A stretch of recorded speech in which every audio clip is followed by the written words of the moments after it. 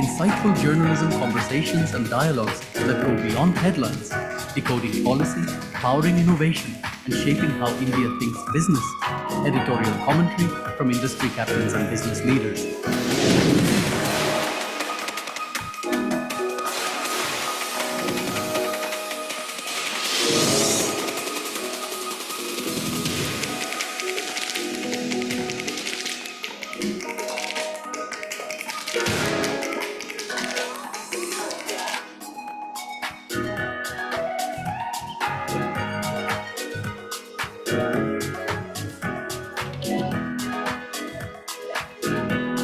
Not AI storytelling. Every fact, every quote, every number, verified, trusted, transparent.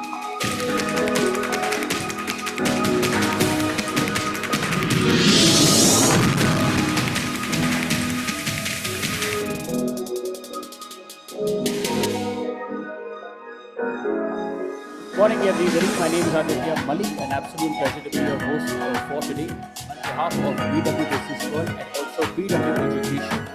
It's my honor to welcome you to the 7th edition of Future of Management Education Conclave and Awards 2025. This annual conclave provides unique insight into the transformative approach of bringing these schools of the country like yourselves as they provide direction future industry leaders for changing economy and supply.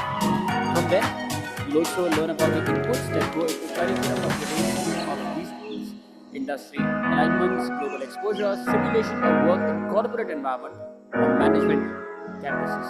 And this year, again, it's no different. We also have a great lineup of speakers from some leaders.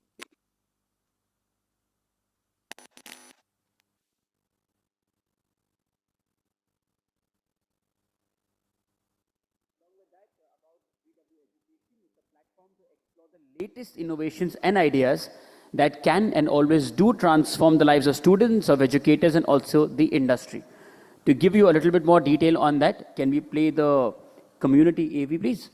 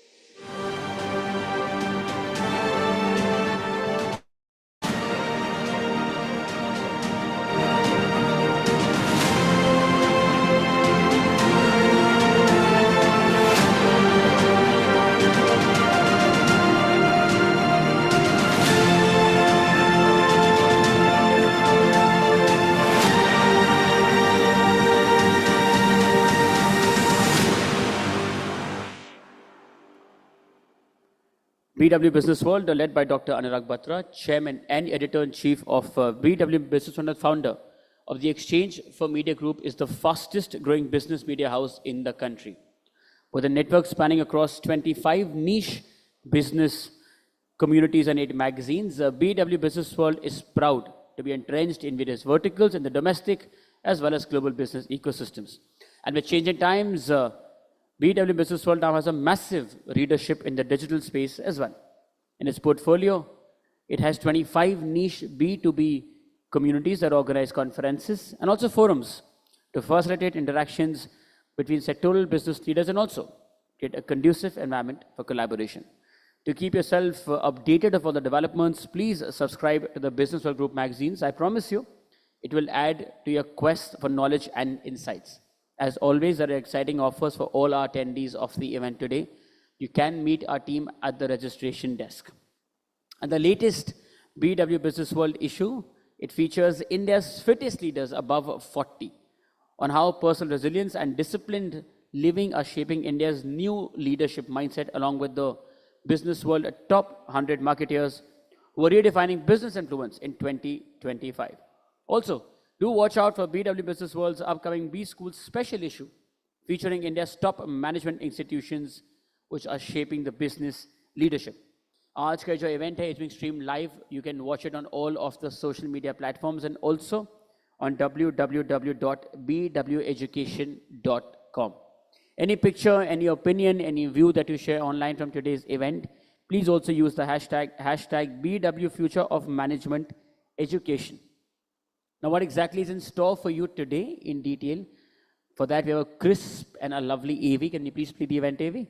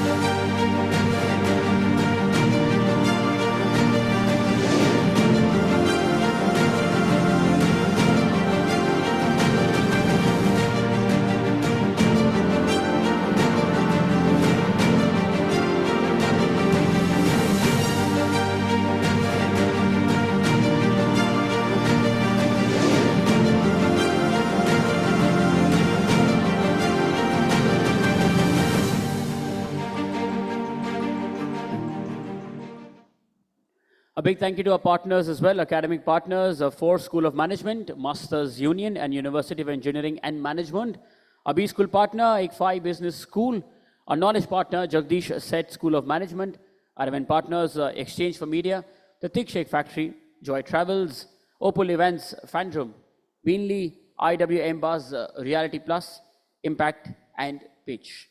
With that, to formally welcome all of you, please join me in welcoming to the stage the Chairman and Editor-in-Chief of Business World, also the founder of the Exchange for Media Group, Dr. Anurag Batra.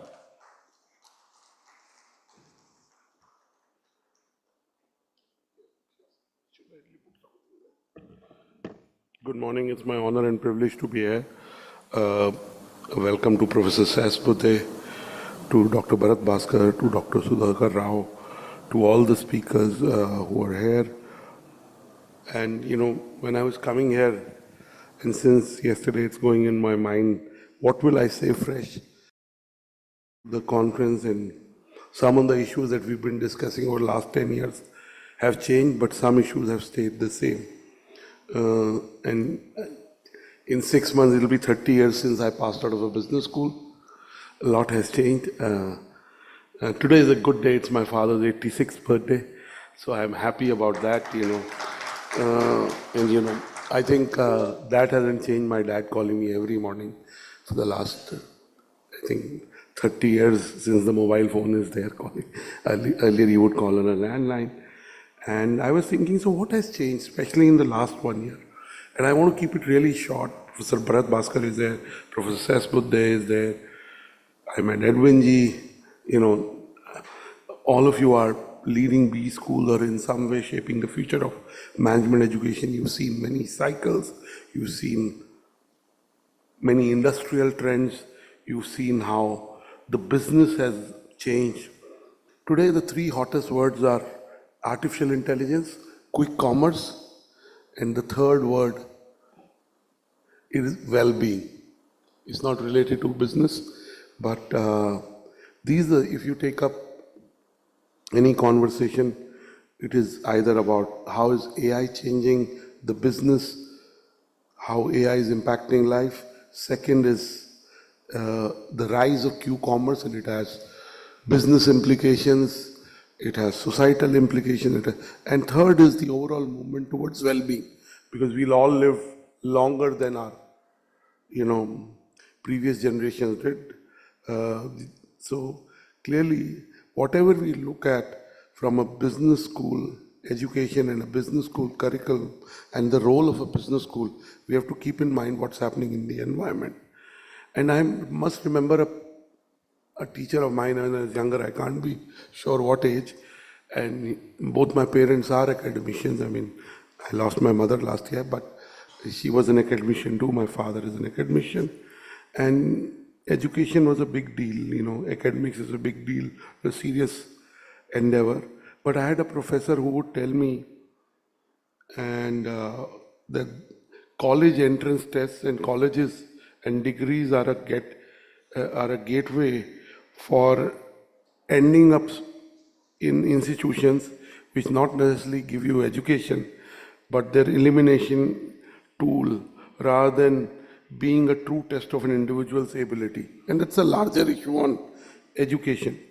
But let me tell you that the CAT examination, which is the examination needed to enter India's top B schools, the IIMs, and the number of seats and the number of IIMs have gone up, 21 plus IIMs. But the number of seats have also gone up, but the aspiration for being in an IIM or a top tier B school continues to be high, because it's the branding of the degree. The branding of the MBA degree still attracts a lot of young graduates and sometimes professionals. And the three issues that business school needs to look at is, one is the B school practicing what it's preaching. Second, in the last few years, B schools have added this word blended. IIM Lucknow started a blended, and the other word is opting out of placements. I was thinking, how do I make it real? There is this thing that students, because you come to a college, as Professor says, they keep saying, for learning, for career prospects, these are two things. So, of course, the learning is top-notch, and it is trying to keep pace with what's happening in the area of business. But the fact is that our MBAs in as much demand as they were 10 years back or 20 years back, or I passed out of business school 29 and a half years back then. So one of the signs that the MBA may not be living up to the hype can be inferred from the sleight of hand employed by some of the newer IIMs in their placement numbers. Ideally, the opt-out option is for students looking to pursue higher studies, join their family businesses, or become an entrepreneur. And Elon Musk has said that in the next decade, everyone will be an entrepreneur. They'll be working for themselves, or they'll be gig workers. They won't be in formal jobs like they are today. That's what he has said. The trend is towards that. But let's take IIM Amritsar as an example. On 16 July this year, IIM Amritsar sent its students an email, and it was about opting out of placements. And the point I'm trying to make is that, has the learning kept pace? And you will answer, your leaders of business school. Has the placements kept pace? And most importantly, as I said, and this is the point we've been talking about, I remember 5-6 years back, Dr. Preetam Singh was at a forum, it was at Taj Mansingh, and the point we were discussing is, are the leaders in the B schools retooling themselves to be able to give students what they need? Now, the National Education Policy came out a couple of years back. Flexibility of curricula and choosing options that align with the skills and purpose of a student are very important. Is that happening in B schools? Today, B schools have launched online degrees for students, for professionals. Now, the MBA tag is a very important tag. But if you said you graduated from this business school, but if you've done an online education, is the quality of that education same? And I have a personal view on online education, which is not necessarily positive. So I'll not go into it, but I'd like to leave 3 questions. One, is the faculty and the leaders in the B school re-equipping themselves to be able to prepare leaders of future? Is the business models of tier 2, tier 3 business schools broken, and hence there may be no need for it? That's a question. Is there a need for them? And last but not the least, are business schools creating more entrepreneurs out of choice or out of compulsion? These are the questions I want to leave you with. Our B school rankings are out this week. Most of it is predictable, but there are some new, some colleges have moved a couple of notches up because of the quality of work they've done and the kind of placements they are having. So, they'll be out this week. We'd love your comments. The last point I want to end with is that the ROI of being in a business school matters to a family, matters to parents, and does matter to the candidate, even if the candidate has worked for many years and saved up money. Today, I must say that the 1-year MBA seems more lucrative than a 2-year MBA. It may be a time to consider that traditionally I went to a 2-year MBA program. Is a 1-year MBA good enough to be able to create managers of futures and leaders of future? On the issue of well-being, the culture in a business school, when I was in MDI in 94, 96, I must say we had the best professors, and I can say that being in the industry now. But even then there was a burnout. The amount of case studies we were doing, we were up in the night, and I'm not sure that's the kind of hustle culture or that's the kind of pressure you want to put on young graduates. Because whatever you do in your early days and between the age of 20 and 24, most business school graduates are between 21 and 25. You're forming habits for the future. So the burnout culture in some way starts in the business school. Is that something that is leading to true well-being? That's a question I think about. Maybe as I'm growing older, I think about these issues more than money and business and so on and so forth. So I'm not sure what is the future of a business school, but maybe a shorter MBA, a 1-year MBA, which becomes the norm, rather than a 2-year MBA, courses on sustainability, well-being, yoga, which one should adopt in life, and it should not be a responsibility of a B school, but maybe it's time to include these in B schools. And last but not the least, bringing more and more professionals from the industry. I believe you need a blend of both academicians and professionals to be able to create a business school of the future. I look forward to hearing the policymakers, experts, and leaders who really know a lot about it and are shaping the future of management education. Thank you.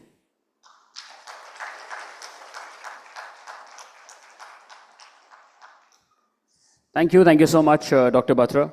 And now we will start with the proceedings for today. My only request to all the speakers will be gracing this very stage with your experience that because आप सब इतने seniors हैं, आप सबके पास इतनी knowledge है impart करने के लिए, but we've been given a certain timer to keep in check. The timers that have a buzzer which we absolutely hate to play because आप सबका औधा इतना senior when we don't want to do that.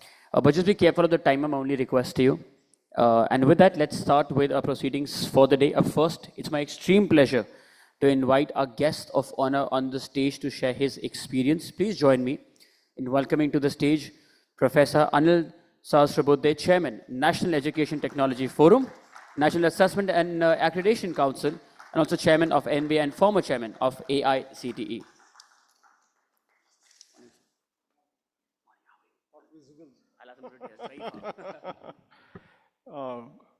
Very good morning to all of you. Namaskar.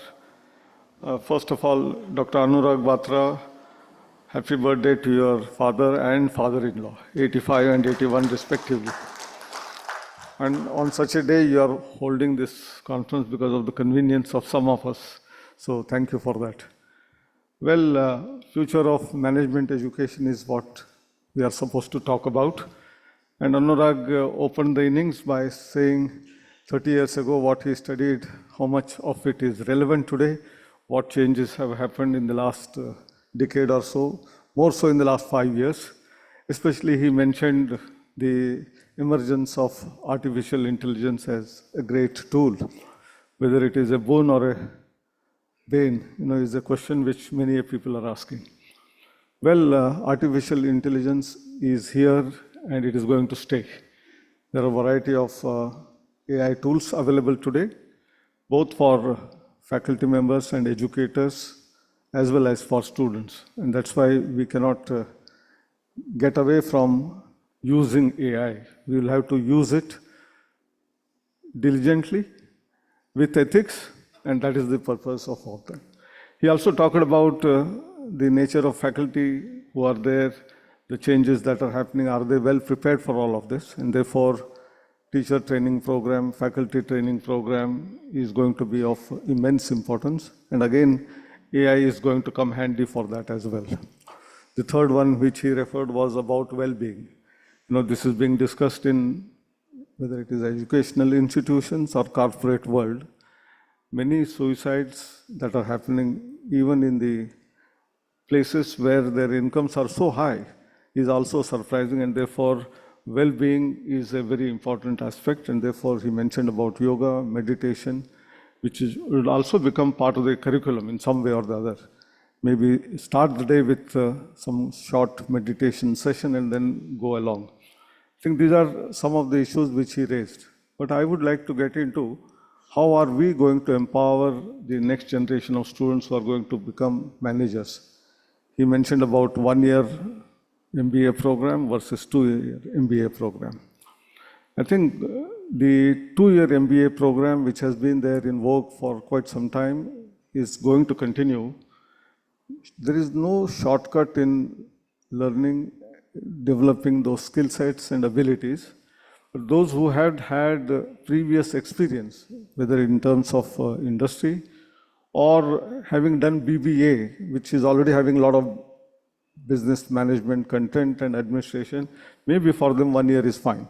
But for the rest of the students who come from general education, be it BA, BSc, BCom, BE or MBBS, all of them who take admission, 1 year will be too short a time to earn all those skill sets which are necessary, and therefore 2-year MBA program will continue.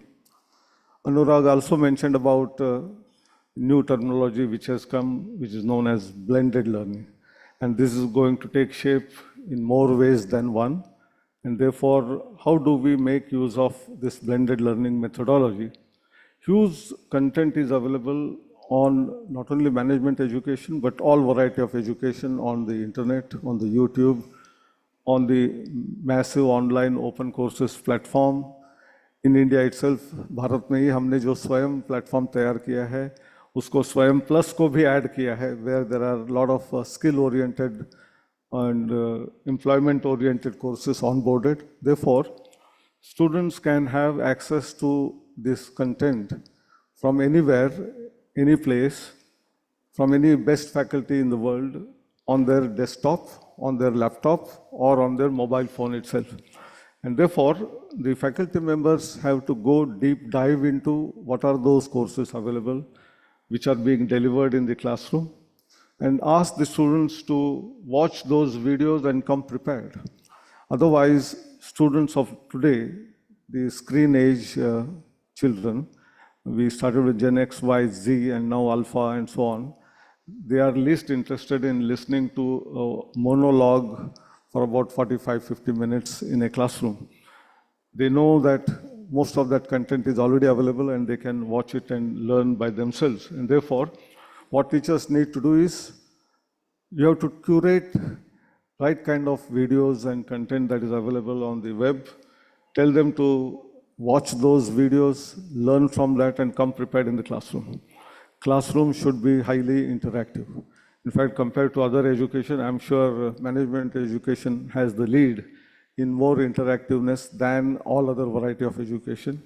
They also deal with what is known as case studies, and therefore students prepare for that case and then come back, and then there's a lot of discussion which is already happening. But how do we go forward further by using all variety of technologies that are available? One is the content, which I said. But to make the content more interesting, lively, inquisitive, We have other tools like augmented reality, virtual reality, metaverse, digital twins, also a lot of animation and simulation. And some of those software which are used in management for business, simulation tools are already available. So how do we make even more variety of such tools which will empower students in not only learning the subject, the theory behind that, but more importantly, application behind that. And when it comes to application, students have to be told often about ethics and integrity. And this is a very important part in our public domain, public life, in educational institutions, even in political life, in all places. We all talk about eradicating corruption, but it still exists. So how do we do it? And therefore, lessons on values, ethics, empathy, they are all equally important, which can be taught to the students through a variety of ways. It's not just the classroom exercise, but through animation and simulation as well. Last but not the least, we talked about employability. Are the employment generation is continuing to happen? Are the students in the management schools getting employment? There were some discerning voices last couple of years. The number of placements from even the best of the institutions have come down. And therefore, when Anurag raised a topic that whether entrepreneurship and creation of startups is a one which is compulsion on them, or is it their choice? I think it is both ways. Since there are less number of jobs in the market, therefore we have to prepare our students to entrepreneurial journey, therefore courses on entrepreneurship, business development. How do you get 1 minute pitch to be prepared for getting funding from the angel investors? All of that should also be part of the curriculum. But more importantly, it's not just because of compulsion, but because the nation wants it. Our Prime Minister is talking about last 3-4 years about in the Amrit Kal, we have to deal with what is known as going to Viksit Bharat by 2047. And if we have to be truly Viksit, that will happen from individual institutions, individual states, and then the whole nation will become Viksit. And for that, one of the most important part is empowering students to become entrepreneurs. And therefore, training in entrepreneurship is very, very significant and important. And then to create that, it is not just the academic institutions, but students should be sent to industry. And therefore, internships also become significantly important. How do we engage with industry, not only in curriculum frameworks, evaluation, and also having hands-on experience in the industry itself. And that's why all management schools also should have some kind of immersion program, not just in foreign universities and some of the places, but also in the industry itself. Maybe short-term 2 months is also a good exposure for students to know what is the need of the hour for our country to grow, and therefore how do we develop ourselves in terms of all those skill sets which are necessary to become an excellent entrepreneur and create the startups. The signs are visible. I'm giving always 3 statistics which are equally important. India, from being 10th, 11th largest economy, has moved on to become 4th largest economy. We have huge demographic dividend, young population. Thirdly, in terms of innovation, we have moved on from 81st position in the Global Innovation Index to the 38th position. We have not slipped a single rank. Might be we have moved up only by 1 rank, 2 ranks sometimes by 6, 7 ranks, but we have been moving upwards. In terms of the number of startups which have created our Indian economy, from being less than about 400 registered startups, we have crossed 150,000, 175,000 in fact, and some of them survive, some of them not. But compared to any other country of the world where we say that only 10% of the startups survive, in our country, they have been all surviving, maybe in a small scale, may not have become what we call as unicorns, and they are also in large numbers, more than 100 in number, but we have been very proud that our startup ecosystem has come a long way. We are the 3rd largest startup ecosystem of the world. So business schools, through their curriculum, through their research, through their case studies, have to imbibe all these qualities amongst our graduates. Only then, not only they will be employable, but they will be creating their own startup venture and continue with that. I think the time is up, sign has come, so I will stop here. And if there are any questions, suggestions, we will take them up subsequently. Thank you very much. Namaskar, Jai Hind.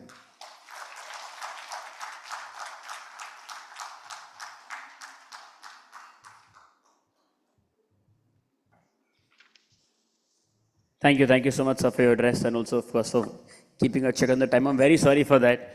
I don't wish to have the timer placed at all there. But क्योंकि ये जरिया sir अब शब्द भी आप ही के sir का कहना है कि प्रोफेसर्स रिक्वायर दैट एंड क्योंकि ये कह रहे तो सही कह रहे होंगे but no, thank you so much sir, thank you for your address. चलिए, with that, moving ahead with our next address, please join me in welcoming to the stage Professor Bharat Bhaskar, Director, Indian Institute of Management, Ahmedabad.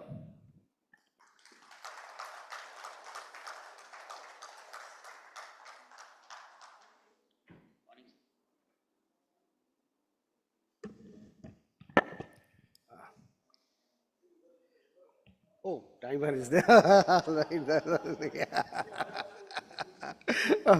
All right. Professor Sahasbuddhe, Dr. Anurag Batra, already have spoken a whole lot about the need of MBA education in a current context, how it's going to evolve over a period of time. Anurag talked about 30 years ago what he studied and how it's going to be in future, or what he believes is going to be in future. I thought I'll just put in perspective that management education was born with a purpose. In a formal way, some universities had a degree program. When IIM Ahmedabad and Calcutta were created, the basic objective was to accelerate the development of India. The idea was simple, that you can have engineers, they will be able to proceed over a period of time, and they will acquire those skills as they proceed with their life over 10, 15, 20 years of experience. In order to accelerate that growth, the MBA education was invented in India, where objective was to create people who will be able to lead immediately right after joining the job. That means what is going on in the industry, how an industry is being managed, will be reflected and taught in the management education institute. In other words, it was a highly professional degree. Unlike many other degrees where acquiring theoretical knowledge was important, it was only about acquiring the practical knowledge. Just to give you a glimpse of it, IIM Ahmedabad didn't even start an MBA program for first 4 years, because it decided we have to learn as well as the industry has to learn, and we have to accelerate it faster. In order to accelerate it faster, we ran what we call the general management program for the industry by going to the industry, teaching their engineers, becoming a quick managers. In the process, we also acquired knowledge. We also created case studies so that we can launch a 2-year MBA program, and from there we can reflect what is going on in the industry in the classroom and prepare them quickly, a fresh or 1 or 2 year experienced people, so they become a ready managers. With that kind of an objective in mind, when IIM Ahmedabad was born, that objective has to remain same. So if industry changes, the country's requirements change, the MBA education also has to change. Now, what is the challenge in front of us? The challenge in front of us is our Prime Minister has put a goal of what we call the Viksit Bharat. Viksit Bharat means what? It really means today's 4 trillion economy, by 2047, which is less than 22 years away, has to multiply by 8-fold and become a 35 trillion economy. Per capita income term, that's how the developed world is measured, has to have a $21,000 per capita income of the country.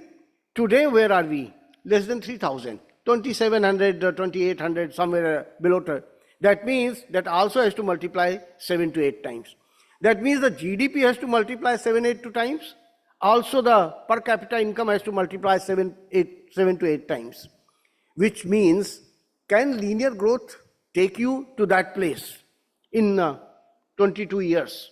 I don't think any sort of accelerated linear growth will not be able to reach that. Management education institutes have to come in picture to look at what are the inflection points, because we have to focus on the non-linear growth.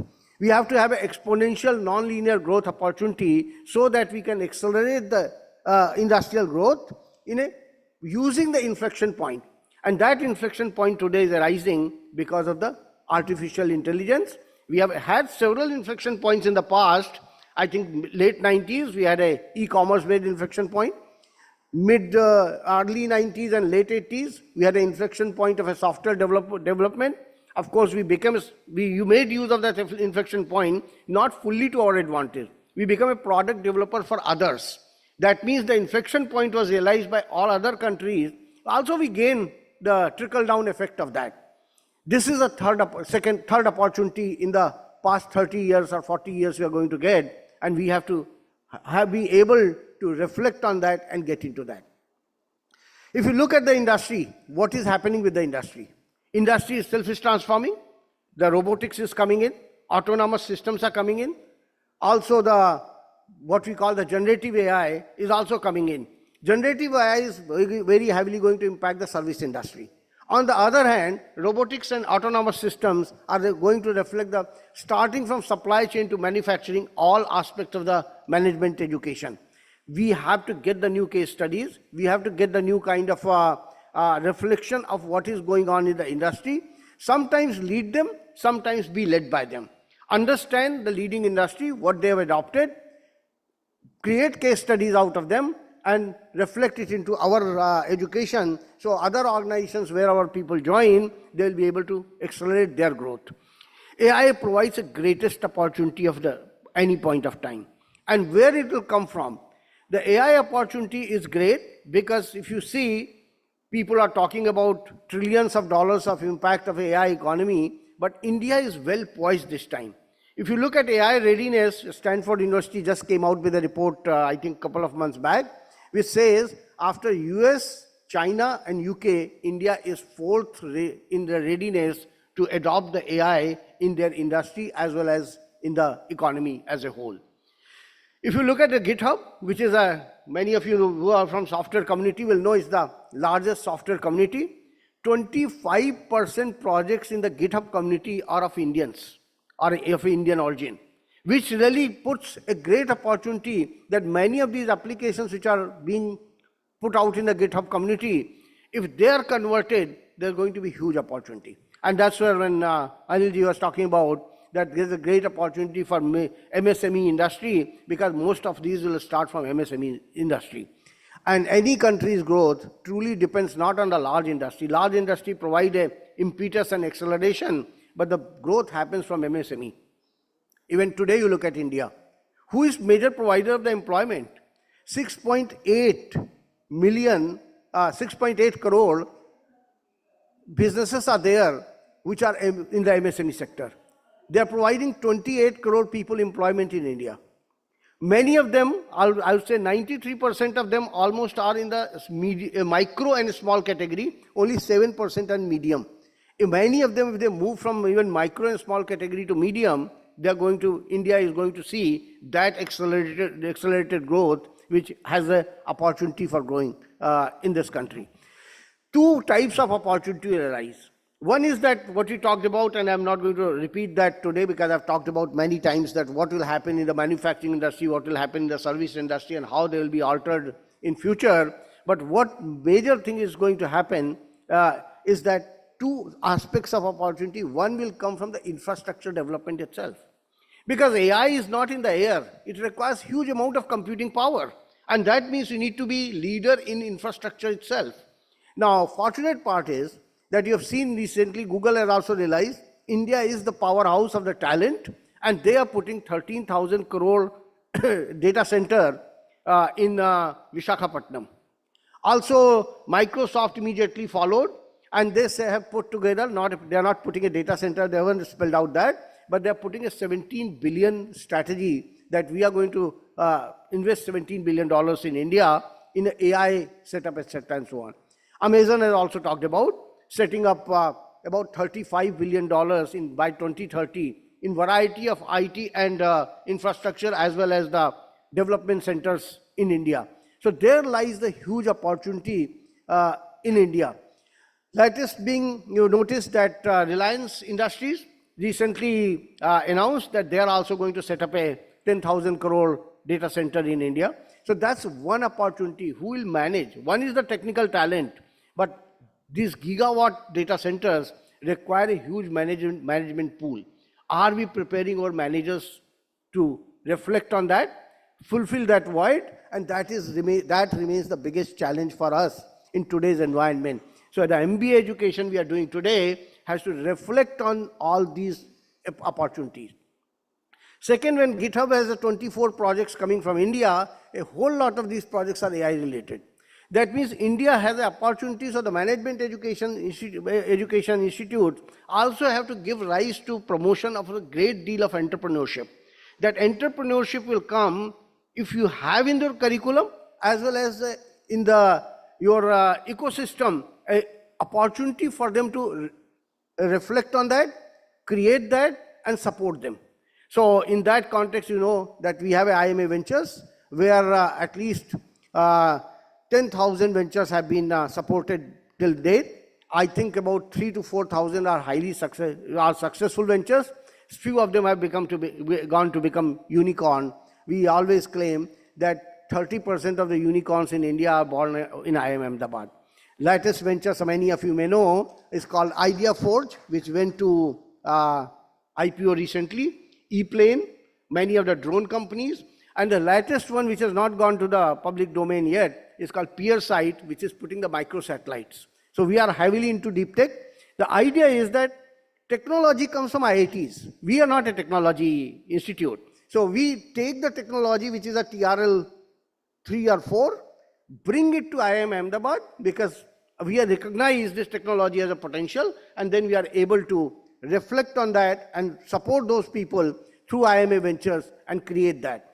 Objective is then, if management institutes align their education, coming AI, infrastructure of AI, and followed by supporting the entrepreneurship aspect in the management graduates, I think we will not have a job problem, nor we will have other challenges. We will have a market-ready, industry-ready, and more importantly, I say, countries development-ready management graduates. And that is our focus for the future, and that's what we are creating our curriculum for. Thank you. Thank you very much. My time's up.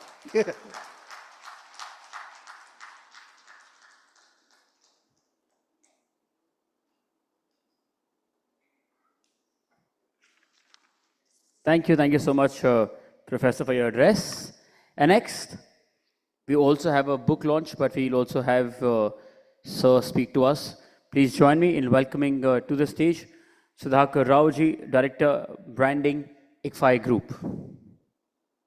Let's welcome him, please. Also, please request.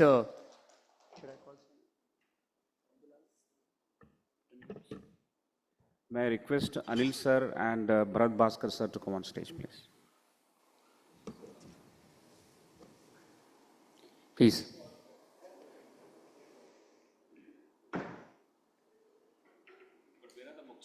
I'm getting them.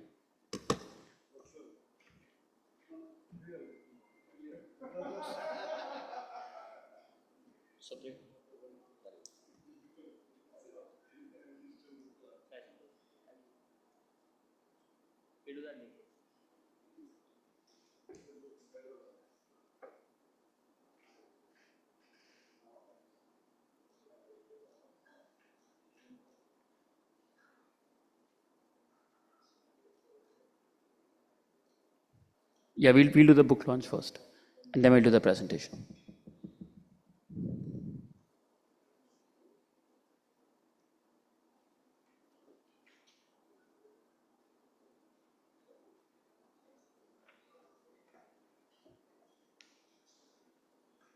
Sanjay.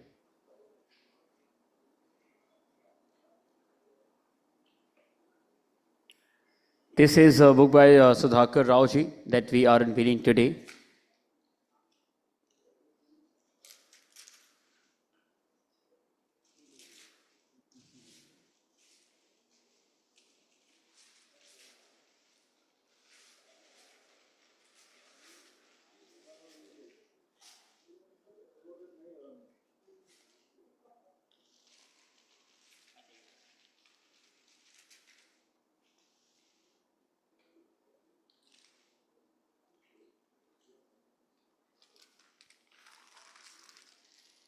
Boys and girls, ladies and gentlemen, this is AI, the reverse gold rush.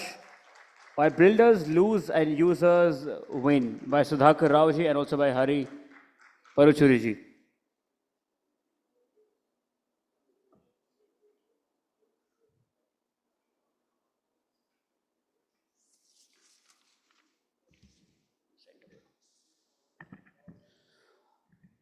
A very good morning to all the distinguished guests here. I want to thank the BW Business World for giving me this opportunity to briefly release this book. I will give a fleeting glimpse of what this book consists of. This is co-authored along with Hari Parachuri, my longtime friend. We met in college and we continue to keep meeting each other. Okay, so this is reverse gold rush on AI. If I look at the screen, I'll take more time, so let me not look at the screen. Yeah.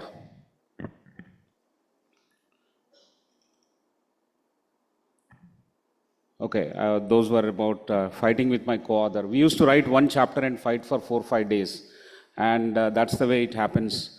We were actually writing another book called Co-Play on AI, which consisted of about 30 modes of interacting with AI. You know, that's about AI fluency, where the human and the AI interaction will be transformative, result-oriented, and quite experiential in itself. So we were writing that book, and in the middle of that, we segued into writing this book called The Reverse Gold Rush, because we wanted to humbly bring in an economic narrative on the landscape, how it is actually emerging. Now, some people call it a split, some people call it, it's a bubble or an opportunity. We are not saying whether it is bubble or an opportunity, it is actually both. Both the believers, the investors, as well as the skeptics who are making this commentary, both of them turn out to be right, because there are many such similar tech cycles that have happened in the past, which provided gap between the investment and the ROI. By the time they realized returns, it was quite some time. Traditionally, we have actually seen that the mines were built first. You know, the 1850s gold rush moment. That is, people have invested in mining. Of course, these enablers, investors and vendors have sold the shovels and tents and equipment, things like that. And a lot of people went there and mined gold and they came home with gold. But here, we see that it is not actually happening. The enterprises are not showing up. The miners were not showing up, although the infrastructure is already there. Everything is supported by data. VCs have bet on these huge monies, but the results are very, very poor. This book is relying on a huge data, which is starting from MIT Nanda report to the latest report on how AI is actually taking shape, from investment in infrastructure to the fluency and adoption that we are looking at. I think it covers till the last month in November as well. Enterprises with several bottlenecks, with structural difficulties, they find it very difficult to actually, make the most of it as of now. There will be a window of gap, and in that gap, we are seeing something else. Where enterprises are not thriving, the individuals are actually thriving. They are making the most of it. The $20K per month versus $3 million kind of a pilot which did not work is the comparison here. So we all thought that the middle management will vanish, and in fact, something else is happening based on data. We are saying that something else is happening. Large number of them are actually quitting the organizations, armed with the knowledge of deployment of AI. They are becoming solopreneurs, and they are targeting micro niche segments which hitherto were not realized or hitherto unknown to large enterprises. And we are calling them babysitters. If you recall the incident that happened with Deloitte, where they gave the GenAI output to their client, Australian government, and the Australian government sued them for giving wrong information or wrong data, they had to pay a heavy price. It's not just the heavy price that they paid, there's a huge loss of face as well. So you need human verifiers to look at the output of AI and be very careful about it. And in fact, Deloitte has made one more mistake, one more similar mistake. I think they should be more creative. They should make newer mistakes, but they made a similar kind of mistake again. So it's a loss of face if you blindly follow that. So you need to have verifiers, and we call those verifiers babysitters. The rise of babysitters is the second phenomenon which we noticed and captured in this book. And these babysitters would have a problem of role clarity and future, and therefore they will leave the organizations, and they are leaving. They are leaving in big numbers. That forcing function and the step, we are at the step 5, where they're all exiting large organizations. And then they are becoming solopreneurs, which I talked about, targeting, say, 100 food trucks near Nehru Place, or 200 lawyers in and around NCR, or micro niches that they are catering to. Originally, we thought of actually talking about these modes. You can debate with them, you can rhythm with them, you can dance with AI, and then generate your output accordingly. So these methods were tested with 115 people across various countries, mostly Indians, but who are into AI. And then we kind of brought that into the book. And this is where we originally started writing co-play, but then, we talked about this economic narrative that was evolving, as I mentioned. So these hedges and this window that we are talking about is in great deal you can read in the book. Co-play was, we were talking that nobody is complete. The incompleteness principle which we brought in is only to say that with the machine and the man coming together, with the human and the AI coming together, we will be more complete. I think we'll be more transformative. We'll be bringing in the perspective of judgment, not just a comparison, not just efficiency, not just speed, but also depth. I think that is what we are getting to. And then you have several modes into which you can explore and build this practice of co-play. Okay. Don't buy here. You can buy here if you want to. So that's a small summary of this book. I could have taken more time, but I thought there is this constant pressure of organizers asking us to close it. So with this co-author, this is my second book. My friend Hari, who is watching us live, this is the second book with him. The earlier book was also launched by Bharat Bhaskar sir and Anil sir on a similar stage. That was Business Fables for School Children, teaching business fundamentals through animal stories. And a large number of schools are purchasing this book in bulk and gifting them or using them through various events and activities for the school. So these are the two books that I launched in this year. Other than Hari, there were other books. This is a mini biography and a full-fledged biography of our founder of ICFI. The left one, the first forever, was launched a few months back, published by ICFI University Press. On the right-hand side, I think in a day or two, it's going to hit the stands. The Man Who Saw Tomorrow, the untold story of NJSSY. This is yet to be launched, but it is done already, more or less. Rupa has published this book. Earlier, a couple of years back, I published this book, Wise Views. This is a compilation of my leadership conversations with various leaders. I have completed roughly around 218 such conversations. Every Friday, one takes place. And this is a journey of one of our alumni. She is an MBA student 20 years back at ICFI and later became an MBBS doctor, medical doctor. And she navigated her journey very well. I was her mentor in some parts of her journey, and she captured what I actually gave her, what were the suggestions and how useful it were. So it's a kind of leadership journey navigating difficulties at crossroads, and a little bit of mentorship here and there. The foreword was written by Professor Debashish Chatterjee, Director of IIM Kozhikode. This was launched last week, and that's all. So these are 5 to 6 books this year, which we have. Thank you so much, all of you. Thank you, sir, for allowing me to launch this book and have a small discussion. But before I leave, I have 20 seconds to talk about something which I always wanted to talk here.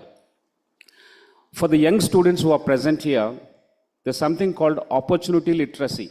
Opportunity literacy is you meet stalwarts in events like this, you take a selfie, you post it on your Instagram, and you go home and forget about it. That's not what you're supposed to do.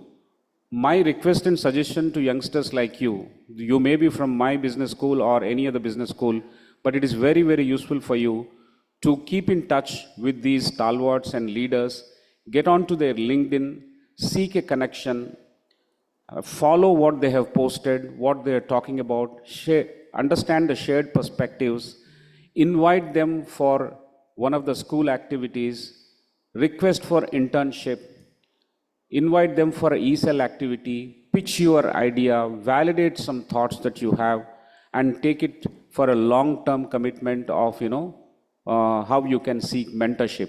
Whoever is free, have some time, ask for mentorship, and genuinely share some thoughts that you have which need validation and some kind of perspective.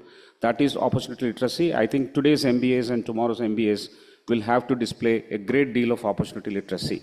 Ladies and gentlemen, thank you so much for this opportunity.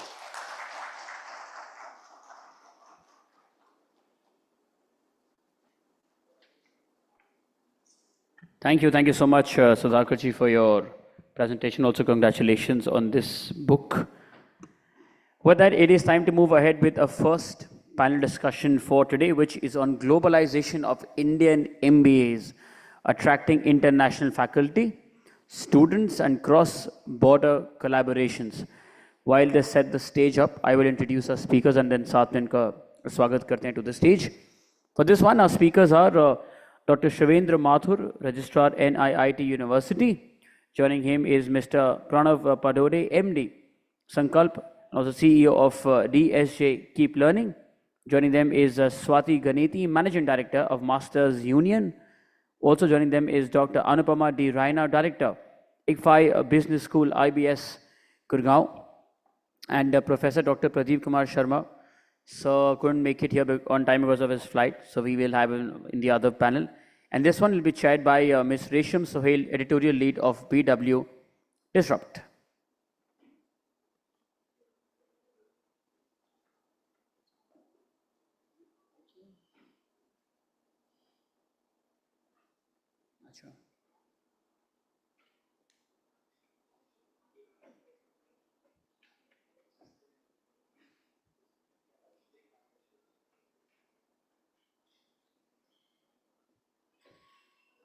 Can you also have the mics, please?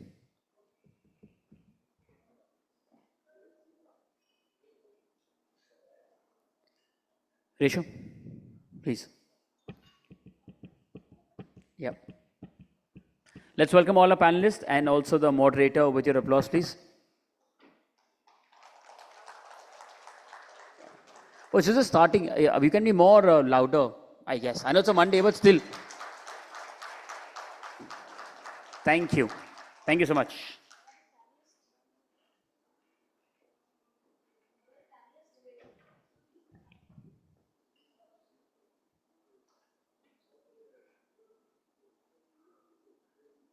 Say something, Reshu.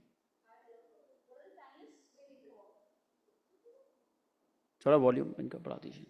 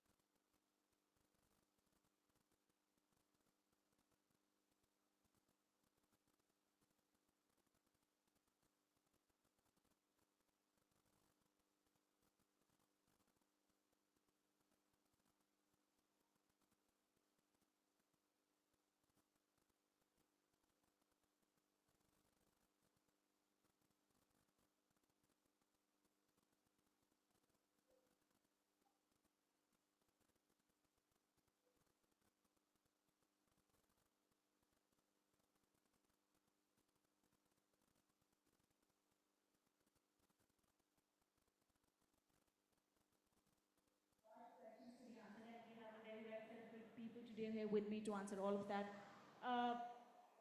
We will get into the strategies. Where does India lacking? What do we need? What strategies? What can attract more students, more faculties to India? But before we get into deeper into strategies and what functions to be needed, what facilities, or where is India lacking, I want to begin with a very sharp question. Is this really needed? India to be publicized in a manner where we look alike as a global attraction? Is this needed? Also, the larger question that everybody keeps sitting with is why Indian students go abroad to study. It's a very, very common question among newer generation, older generation. Why do students go out to study? What is the gap in India? These are the questions to be answered today, not just discussed. We will get the answers also. But what do you think? How can India become a magnet? How can India become an attraction? Is this really needed? Where are we lacking? Anybody can start.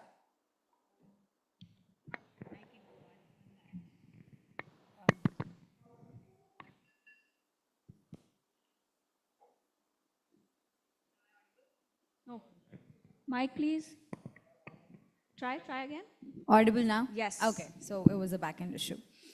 So you asked a fantastic question which said, does India need to be global? Is it needed that, students from outside come to India? Well, I went out. I studied at IIT Delhi in India, but I went to do my MBA at Wharton at University of Pennsylvania in US. So if you look at any developed economy, right, whether it's US or you look at the hot spots like Singapore, Dubai, London, you would notice one thing, that all these cities are very multinational and multicultural. So to be part of a global economy and to shine in that global economy, you need to represent all the diverse perspectives and the diverse needs of those regions.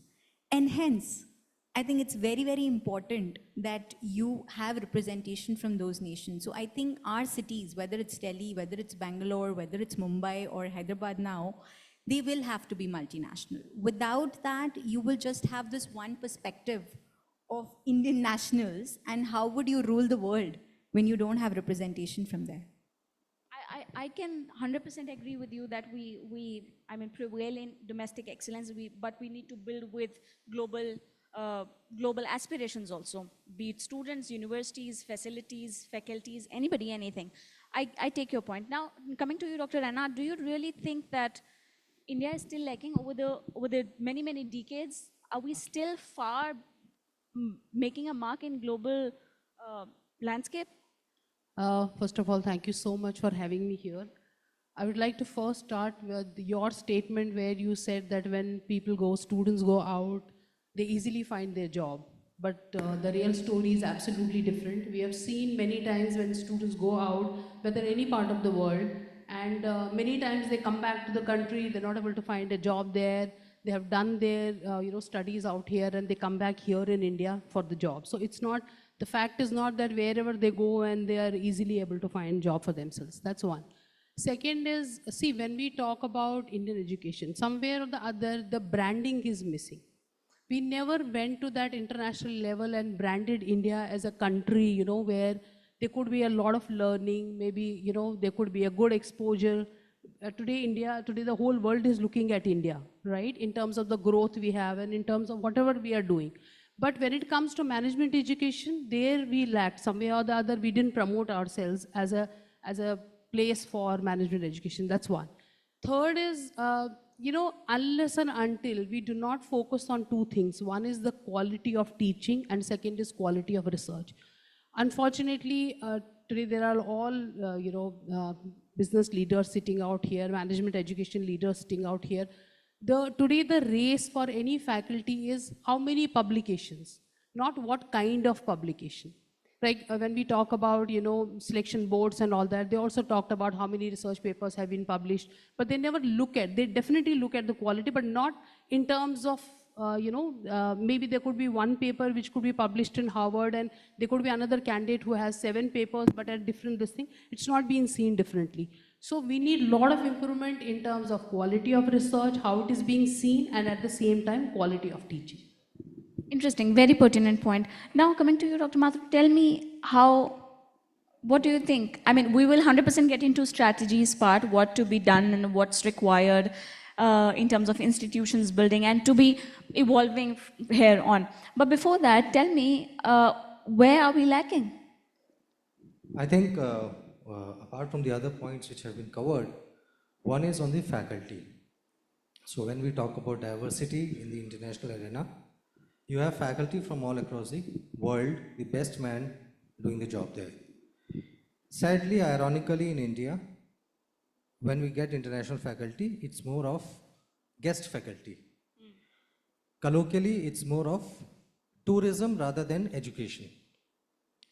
So we call it academic tourism rather than integration of academics.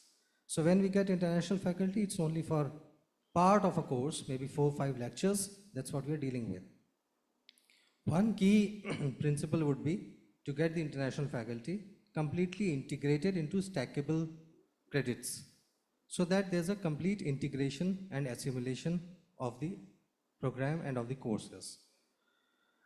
Secondly, your first question on why do students they go abroad, that's the moot point. Or are we lacking somewhere tremendously? See, homegrown problems have homemade solutions. We are a petri dish of all kinds of issues, 1.4 billion people there. We are teaching in management schools how to deal with limitations. Unlike West, which primarily deals with more of surpluses. So here we have a large opportunity to deal in this crisis mode and to get the best of managers out of the schools, provided we do things right, and that's what we are trying to do now. Thank you so much. Pranay, I'm coming to you for answers to all of these questions. We now so far understood where the gaps, where do we see the gaps, but tell me, what can be some of the institutional reforms, or what can be some of the changes in the curricula we look in 2025? What would you advise or suggest in terms of strategy change? It's such a long answer. I had to take my mask out for that. Otherwise, take a while. So, listening to what all the panelists said, there are primarily 2 diagnoses if you look at most of the programs in India, right, where we lack. And we don't lack because the market demanded it. We lack because we never needed it in the past. If you looked at the Indian MBA space, we didn't really need to globalize it until today. It was pretty good. It was for building jobs in the country, and it did a great job. One of the 2 big things that we need to focus on, the 2 problems that we see, is that are Indian MBAs truly global? I don't think so. Right now, they're just programs with maybe an immersion slapped on them, or term exchange or something like that. Second thing, like everyone said over here, do we really attract faculty from abroad to come into this country? Do we give them the research framework? Do we give them the ability to actually thrive here? And there are a few solutions in this area, something that institutions are trying. We at Jackson most definitely are trying with some of our programs. The first one is you really need to build programs with international partners. Unlike adding a term, you actually co-develop a program with, let's say, a Kedge Business School or someone in the US, and take everything from the courseware all the way to the way the program is delivered with the partner. So that kind of brings in an international perspective into the program, at the same time also brings the Indian context into it. Second, and something that's more important, is does the program have a global outcome?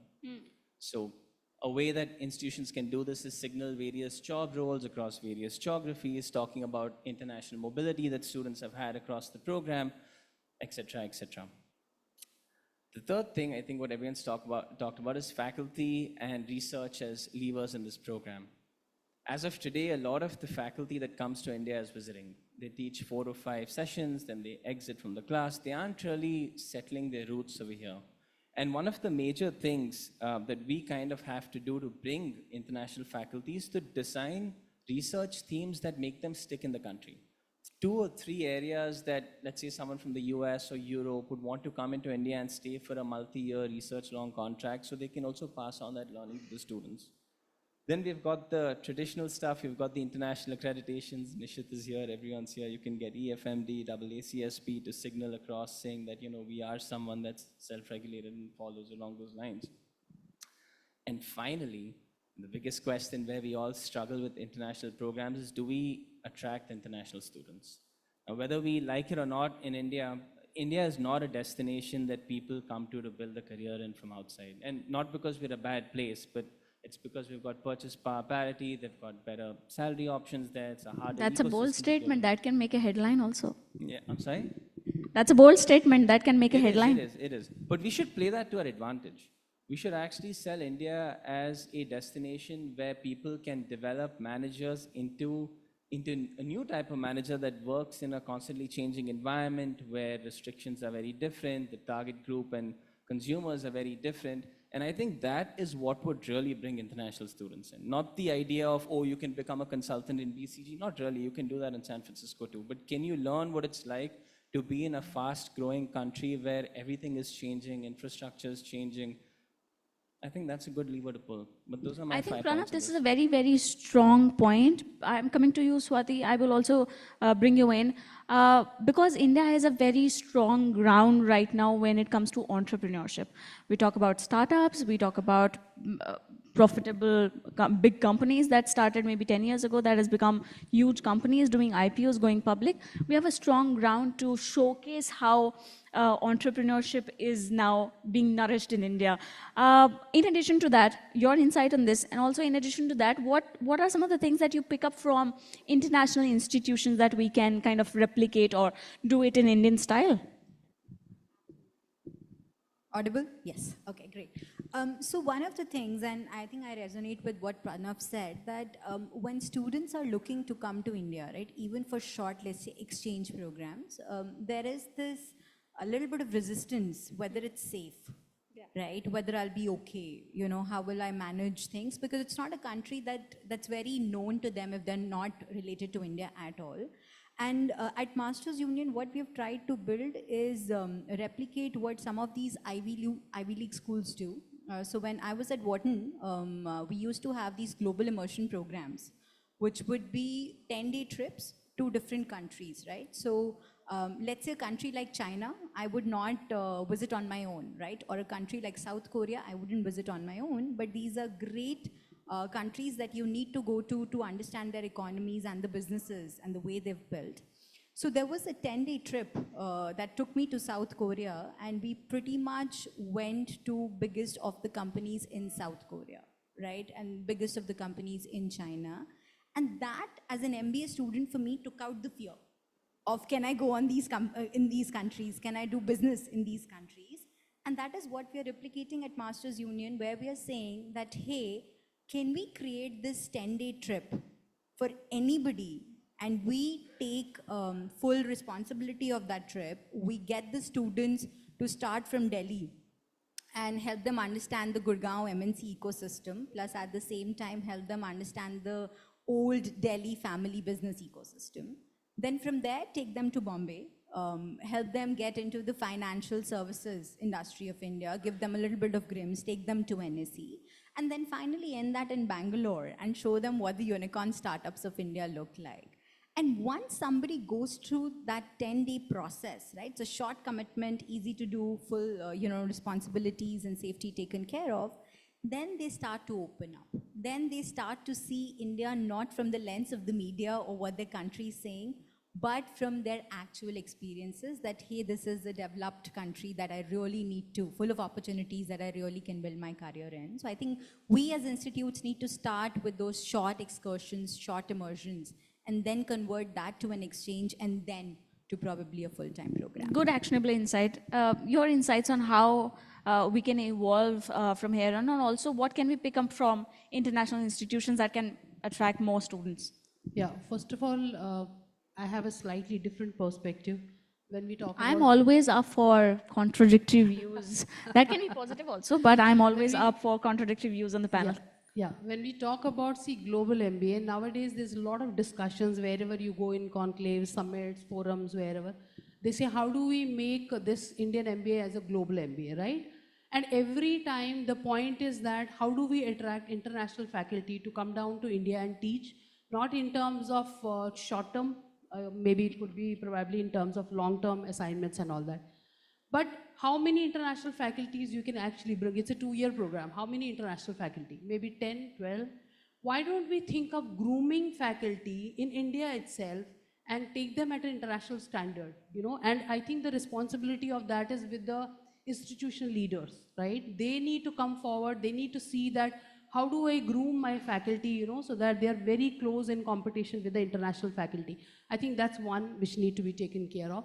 And when you go to, a lot of B schools and all that, you talk about the faculty timings and all that. And sometimes you get very shocked to know that there is 16 hours teaching, 18 hours teaching, 20 hours teaching in a week for a faculty. Now, if you give too much of workload to a faculty, you definitely cannot groom that faculty. Like, for example, at IBS, we have a policy that we cannot give them more than 7 hours in a week for a faculty, and remaining time we give them in terms of grooming themselves, self-learning, self-grooming, and at the same time, a lot of other FDPs and all that we take up. So that's one. Second, see, today we are talking about what is that something need to be done differently. I believe that case studies is something which we need to focus on. And let me talk about, long time before, some 20, 25 years before, when there was case studies and all, most of the B schools used to bring cases from Harvard, put that in the class and teach through Harvard cases. But over a period of time, we realized that, you can't teach a Harvard case in an Indian situation, right? Where the solution, everything is different. So at that point in time, thanks to Professor Yashasvi, he took up a stand and he said, why don't we develop the cases, Indian cases, and let's bring that to the classroom. And today, let me say that ICFI has the highest repository after Harvard in terms of case development. Wonderful. So I mean, institutions need to come forward. They need to create this kind of a legacy in terms of creating institutions in India of international standard. And I think slowly, slowly we'll be able to attract students for this destination. Such examples of what institutions have been doing, masters unions, what they have been doing. Now, my point here is to you, Dr. Mathur. We know that institutions are doing good work. They've been trying different initiatives in terms of going up, developing further. But do we really lack a space of advertising Indian MBA at a global level? Do you see a scope there?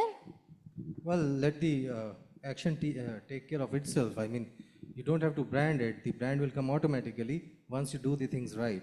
For example... When? Only a mystic will be able to tell you that.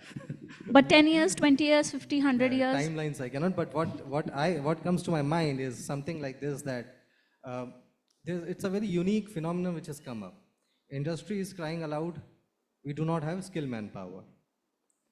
Universities and in these schools are saying that while we are getting all the graduates to you, so there's always a gap between the knowing and the doing. So this gap can perhaps be bridged by what we call the co-designing and co-delivering the curriculum. Co-designing internationally, co-designing with industry. So when you tie up with internationally and also with industry, perhaps this knowing-doing gap will be bridged, and then it will come a brand on its own. So when we thought that, when do you actually tie up with the industry?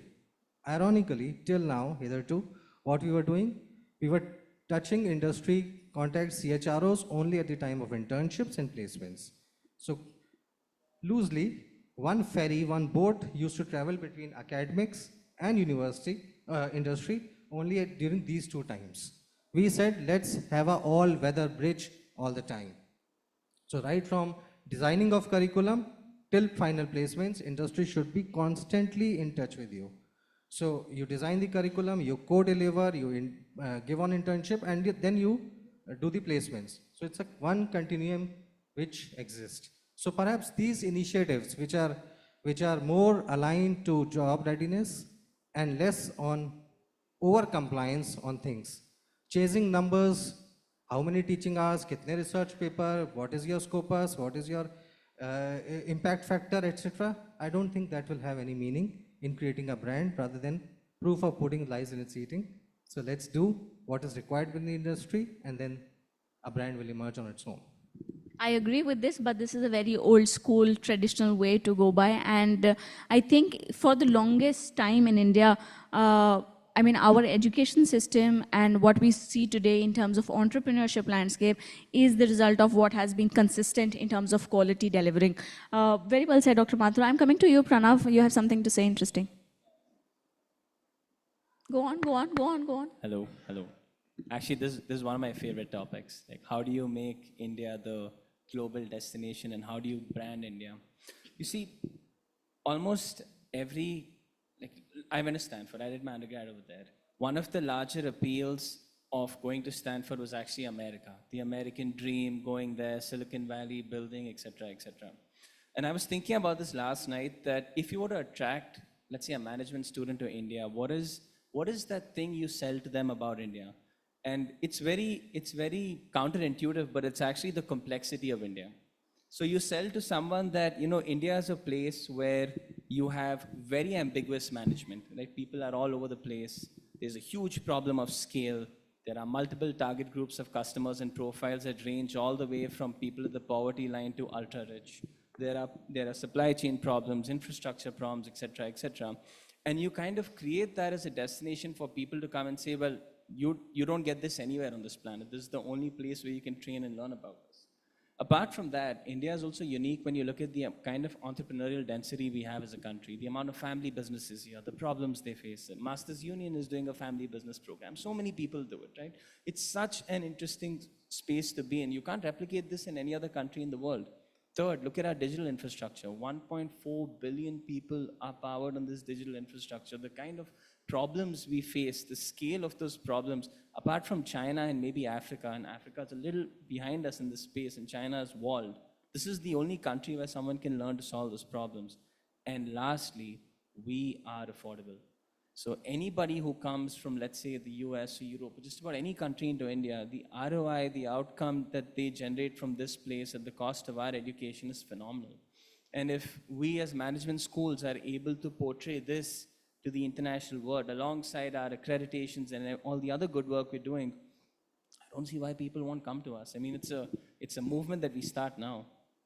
I think we're lacking on advertising. We need to kind of go all out to tell everybody that India is a big picture golden bird right now. In the last 5 minutes, I will want to come to each one of you and talk about the positives. What are some of the India's compelling advantages that students and faculties can look at?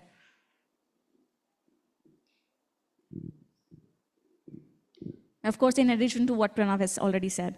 Of course, and I think, because I have done my MBA abroad, I completely, again, agree with you. I think you have that Stanford perspective as well, is that people are really, really excited about the complexity of India. The word jugaad, right? Ideally, in MBA schools, you learn about management very in a structured way. But then Harvard has made case studies out of our way of doing jugaad. So those are the positives. But I think the biggest positive today, if I were to talk about, is that India is the only shining star in the geopolitical situation that is existing, fortunately or unfortunately, today. When you look at the West, with the new president coming in, things for non-Americans are probably not looking that great, right? Europe has its own issues with the war that's going on. And again, China, people are trying to build that +1 situation. So India has somehow become the center of a lot of opportunities. MNCs are setting up their global centers in India. You know, this market is expected to be around $3 billion opportunity, with approximately 5 million jobs to be created. So somehow the stars are aligned. And I think now we have to sell that story that what happened to China in 1990s is going to happen to us in the next 2 decades. So this is where the economy will be created. This is where the jobs will be created. And if somebody is really looking for those opportunities, whether these are MNCs or individuals, then that's India. See, I think I agree with her. There are a lot of opportunities right now which in India we have. Like the way the GCC is being set up in India, there's going to be a plenty of opportunities for these MBA students to get jobs in GCC. The way India is growing, and at the same time today, you know, India is at the central place. I mean, everybody is eyeing the kind of middle class we have. the kind of growth we see. A lot of companies today are coming up in India and launching their products and wanted to, multifold their businesses and all that.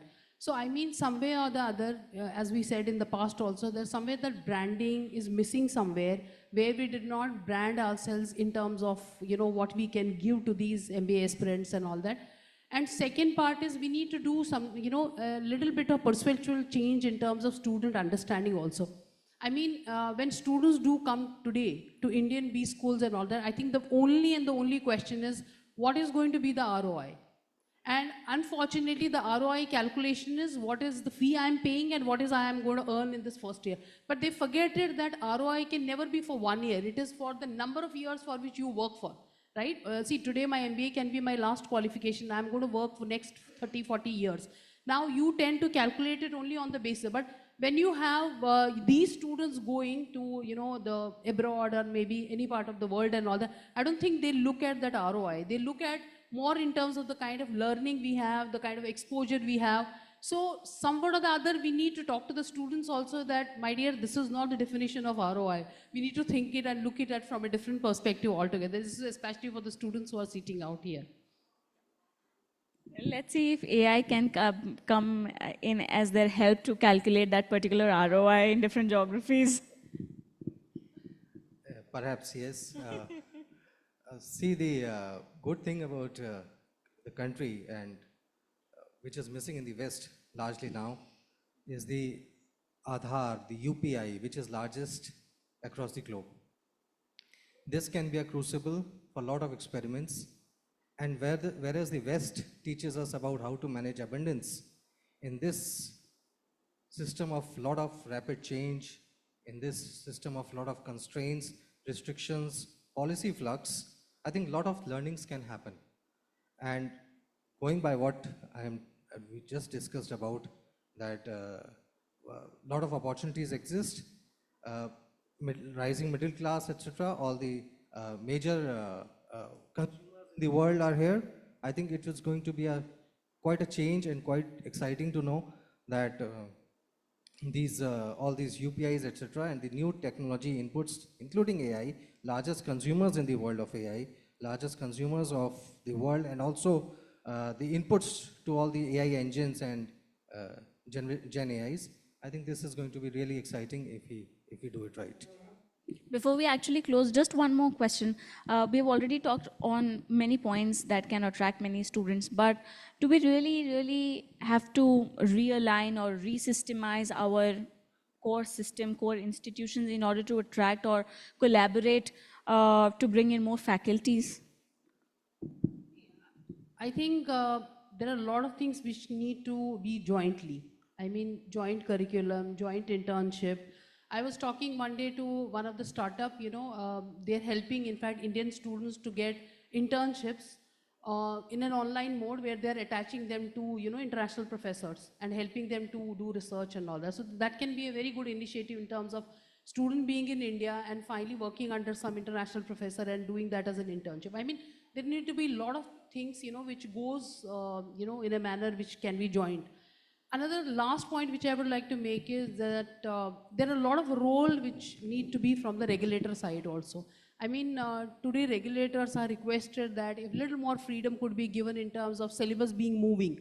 See, we've been facing, I mean, ICFA is a different story altogether, but other institutions, when you talk to the leaders and all that, the biggest problem today is that they're not able to revise syllabus, they're not able to revise curriculum and all that, because there's a lot of things which comes under this. So, I mean, if there could be given some freedom, to those institutions where the syllabus could be moving and can be contemporary in nature, have a freedom of launching new courses, probably depends upon the kind of demand there in the market, that will help a long way. Swati, before we close, we discussed that India has Indian problems and that will only have Indian solutions to it.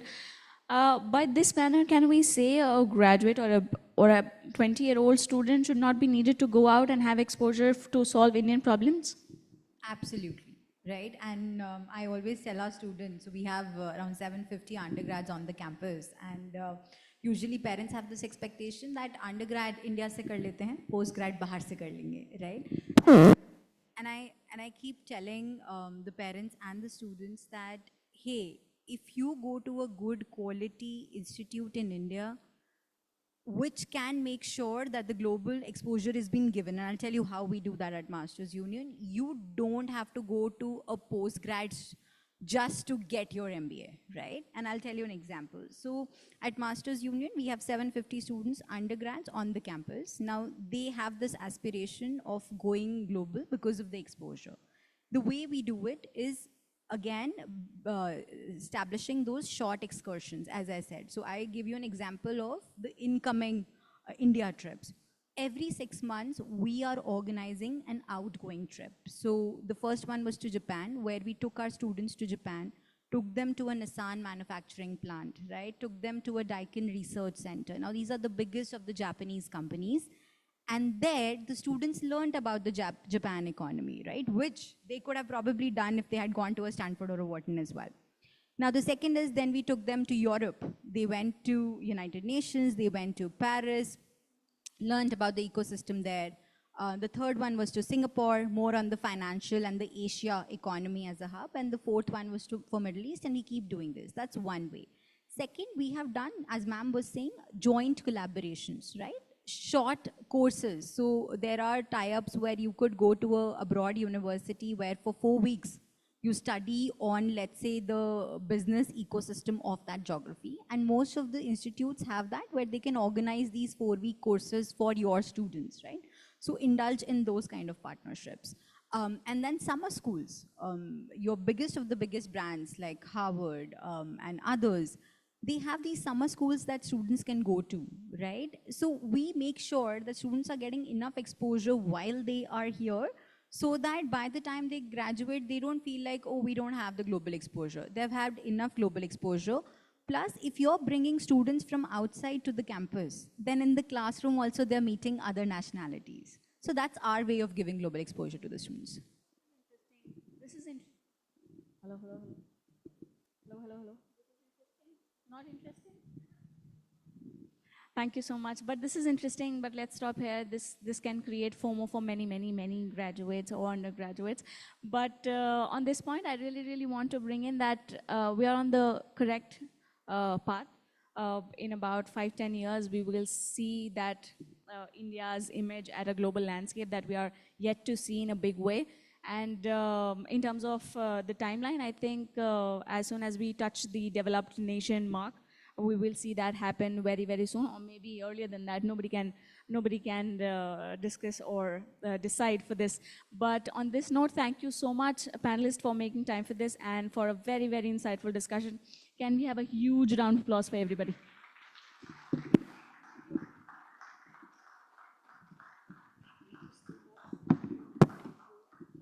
I hear the longer applause. Thank you so much for this.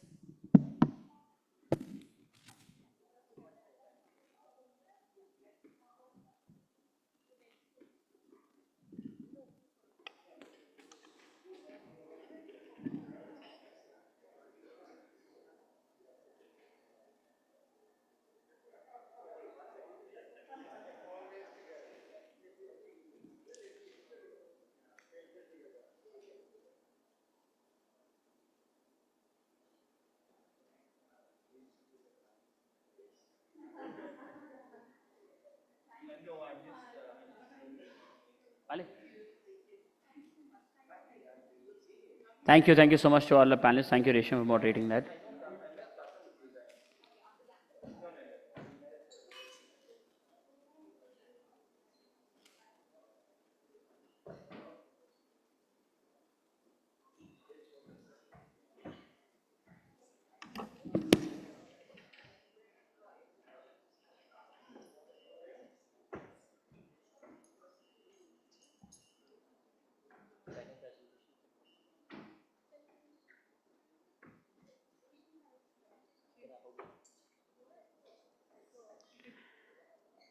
Surely next, we also have a book launch, but before that, we'll have a presentation.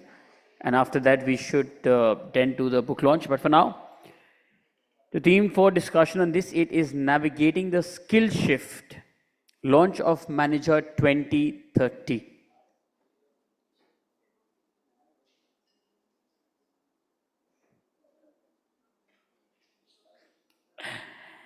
Yes, and to talk about this, to lead us into this, please join me in welcoming on stage Professor Edwin Moses, CEO of Center for Developmental Education. Let's welcome him. Wait, can we louder? What happened? We're going to be discussing the future. Thank you. How do I shift the slides? The center green button.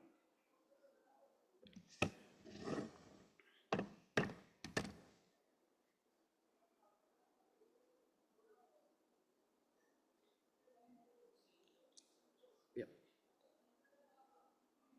I think.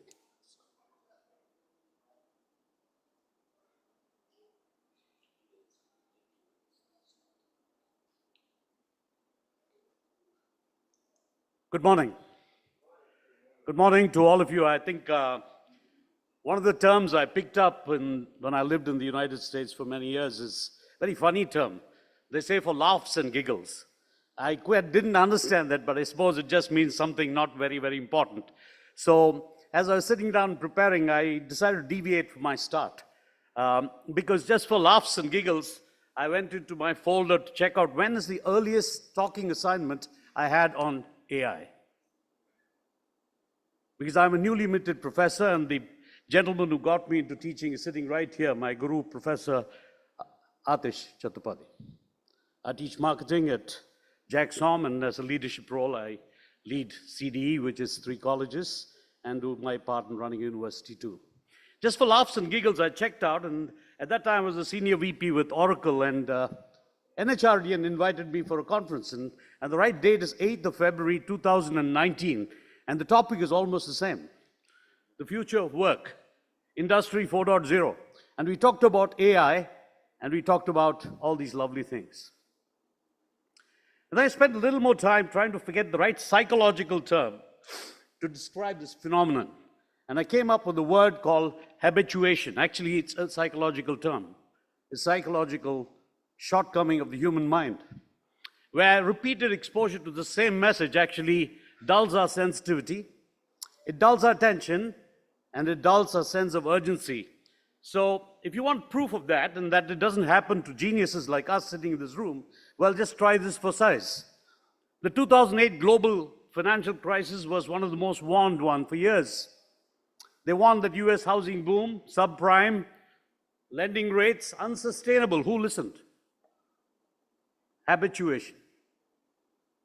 Let's go to some lesser mortals with IQs not as high as us. They work in a company called NASA. They just happen to put some rockets into space. Challenger disaster, 1986.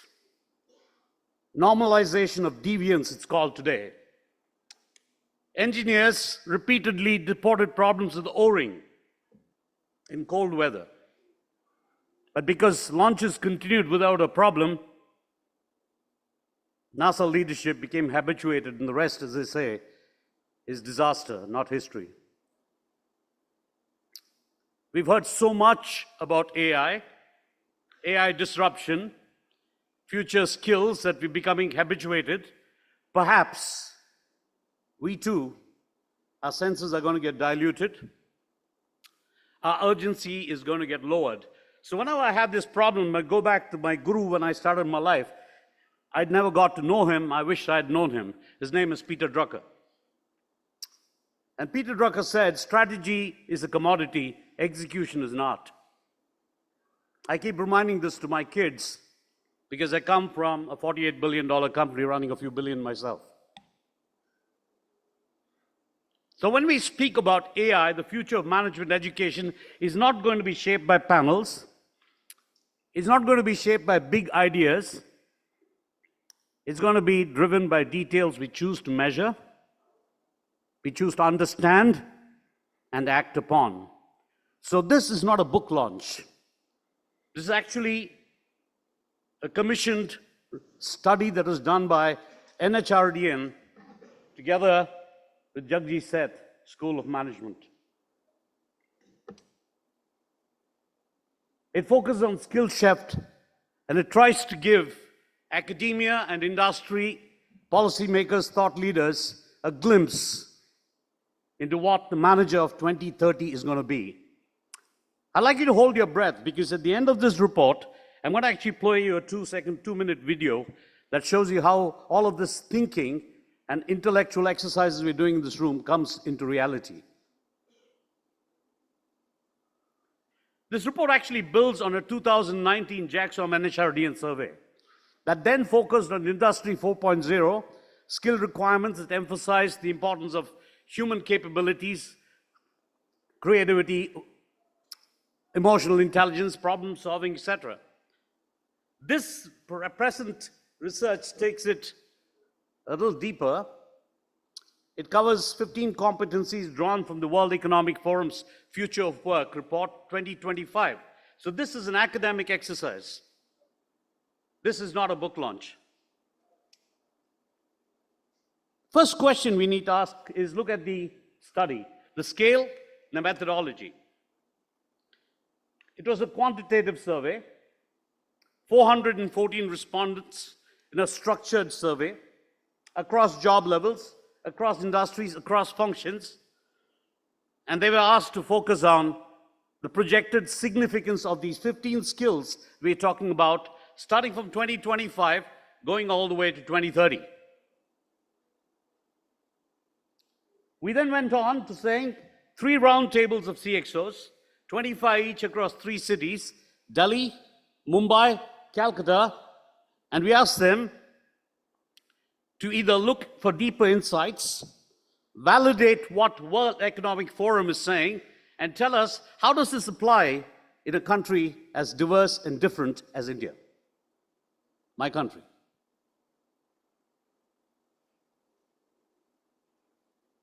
And then we took all of that learning and we said, what better way to look at AI than to use AI?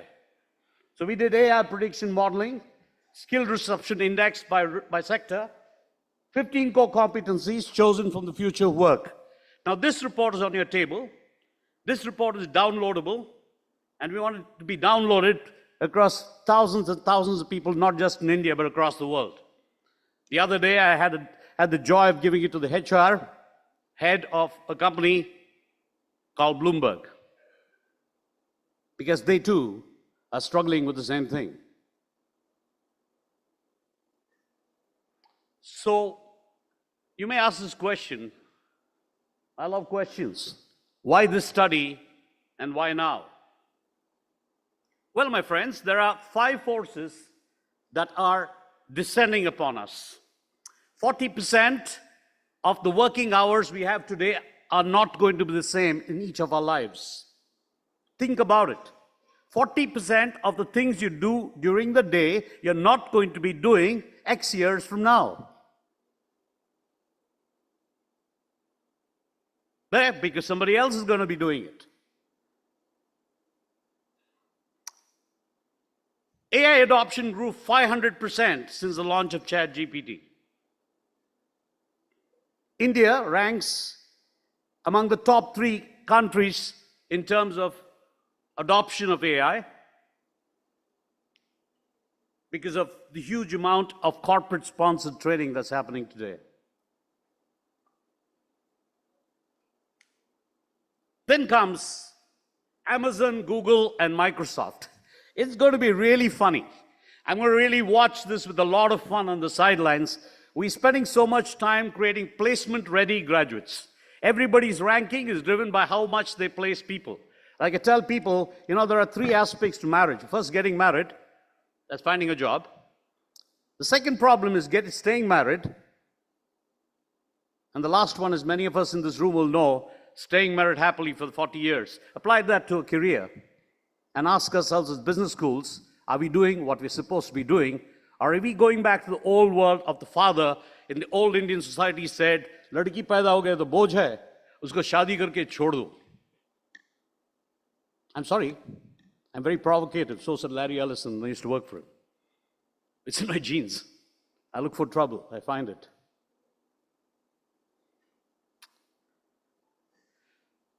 Jobs are shifting, and they're shifting from tasks to outcomes. Here's another frightening one.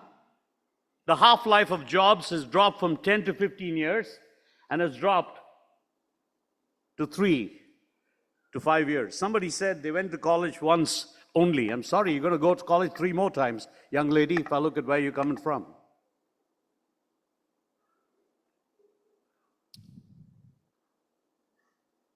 India is facing disruption. 38% skill disruption, which is about 4 percentage points lower than the United States. We're 6 percentage points higher than the United States. We are 4 percentage points lower than the emerging economies. But there's a fair amount of disruption that's going to happen. What do CXOs tell me? They say your graduates are great at tools, but they're weak at judgment. They say we cannot wait for academia to change the world. We're going to start designing capability academies ourselves. Who talked about threat to, what do you call it, category 2 business schools? Someday industry is going to say, we don't need you. You know why? As I'm going to tell you later, their disruption cycles are on months, ours are on years. Scary stuff, but fear is a good thing.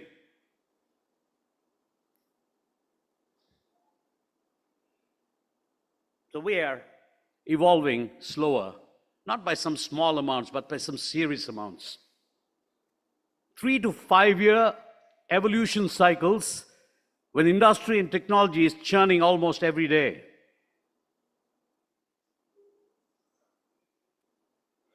You know, I started my life working for Yamaha in Japan. I always find English to be a limited language. I love Sanskrit, I love Greek, very proud of my language. I also like Japanese. It's a very nuanced language. There are 3 words for change, unlike English where we have 1. The first word is Kaizen, and we all know it, and it's called small improvement. The other 2 words. Word number 2 is Kakushan, and it means innovation, it means reform, it means renewal. But the 3rd one frightens the daylights out of the Japanese guy, because many times it doesn't happen in his lifetime. And that's called Kaikaku. It means revolutionary change. Japanese companies never do it. If we had to apply where we are with respect to AI, it's the 3rd word we should focus on. Not incremental change. Should we have blended curriculum? Guys, you know what? We're shooting too low. We're shooting, you know, Confucius said, don't shoot elephant guns to shoot, don't use an elephant gun to shoot a rabbit. I think we're guilty of the reverse.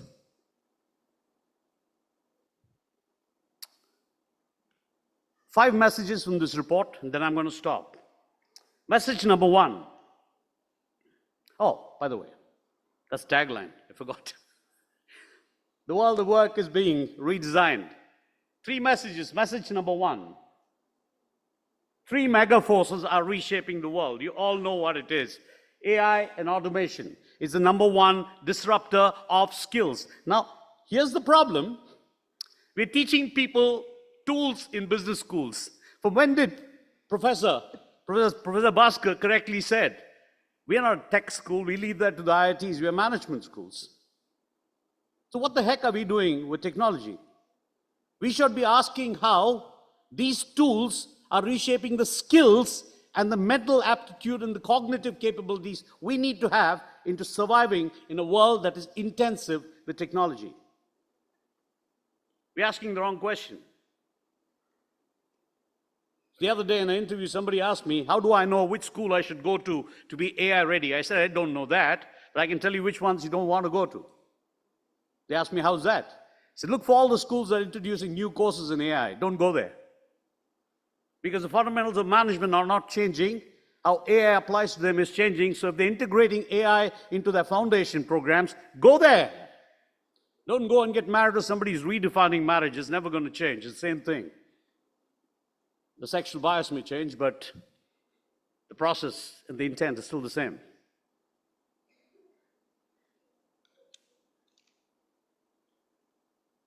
You know, agility and adaptability.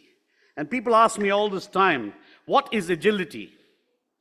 Faster learning, faster unlearning, and faster adaptation. And then people ask me as a deep tech guy, what the hell should I be worried about in AI? Is it that it learns faster? I said, not at all.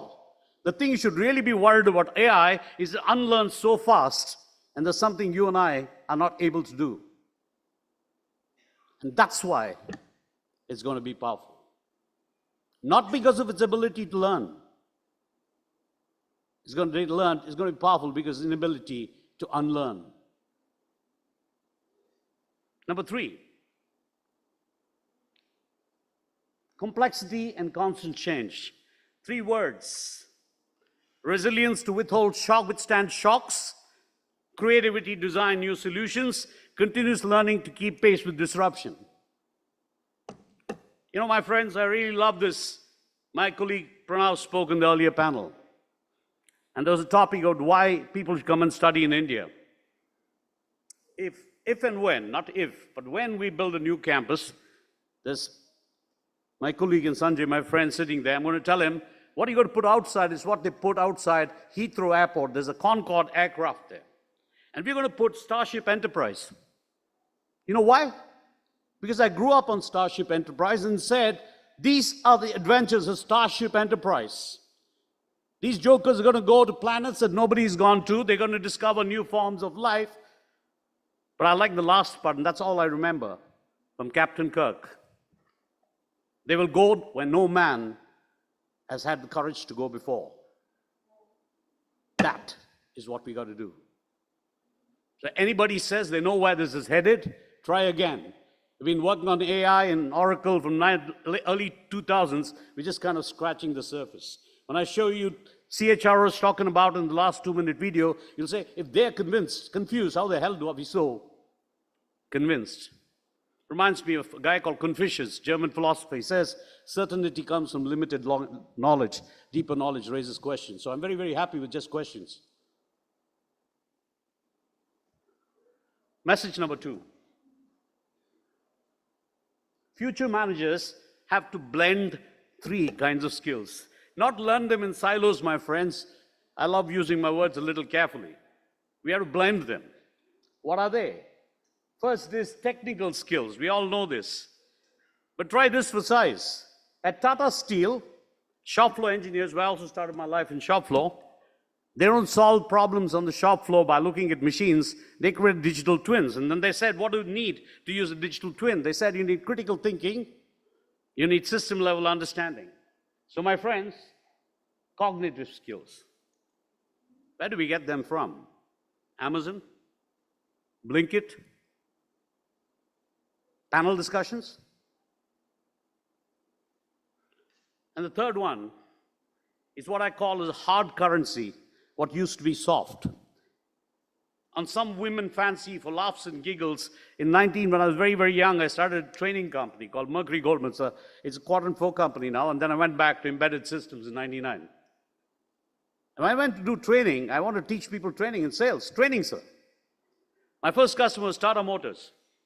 Gentleman I went to ended up heading Hyundai after that, and he said, I can pay you 4,999 rupees. Asked him why that 1 rupee less than 5,000. He says, 5,000 is what we pay to professors who come from the administrative staff college in IIM, sir. So I got 1 rupee less.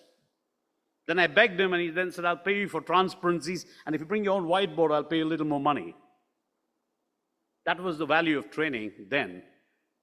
Today, soft skills, think again. That's hard currency, my friends. Human skills. Service orientation, social influence, emotional intelligence. Human skills are not soft. My CX roundtable, when you read that report, tells you freshers lack listening, communication, and collaborative discipline. They didn't mention which schools. They said all schools. Because these are Fortune 500 companies, so they must be recruiting from the top schools of India. Agility is now, they say, a performance metric. Rapid learning, rapid unlearning, rapid adaptability. And because automation will eat our tasks, the beauty is influence, empathy, and trust building cannot be automated. Message number 3. Freshers face the cheapest drum. And I always believe that a picture is worth 1,000 words, so I will not say anything to this visual. I'll just give you 30 seconds to see it. It talks to itself.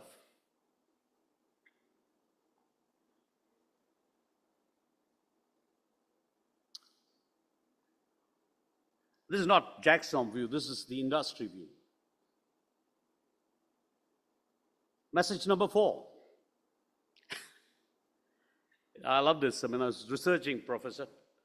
I went to IIM Ahmedabad, but I never got to do a full-time course. I did an executive MBA, so I'd love to say I'm an alumni there, but I never put it down.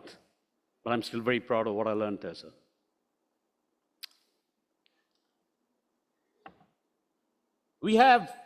I always tell kids, recently we are trying to put bespoke early this year in Jackson.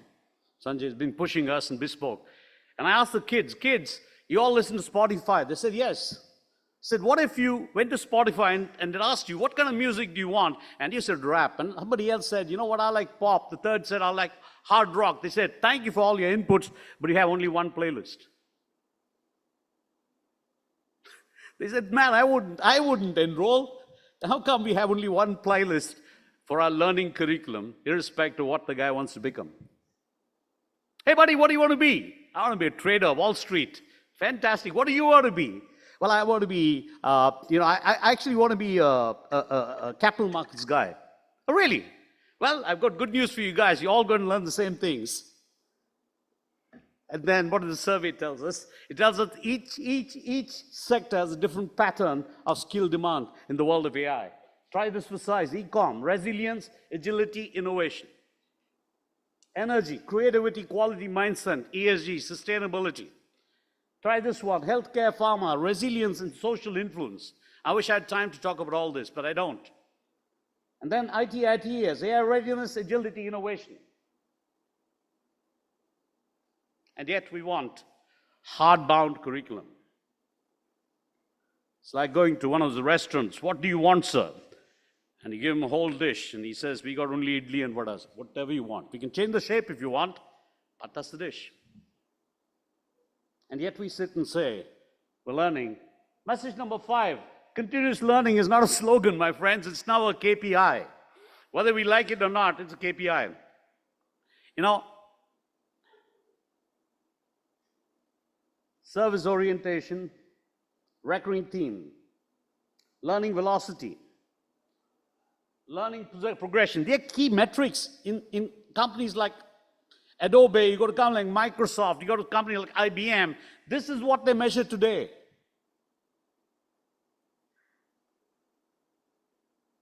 Organizations looking for a type of addiction. It's called addiction to learning. And finally, my friends, message number 6. Service orientation, quality mindset, employee. It ranks among the top 3 skills in a generation that is becoming increasingly selfish and self-absorbed. We're now saying they've got to think outward. So now we not only learn skills, we've got to rewire their attitudes. Man, how the hell are we going to do it? I got 3 kids, I'm struggling. Startups, obsessive quality. Customer first. This is what I love the most. You know what's happening today? This is what's happening. Companies are saying, give me moderately skilled people, highly motivated. I don't want these highly skilled guys that are low drive ones. I want to end with 3 quick thoughts, my friend. And I've got a beautiful video to play for you. The world of 2030 demands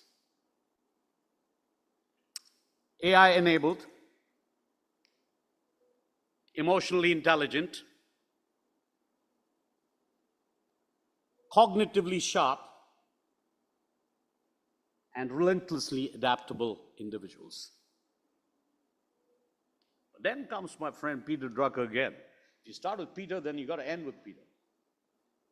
Peter Drucker said so famously, and I keep it close to my heart, don't waste time predicting the future, he said. Look for the future that's already here, because my good friend, this is not a future prediction. This report in your hands, which you're going to unveil in a little while with some of the best management minds in this room. India Inc. is hiring on this today. Now, we're talking about changing. That train is passed long, guys. We got to run really fast to make up for lost time. And by the way, I can't help by saying it. Why can't India be an education destination? It has nothing to do with my talk. We are the land of Nalanda. We are the land of Kanchi. My country is where the world came to study in. And it will come again, provided we think the future before the world can think about it. Stop here. I want to invite some of the best minds here. Professor Bhaskar, Professor Anil, Sanjay,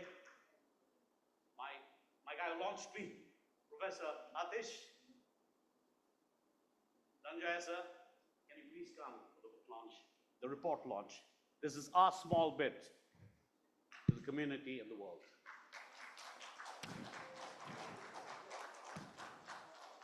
May I also please request Dr. Anurag Batra, so to please join us I'm on the sorry, stage. Anurag Batra, sir. Sir's here, so especially walked in for this. Yes, sir just walked in for this session. Yeah, please, gentlemen.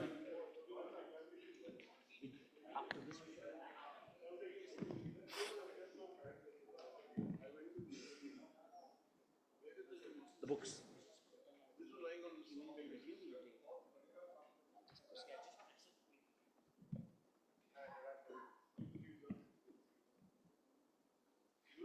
No, I'm not. Why? Because I got a video to play for you guys.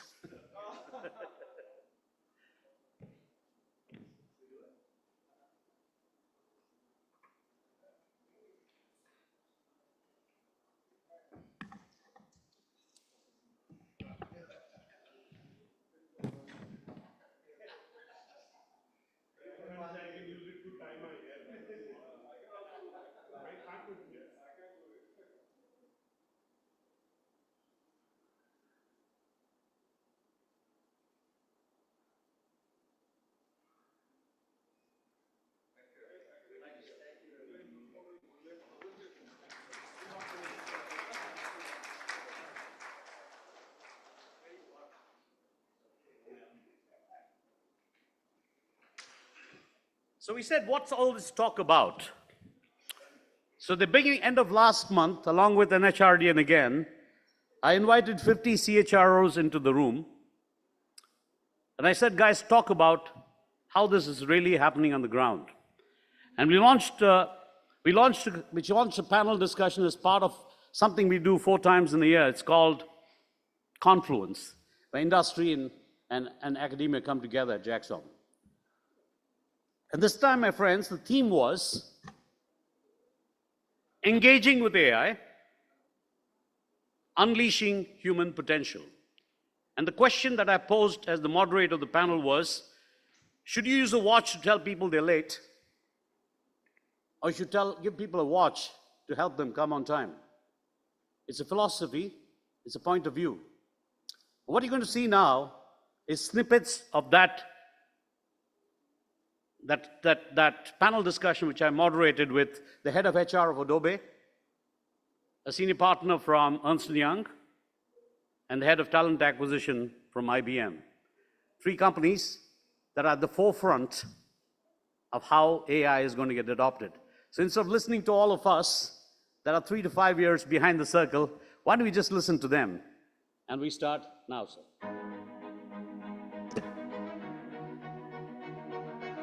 I'm Jack Son, driven by a simple mission.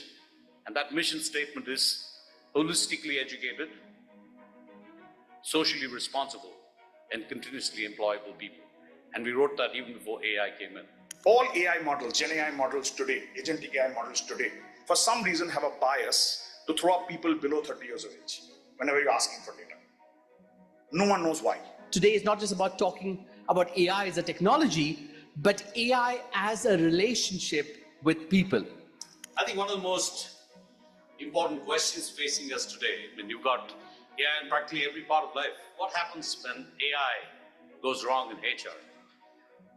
That's where I think the rubber meets the road. It's about real people. It's about you and me.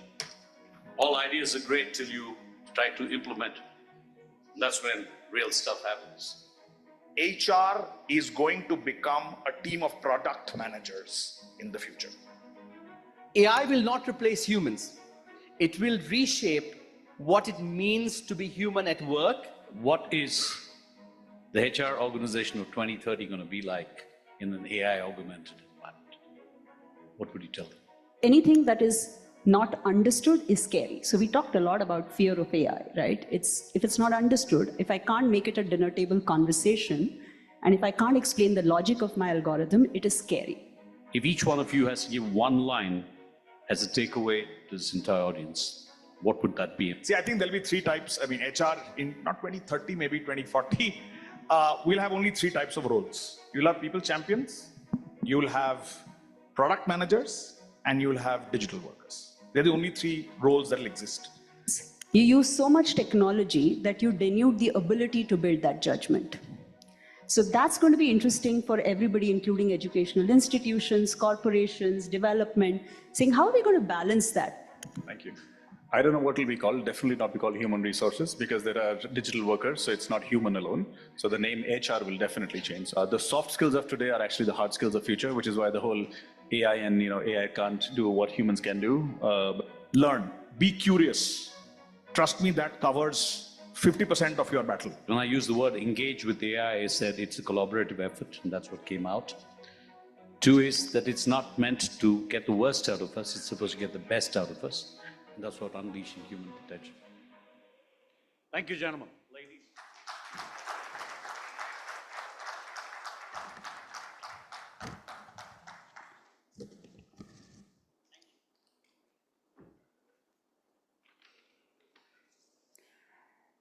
Thank you so much, Professor Moses, and congratulations on the book as well. But then it is time for a next panel discussion, which is on the future ready MBA reshaping curricula for 2030's leadership challenges. While they set the stage up, I will introduce our speakers for this. Professor Alok Kumar Rai, Director, Indian Institute of Management, Calcutta.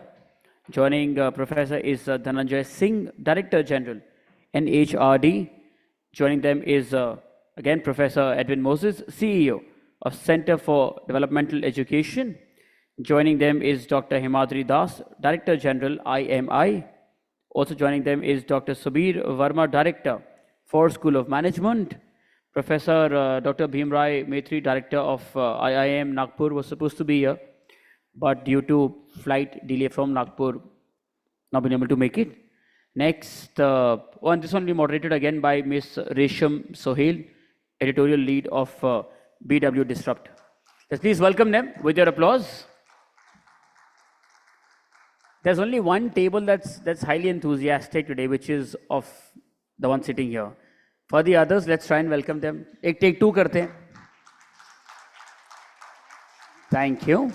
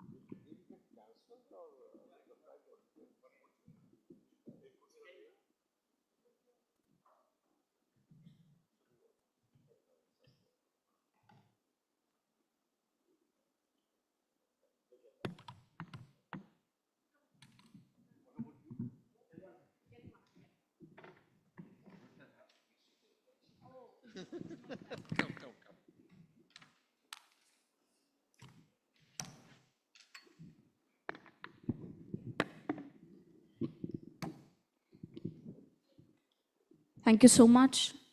Thank you, panelists, for joining in. It's more like a manel, all males on the panel. I'm the only exception, but looks like it's going to be a tough one after a full-fledged, hard-hitting, very alarming presentation today. But I think we're going to enjoy this one. We have a very right set of people where we can get the best of the best insights, or where do we see 2030, the curricula changing. Now the topic is future ready. How do we look at MBA in 2030? Now 5 years down the line, what can change, what cannot, what should change, what should not, These are some of the questions that I have. Very simple, but answers can be very, very difficult to this. But as he said, I've made some notes from the previous presentation. We will start by the answer to many of our questions.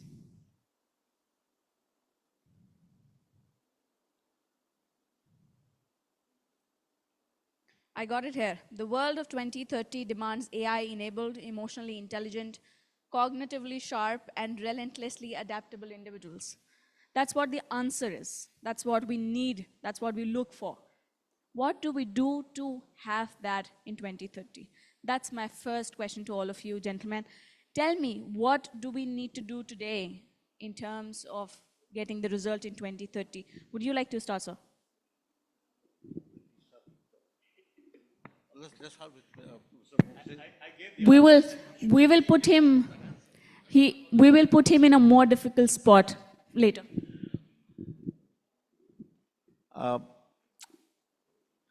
I think these are pretty much known, and work on this theme in terms of I would say, a new age MBA had been happening right since the World Economic Forum report came out, and which said, well, the AI is there, and the whole logic for a business school like ours and in India is to how do you integrate AI into your pedagogy, into your curriculum. And I think all of the business schools have done that. I don't think there is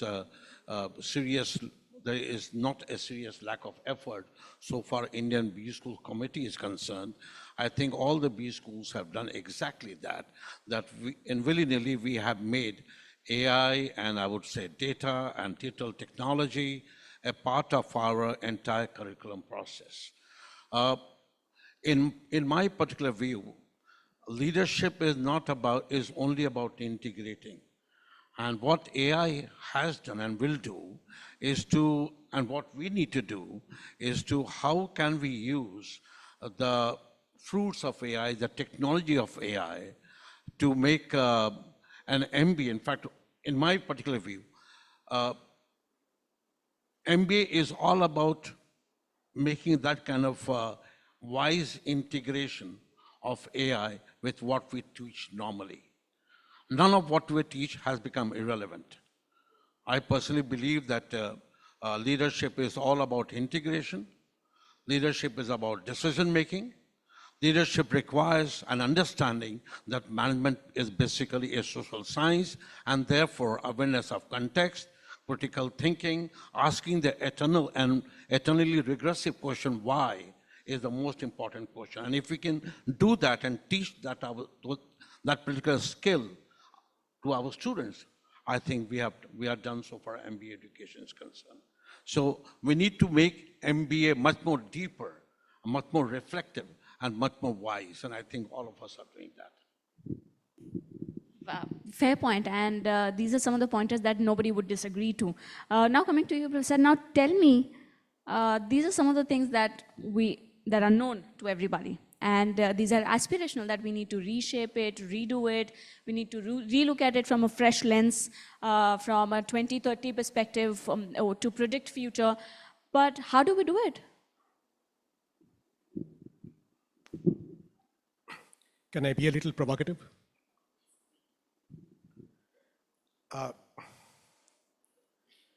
I caught the last few snippets of the video that Edwin Moses was showing.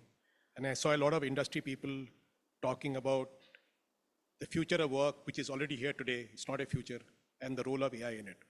So industry has thrown down the gauntlet. And academia, in our context, business schools have to pick it up. And I don't think we are picking it up to the extent we should be picking it up, right? We are talking about it, we are doing stuff in the curriculum, but my view is we are not doing enough. This is a disruptor that has come in the way work is done, which we have never seen in our lifetimes.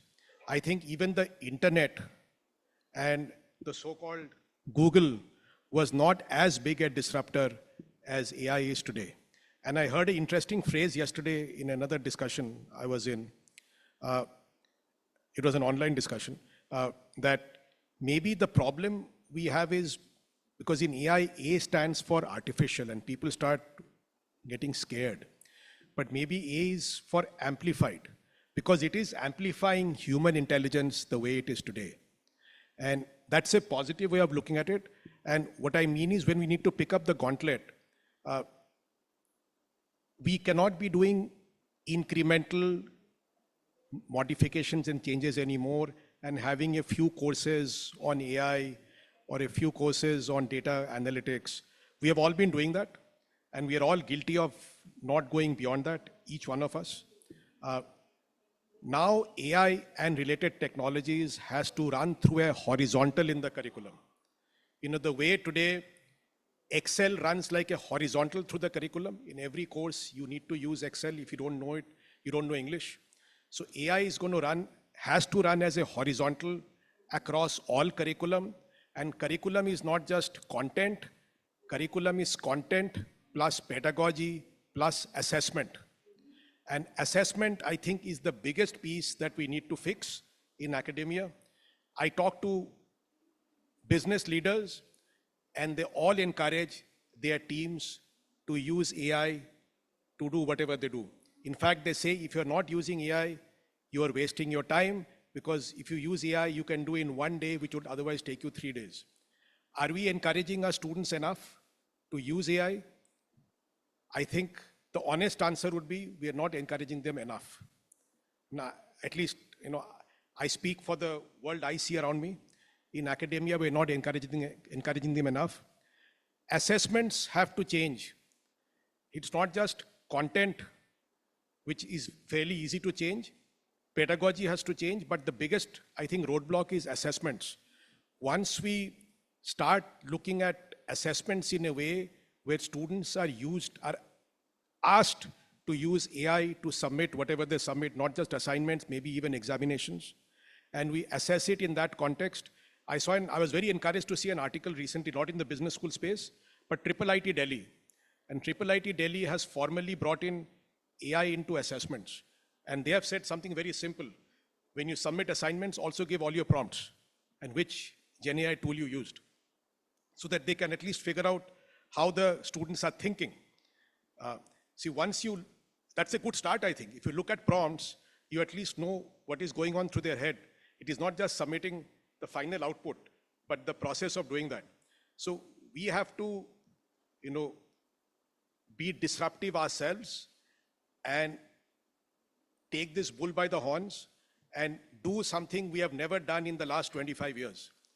And be willing to completely, radically retransform curriculum on its 3 pillars of content, pedagogy, and assessment.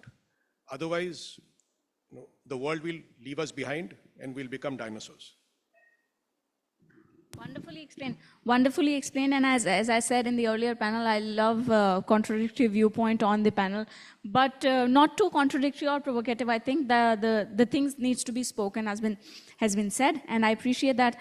I mean, taking this further, if we kind of invent or invent an MBA program in 2025 today, that has been way different than what it has been over the decades, over the last many years. Students today are learning on YouTube, AI pilots, ChatGPT, they are experimenting and learning. Though, if today I inaugurate a new university, new business school, I'm not too sure whether the answer is yes, the student will feel 100% confident coming to that university, even if I'm giving you all the courses that you need today. There are many other factors beyond the curriculum that a university or an institution is required to inculcate. Now, my question to you is, Professor, we understand that we are not doing enough. We need to do way more. But do you think the problem statement is still ambiguous? Do you want to rewrite the problem statement? See, you were talking of inaugurating a new higher educational institution today. I'll share the experience of the first and the oldest IIM of India and experience, IIM Calcutta. That is what I represent here. With respect to what we have done in AI implementation in content, pedagogy, and evaluation, I can proudly say that in all the three spheres at IIM Calcutta, I won't say we are way ahead, but we are pretty satisfied with what we have done. Of course, content part, it has been growing organically across courses. Now, it should not be equally mechanically and forcefully be implemented. Rather, let this come organically based on the demand of a particular course.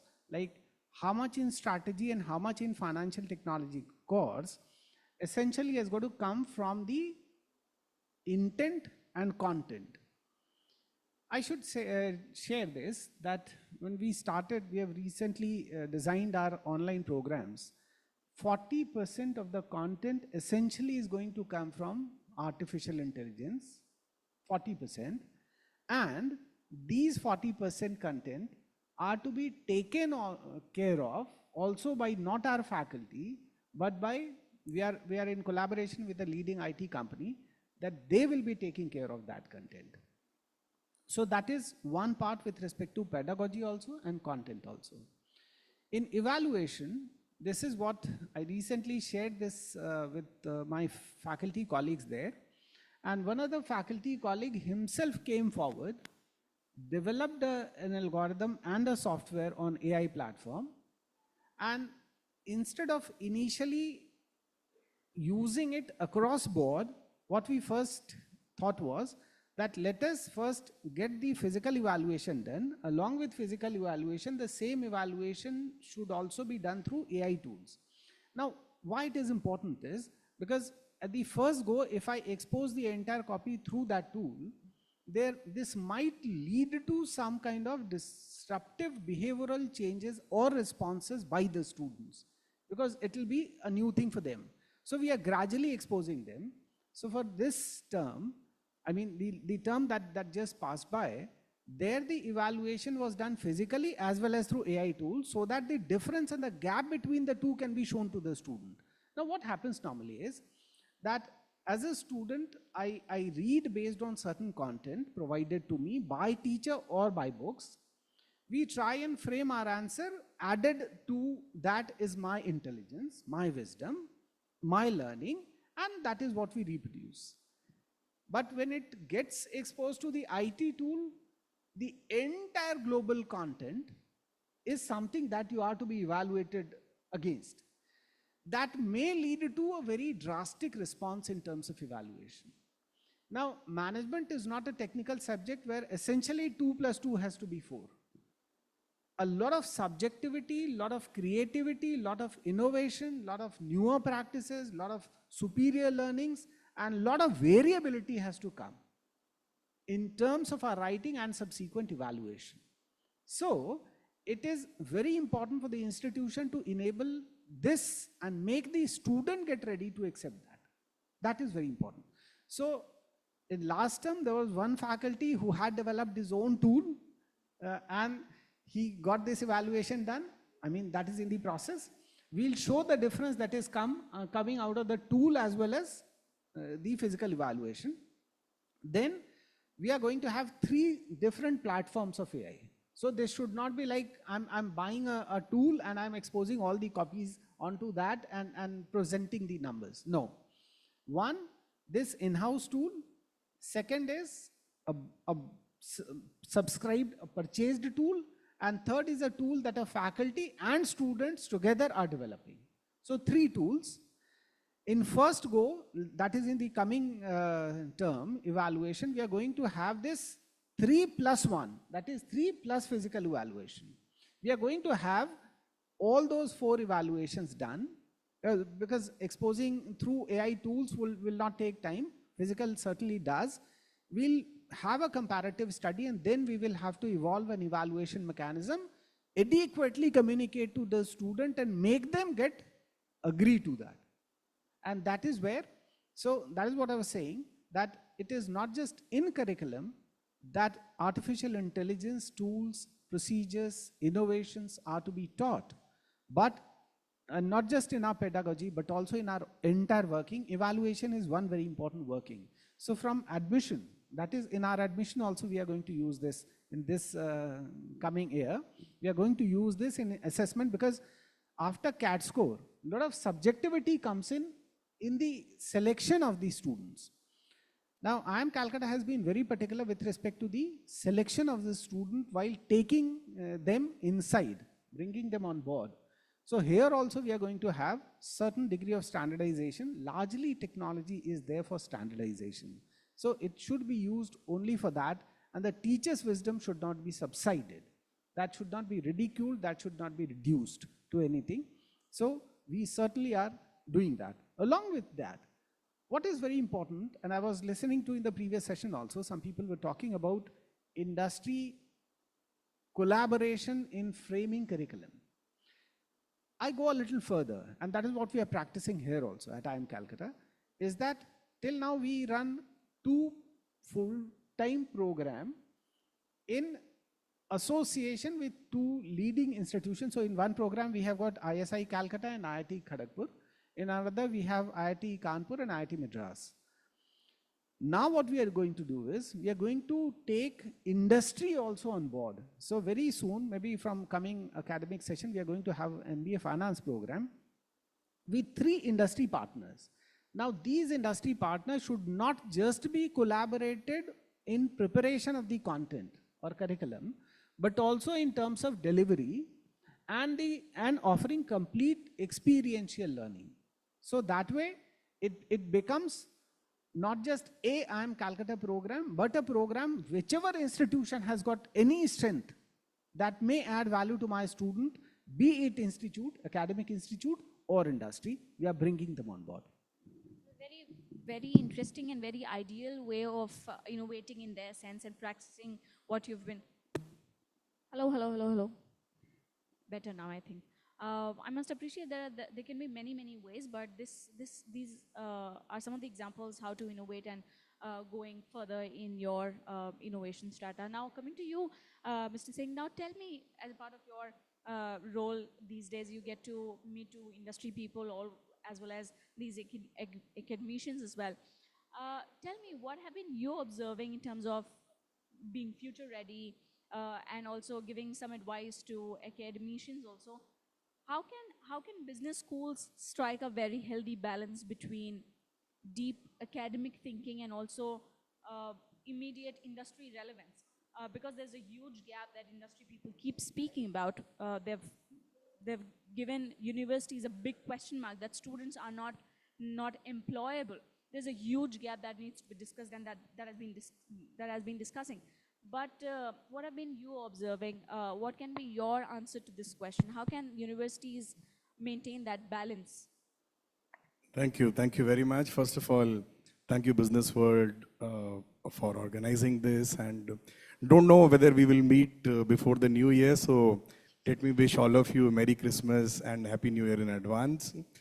And coming back to your question, and in 2030, MBA will not be a question of content and delivery when we talk about curriculums.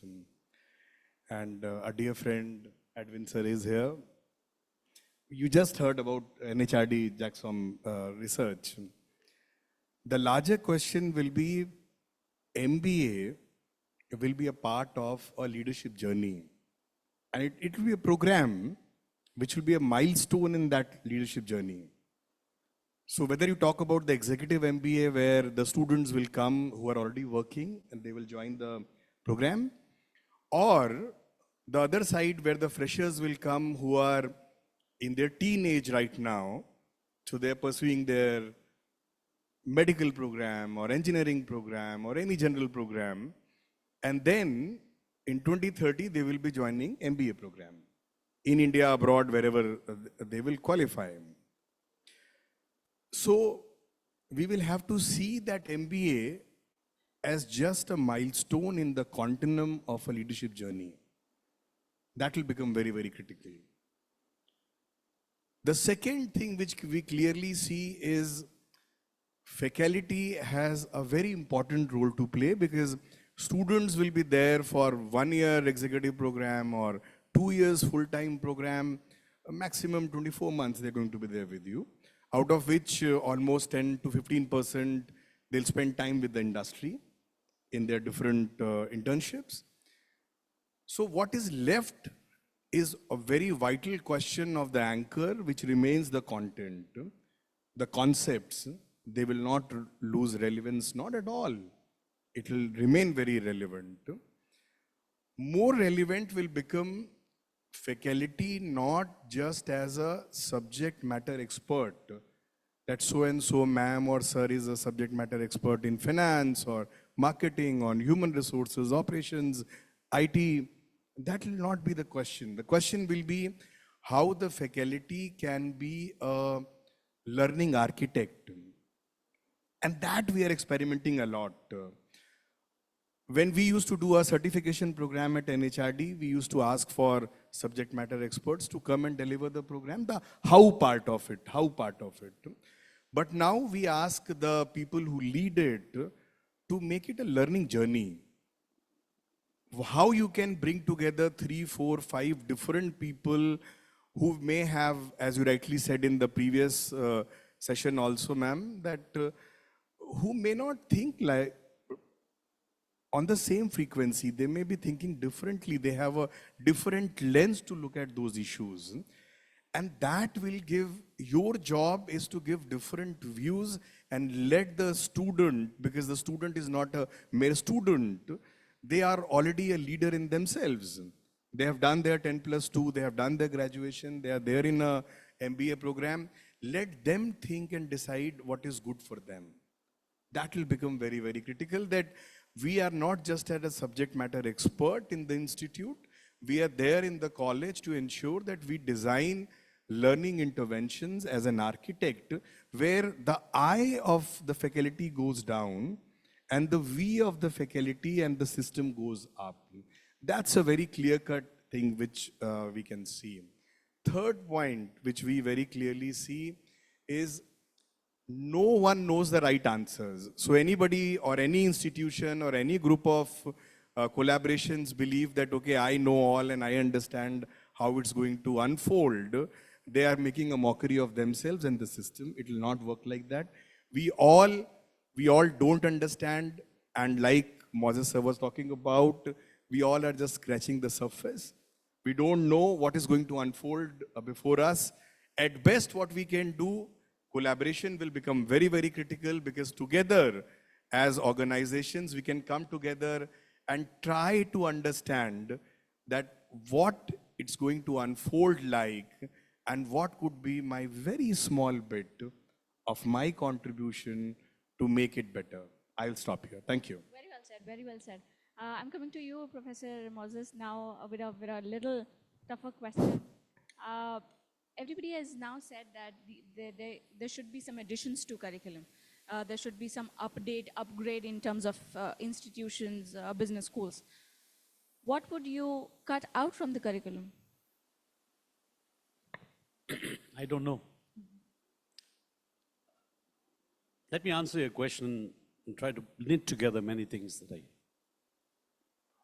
I keep telling people, I'm a newly mint scholar, but a very proud scholar.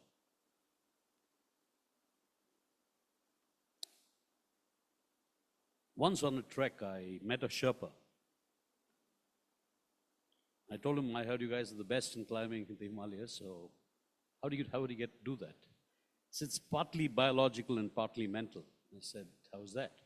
He said, biologically, we are physiologically built to consume lesser oxygen than most people, so we survive at higher heights than most of you guys can. And then what he told me next became a lifelong learning for me, and I hope it'll be for some of the youngsters living here. He said, the reason we are really good at climbing mountains is because we fear the mountains.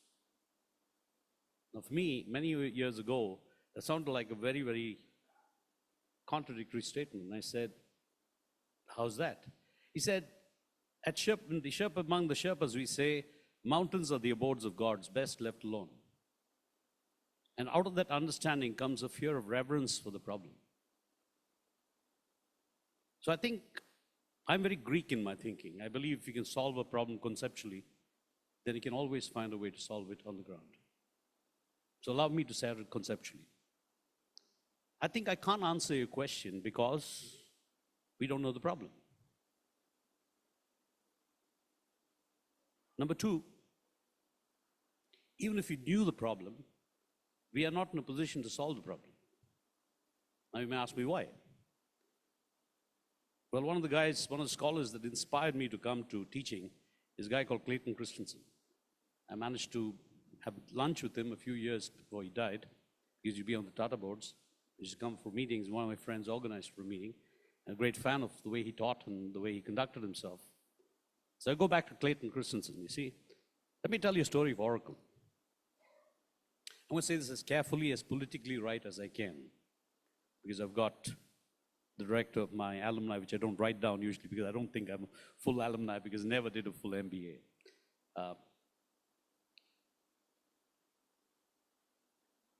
In the late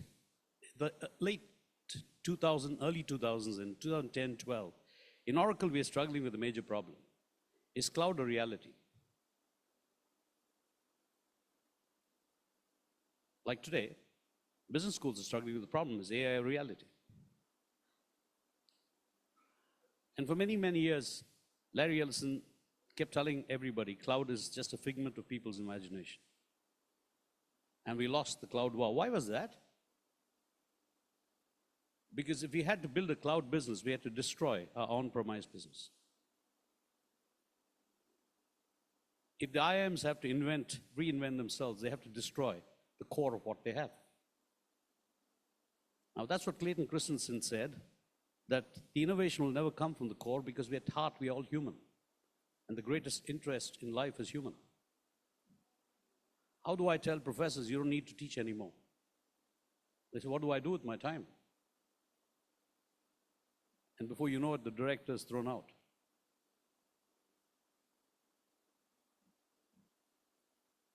The reason Nokia, I mean, I spent 9 years in telecom, got a few patents in between, but the reason Nokia could never beat an Apple is because it was at the core.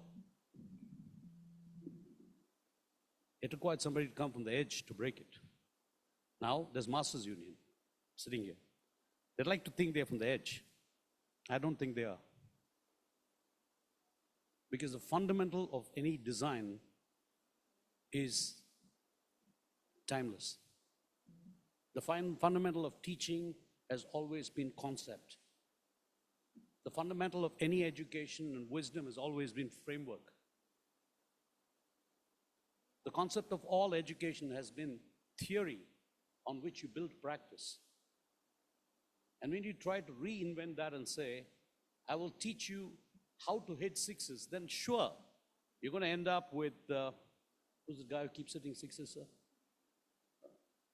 Nice chap, young chap. No, T20. This flamboyant guy, he just hits that and goes for a six. He can never be a Virendra Sehwag and he can never be a Rahul Dravid. He can never be a Sachin Tendulkar. He'll be exciting. He'll give you runs, he'll win you matches, he'll get you jobs, but he can't build you careers. What the IIMs are doing is building careers. What the top schools are doing is building careers. They're equipping you for leadership, not for a job. However, what worked in the past can't work in the future. So how are we going to destroy the core? We can't. We can't throw the baby out of the bathwater. So I've got a very out-of-the-box thought. It's a thought that's always in my head for many years. I've shared with Sanjay. I said, look, I'm a techie guy, and then I moved from outcome manufacturing to engine design to embedded systems and all kinds of crazy stuff. And today when I buy my high-end Mercedes-Benz, it is always updated for its lifetime because there's over-the-air updates.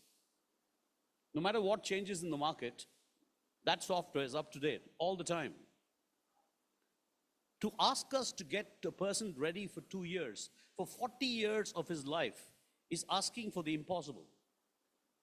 What if we changed our business model, our model of education to saying, hey guys, I built the fundamental container, Patra, as my professor Atish would talk about, Patra, you have to build the vessel first.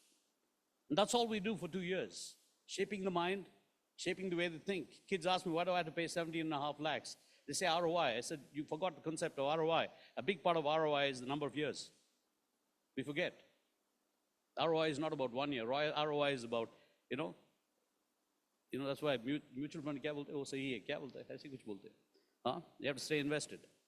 So youngsters who are looking for ROI in 2 years, you got the wrong business model.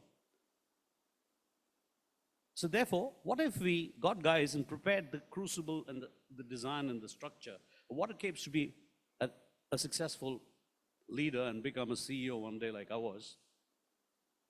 And what if we gave them over-the-air updates like we did in software? That means we say you pay for your lifetime of learning. You just have to come to IIM Ahmedabad every 3 years. We'll flash a new software version in your damn head, and we'll send it out. Now that, I think, is practical. Because how do I predict the future? I can't. So why are we sitting here and trying to design a curriculum that's going to address a future that we don't know? I'm very much like, I'm going to end with this, very much like what Einstein said. If I had 60 minutes to solve a problem, and my life depended on it, like it does, I'll spend 59 minutes asking the right questions. I think that's what you ought to do. Yes, please. I'll just add one-liner to him. The courage, the real courage in 2030 is not to decide what to add in the curriculum of MBA. The real courage will be to decide what not to be added in that, what is to be taken out from there, and what does not deserve the time and attention of the teacher and the student and the system, which should not be a part of the curriculum. That will be the real courage.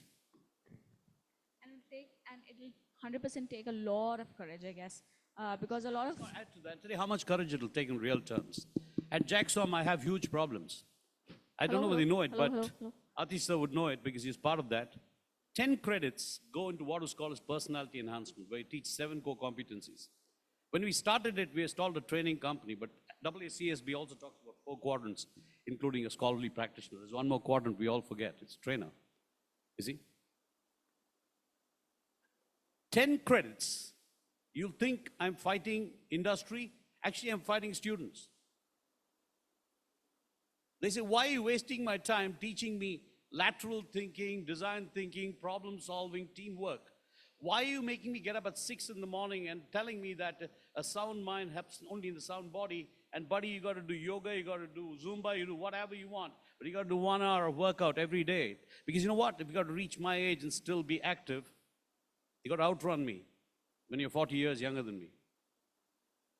Because whether you take a decision at 12 in the night or 6 in the morning, your decision has to be perfect. And if you have to build that kind of stamina, you got to be absolutely fit. Now, I have a revolution every day. Right now, I've got 40 students who can't go to the next term because they haven't completed their course. They completed all their courses except their personal enhancement. Now, that takes courage to do. It takes difficulty to do. It's not the easy path. But, if something is worth doing, then it's not going to be easy anyways. Now, tell me, there are many, many pointers that needs to be done in terms of reaching that higher benchmark at 2030. A little bit more light on how do you think we need to groom faculties today? We talk about soft skills that are now hard skills today, cognitive ability, lateral thinking, the cognitive abilities. Tell me, what do you observe there? And what would be your advice in terms of grooming faculties for 2030? The biggest thing, the thing that is going to move the needle is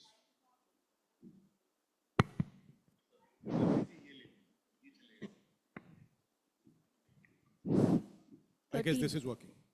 Right. So the single biggest thing that will change the game is changing mindset. And it's not soft skills, it's not hard skills. That will come later. Mindsets need to be changed with faculty into actually believing that the future, which is the present, is radically different from what they have been trained in, from what they grew up in. So, what Edwin talked about Clayton Christensen, to innovate, you have to destroy the core. And destruction of the core will happen only if your mindset has shifted to be willing to destroy the core. The biggest problem is people don't want to destroy the core. They are so in love with the core. We can do that all together. They are so in love with the core that, and they're so enamored with the core, they're so wedded to the core that they don't want to destroy it. But you can't move ahead unless you destroy the core. And that is the biggest mindset shift that should happen. People should be willing to get out of their comfort zone. They should not get defensive when the core is threatened. They should say, openly, the mindset has to shift that I recognize that for me to grow, I have to leave everything behind, and that is the core. So once I'm willing to do that, and that's a mindset shift. It's not a hard skill, it's not a soft skill. If we can do that, that is the magic bullet.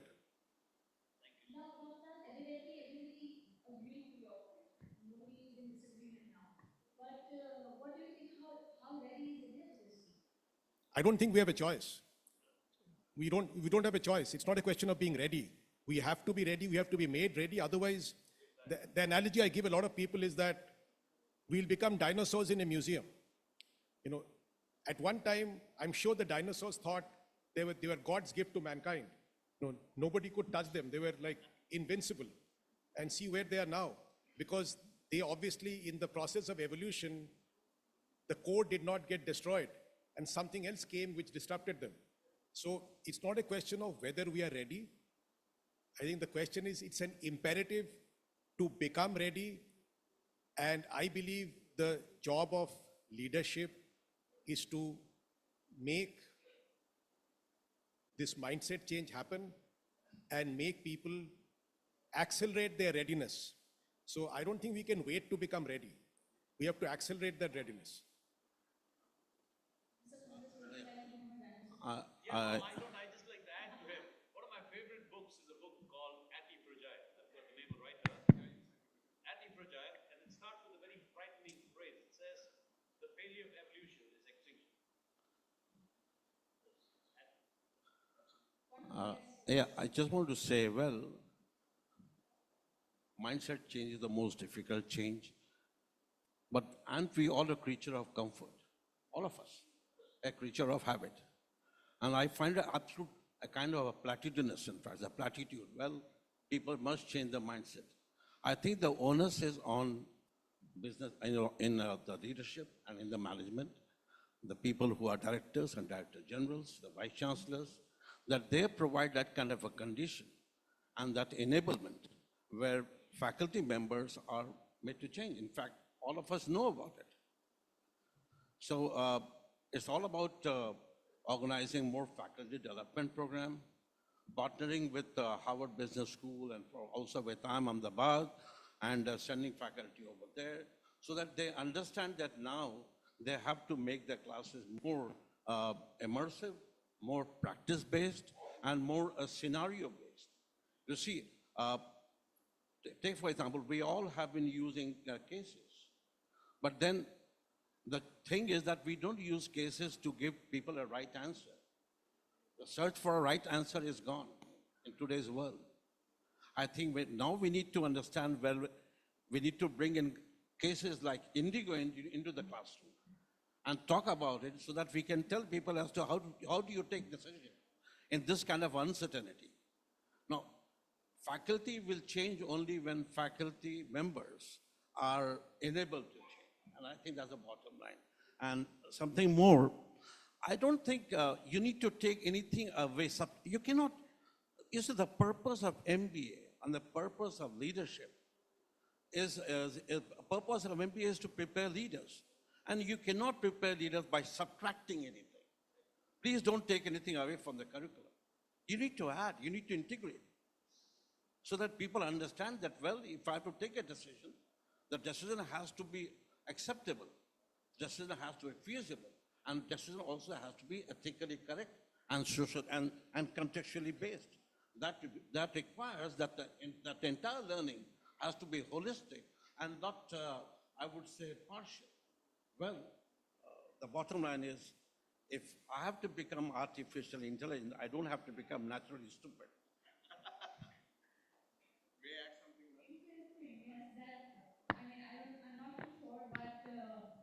Will it work for a 5-year MBA then to add so many things?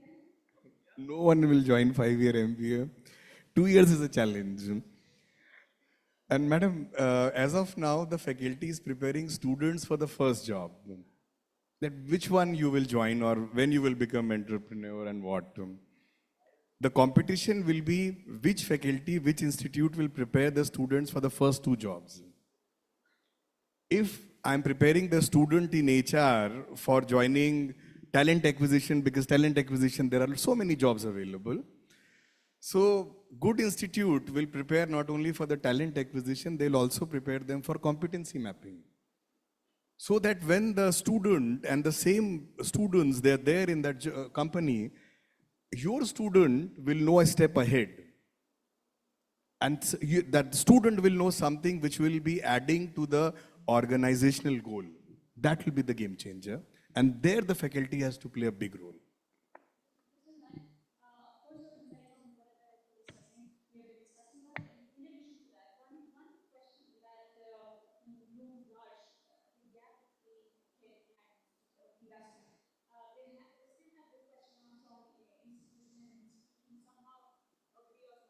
On many of the points. Where do you see the gap and how can you fill that? As I said, with the experience that something that we have been practicing at IIM Calcutta is that we have certain groups. Now, each group has been asked to develop their own program. Each program mandatorily has to be in sync, in association with an industry partner, not just one. As I've shared, in the coming academic session, we are starting our MBA finance program. There we have 3 industry partners. In certain cases, we already have had institute partner programs, but industry partner programs we are starting with. But a larger point that I want to bring your attention to is that there are 2 things, and people are, I still believe there has to have a degree of classification among institutions as to, are we preparing management students for business decisions, or we are training them for their first job. Now there is a difference between the two. This AI, today we are talking of AI, 20 years back we used to talk of computers or English communication. Those are part of soft skills. Now, over a period of time, what has happened is soft skills have dominated so much so that it overemphasized and it belittled the content part of the education. Now, we as a responsible institution think we are going to create business leaders, not just preparing them for their first job, which is largely skill-based job. So we have to prepare them to develop the ability to take corporate decisions today, 20 years down the line, and 40 years down the line as well. And here comes the role of a responsible higher educational institution like us. Lot of new things will keep coming. Lot of new things will keep coming. As I said, 20 years back it was computers, today it is artificial intelligence, 5 years down the line it will be something else. 5 years ago we used to talk of education 4.0, today we talk of education 5.0. So after leaving those basic IT tools, we again have started talking of IT plus individual human. Now, we as a responsible institution, again, as I say, since that is also important, so we need to bring in those industry partners into our program. At the same time, these core, self-driven, research-based, institute-partnered program integration essentially should be there for sustainability of the kind of output that we aim for to solve the business problems, corporate problems, societal problems, policy problems today, 10 years down the line, 30 years down the line, and 40 years down the line.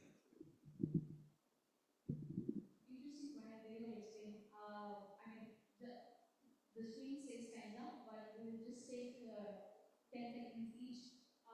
In my final question, we've already discussed so many uncomfortable questions and with that uncomfortable answers, but that was required to discuss, and we need to hold many more decisions like this to bring in that major mindset shift to see 2050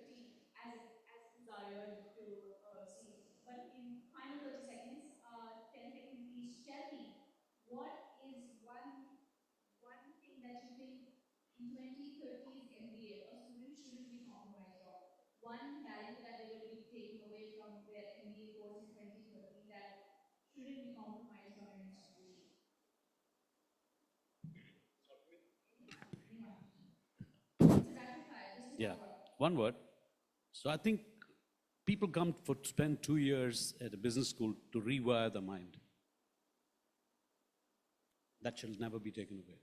As Professor correctly said, that wiring has to hold them 40 years down the line.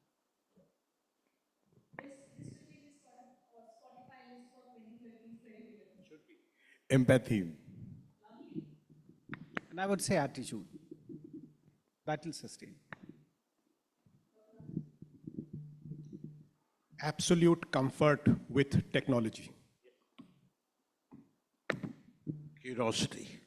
I'm already tempted to do MBA. I'm not too sure how many of you are thinking to go to school again, as he mentioned in the presentation, but I'm really, really tempted to go for 2030's MBA program.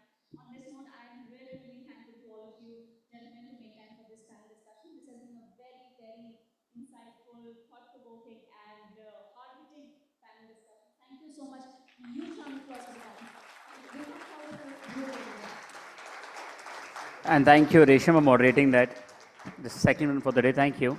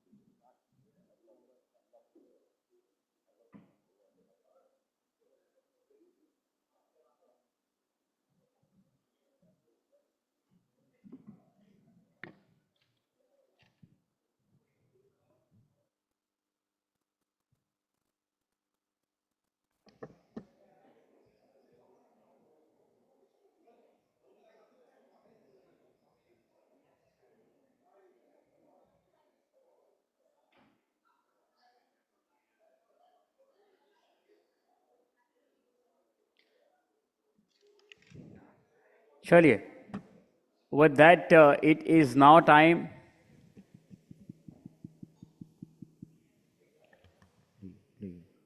for a keynote session. May I please request all our friends in the audience to settle down?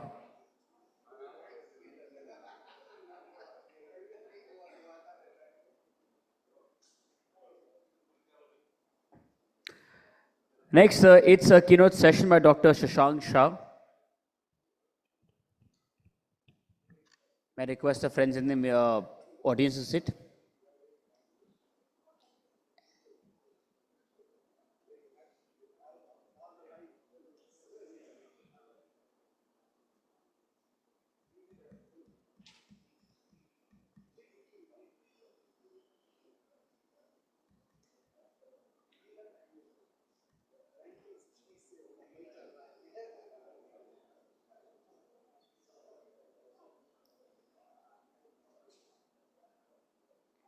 Chaliye. Next, it's a keynote session by Dr. Shashank Shah, Director and Senior Specialist, Niti Ayog. And Priya, are you here?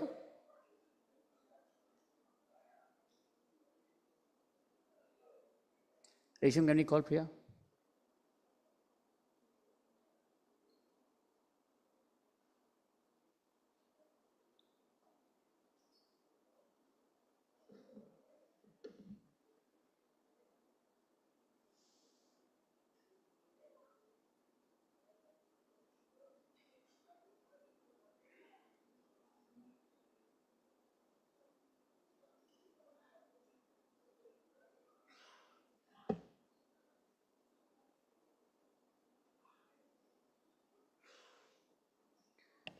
Chaliye.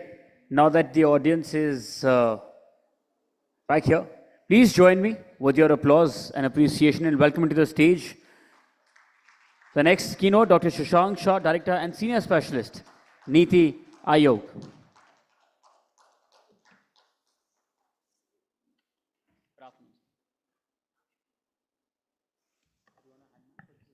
this is good. Thanks.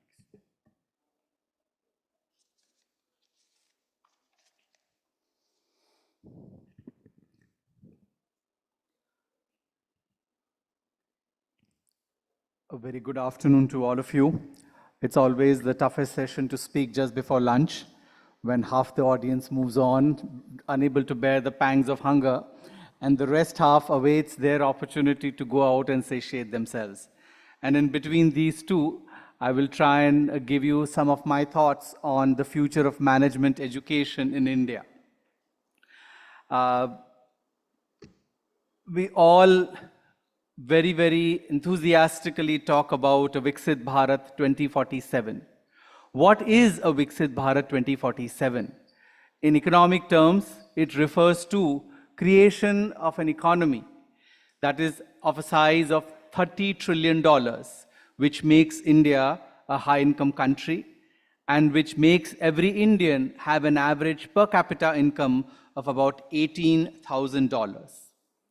This means that in the next 25 years, India would be growing 7.5x, which means that India in 2047, 75% of that India has still not been built.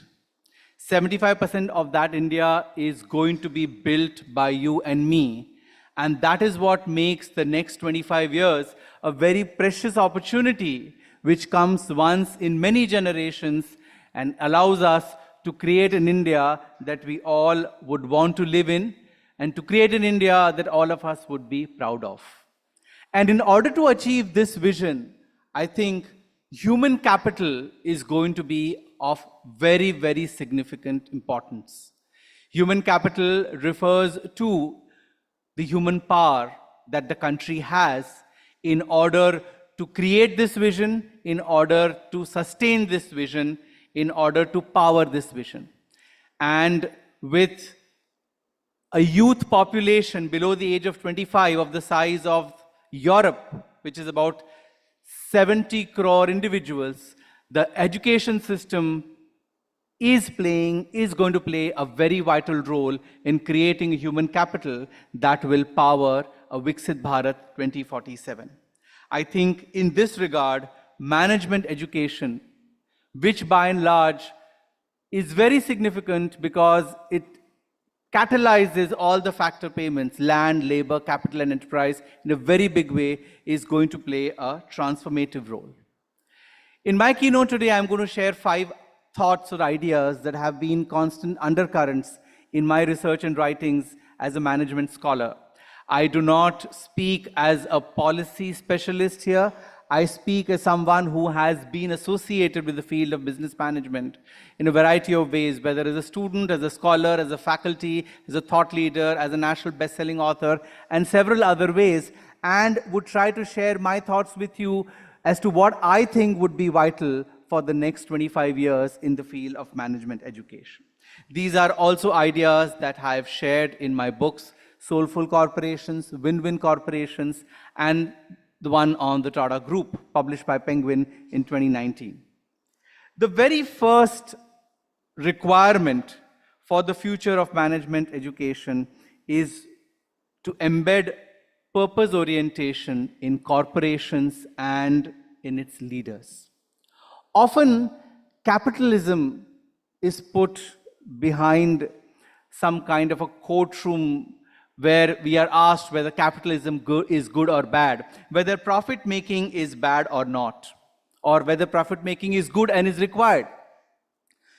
I would draw your attention to a conversation I had with Professor Edward Freeman, acknowledged, respected as the father of stakeholder theory, and university professor at the University of Virginia, whom I had an opportunity to meet as my PhD was in the area of corporate stakeholders management. In my conversation, he shared something very interesting, which I would like to quote here. He said, to say that profits are the purpose of business is like saying that creating red blood cells is the purpose of the human body, or that breathing is the purpose of human life. It is foolish. The purpose of business is to figure out how we can create value in a complex ecosystem for each and every stakeholder that is part of that system. Profits are an outcome of that approach, and they would come in abundance. In order to make this the mainstream of corporations, the mainstream of the way leaders take decisions, it is important that we recalibrate as individuals and institutions, as companies, and as a country, the way we look at decision making. From a risk versus reward paradigm to a risk versus reward versus responsibility paradigm, because that is going to be the requirement of the 21st century. And for this, leaders will have to focus on the 4 I's: introspect, implement, innovate, and impact. It is these 4 I's that will have to have a cyclical approach in order to consistently rise higher and higher, because as was discussed in the previous panel, we cannot afford to remain in a status quo situation when the world in which we are operating is moving with such fundamental dynamism. But that which stays constant in a fundamentally dynamic world is our purpose orientation. And hence what corporations and leaders need in the 21st century is creating profits with a purpose and making money for a mission. In ancient India, the 4 Purusharthas of dharma, artha, kama, and moksha direct us in this thought process, that we must earn artha or money with dharma or the right value systems, and we must have kama or desire for moksha, which is a higher purpose. And that is what will help corporations and its leaders in the 21st century. The second idea is that we need to evolve from a zero-sum to an inclusive decision-making paradigm. For long decades, the economics approach of zero-sum decision-making has been guiding corporate boardrooms. We can either focus on employee welfare or we can focus on company profitability. We can either achieve cost reduction or achieve customer delight. We cannot achieve both. This either-or paradigm needs to be replaced by an inclusive mindset where or is replaced by and, where we can or we should be able to achieve both.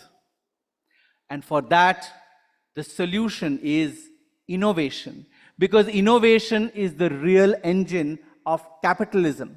If we want to achieve this and in all our decisions, we will have to bring in innovation at the core of the way we run our corporations.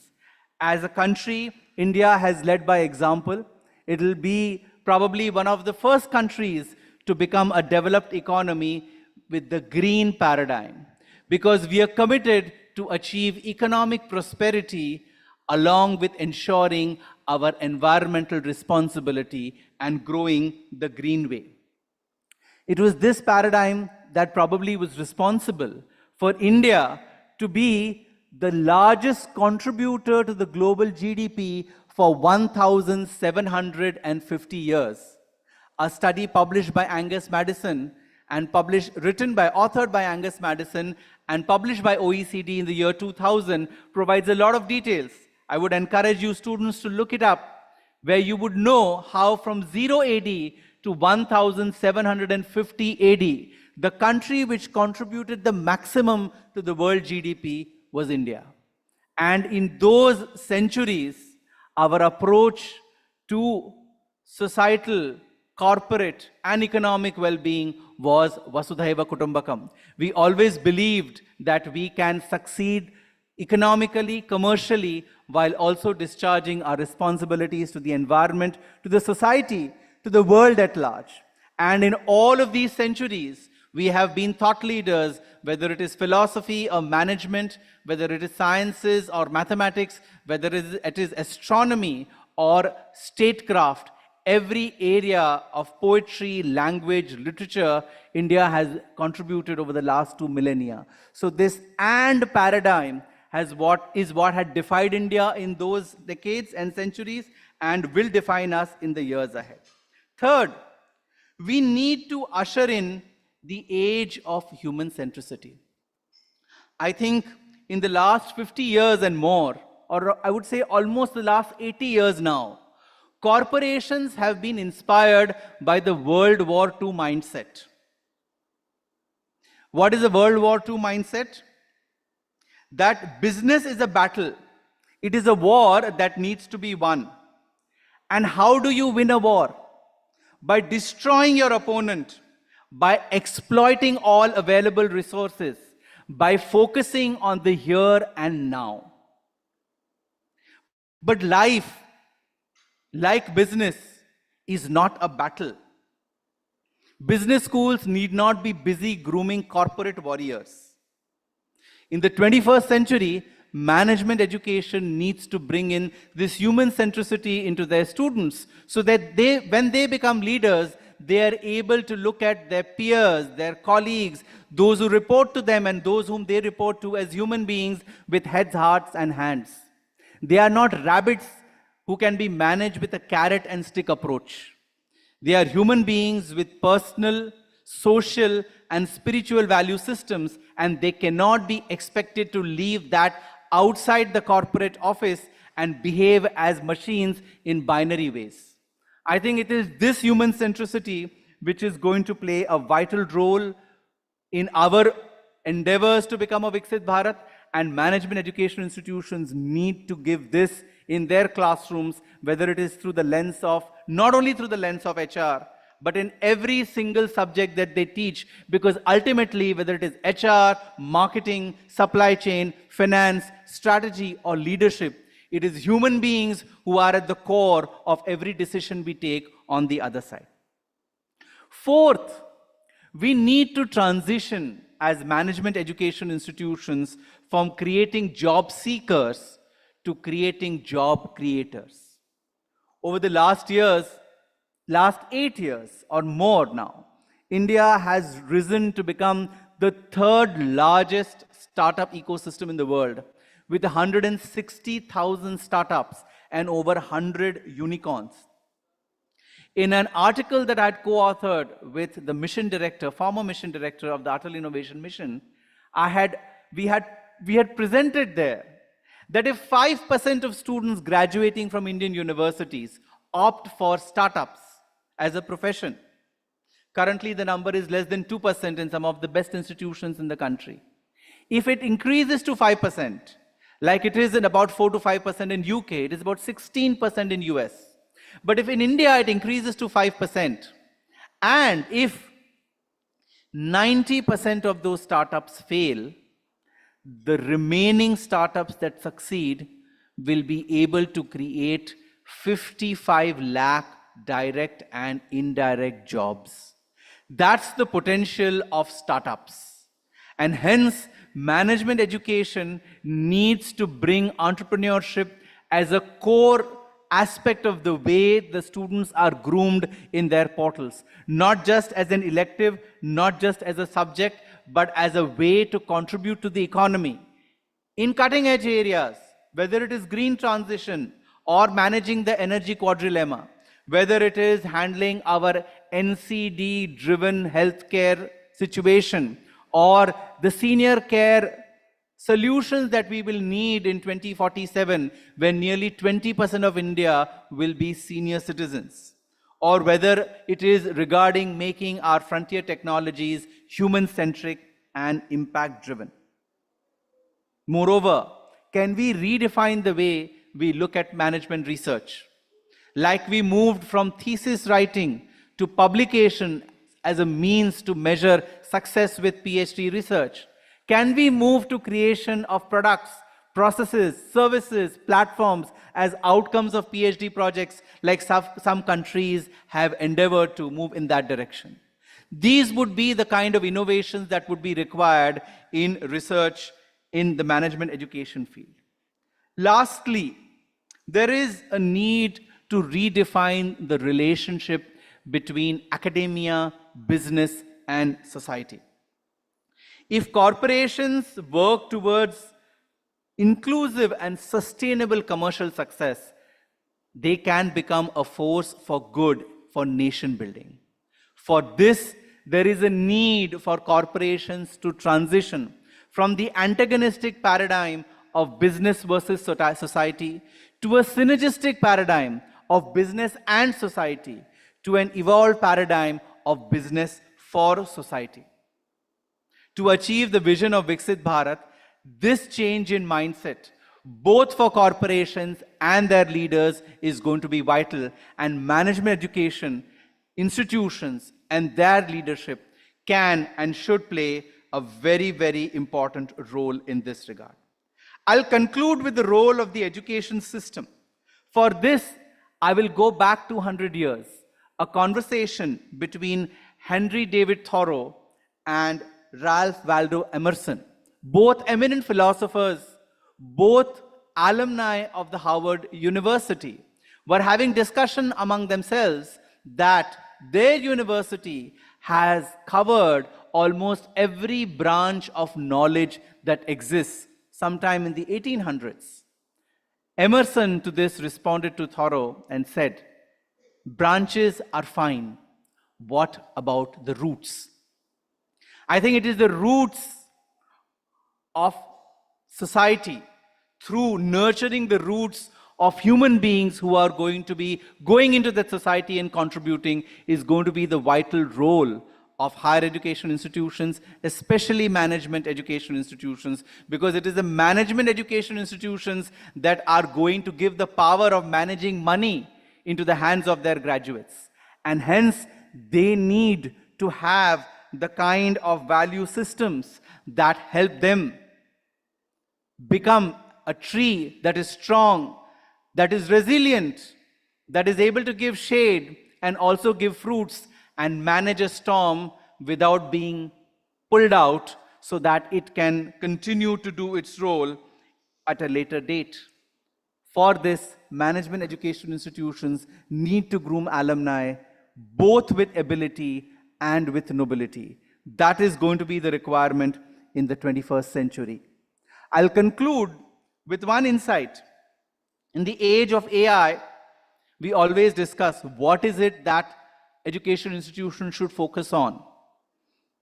I agree with the director of Indian Institute of Management, Calcutta, when he said that every 5 years, a new trend enters the corporate world, it enters the society, the economy, and we think it is going to be here to stay. And we definitely need to equip ourselves with those skills. And hence, development of our IQ or intelligence quotient is very vital. But along with the IQ, we will also need the EQ or the emotional quotient, because we are going towards a society where the virtues of empathy, of collaboration, of team building, of resilience are going to be playing a very vital role in distinguishing a manager from a leader. And along with EQ, we will have to cultivate SQ, which is the spiritual and the service quotient, because the one who serves well leads well. It is said that the one who cannot be a good kinkara, means a servant, cannot be Shankara or the master. That is the philosophy of India. And hence, for leaders to be able to truly impact the 21st century, they will need to build SQ in ample measure. And for all my young students in the audience, I would like to say, as you rise up in the corporate ladder, you can hire EQ, but you cannot outsource. You can hire IQ, but you cannot outsource EQ and SQ. It will have to be very much a part of your personality. And hence, integration of IQ, EQ, and SQ in our education system, in the curriculum, in the pedagogy, and in the way we groom the students in our management classrooms is going to play a very vital role. I think the National Education Policy has provided a very powerful roadmap towards some of the broad ideas that I shared. And I'm sure that with the kind of insight that was being provided in the previous session, our management education institutions are equally equipped to achieve the vision of a Viksit Bharat, to achieve the targets of the national education policy, and to contribute towards creating the India that we would all love to live in, to India, of an India that would be the envy of the world, and of an India that will find once again its rightful place in the Committee of Nations. Thank you. All the best.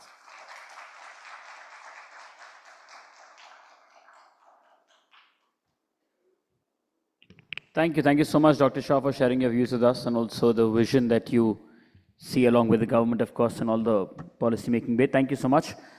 With that, it is time for lunch. It is 2 o'clock, 2:30. We'll start with the next discussion right here in this hall. See you then. Thank you.